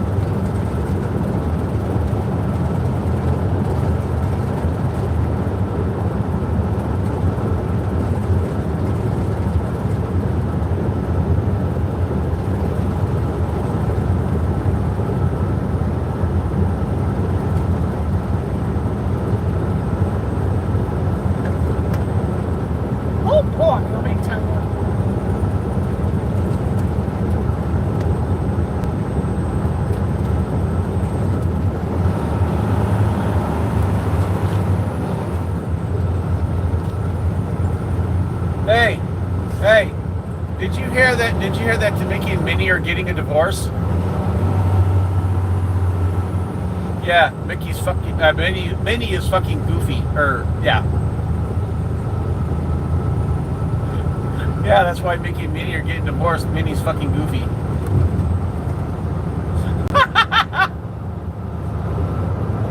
What?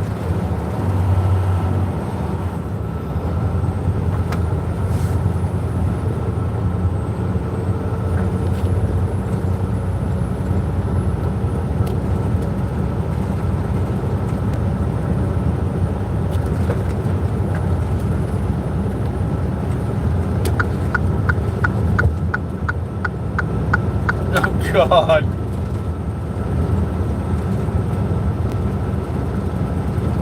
Hey, I got another joke for you. Hey, Galen. Hey, Galen. No. Hey, Bush. It's part of the joke, but did you ever blow bubbles when you were a kid? You were supposed to say yes.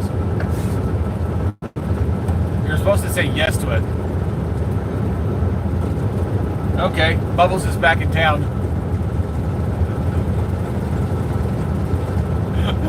Get it?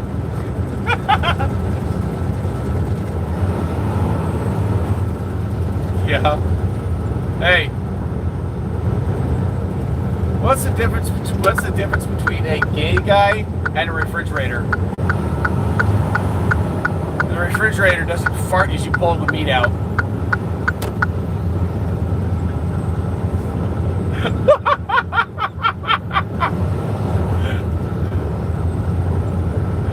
Come on, she can handle a joke like that. I'm pretty sure she's laughing.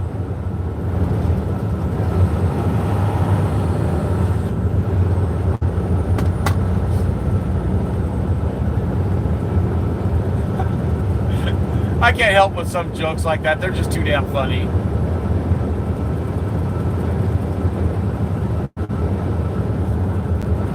Oh, trust me, you don't want to hear the worst one I've got, because I've told it to Galen, I've told it to Court. They laugh at it, but it's just not appropriate enough. It's pretty damn funny is what it is.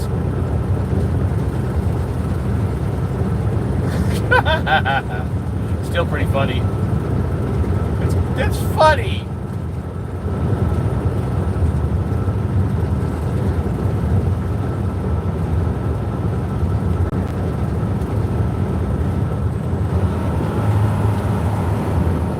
Oh, see, I actually told that joke to Doug too. You remember Ron's cousin or whatever?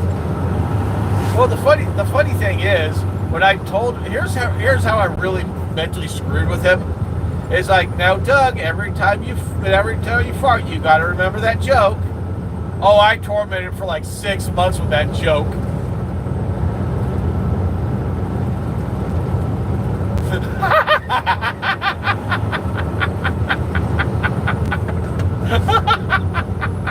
Oh, I got him good.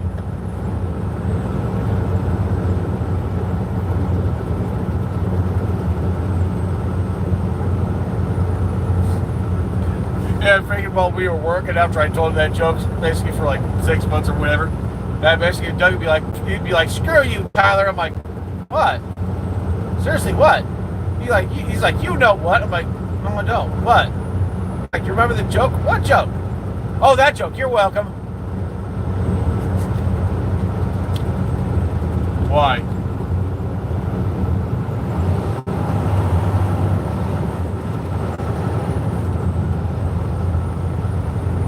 Yeah, so it's Ron.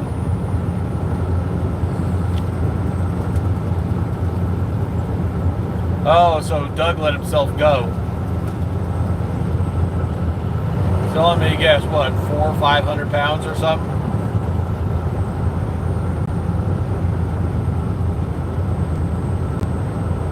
Oh God. Seriously, Doug? Yeah. So when did his dad die? I never was told when. Or is he still alive?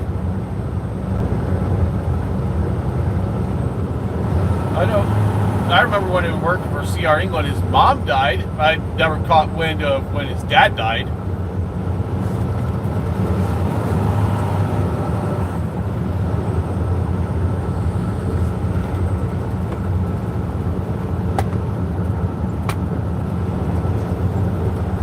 All right. Now remember that one joke. Remember, Galen. Every time you fart, you got to remember the joke.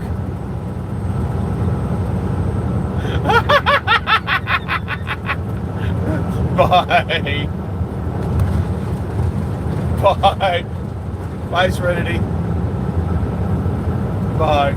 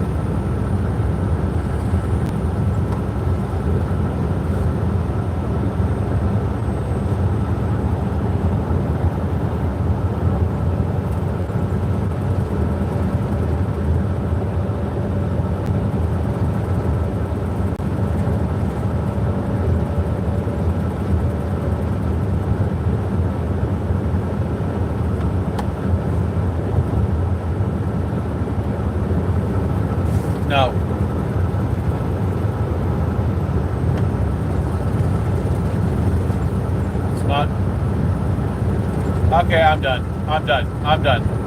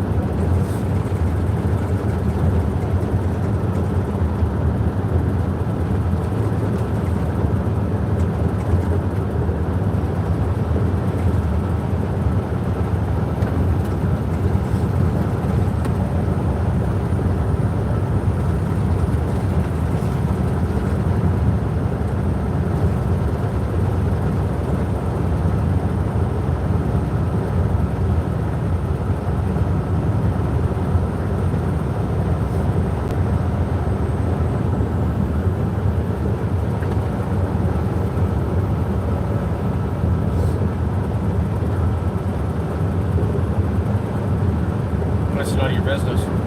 That's none of your business.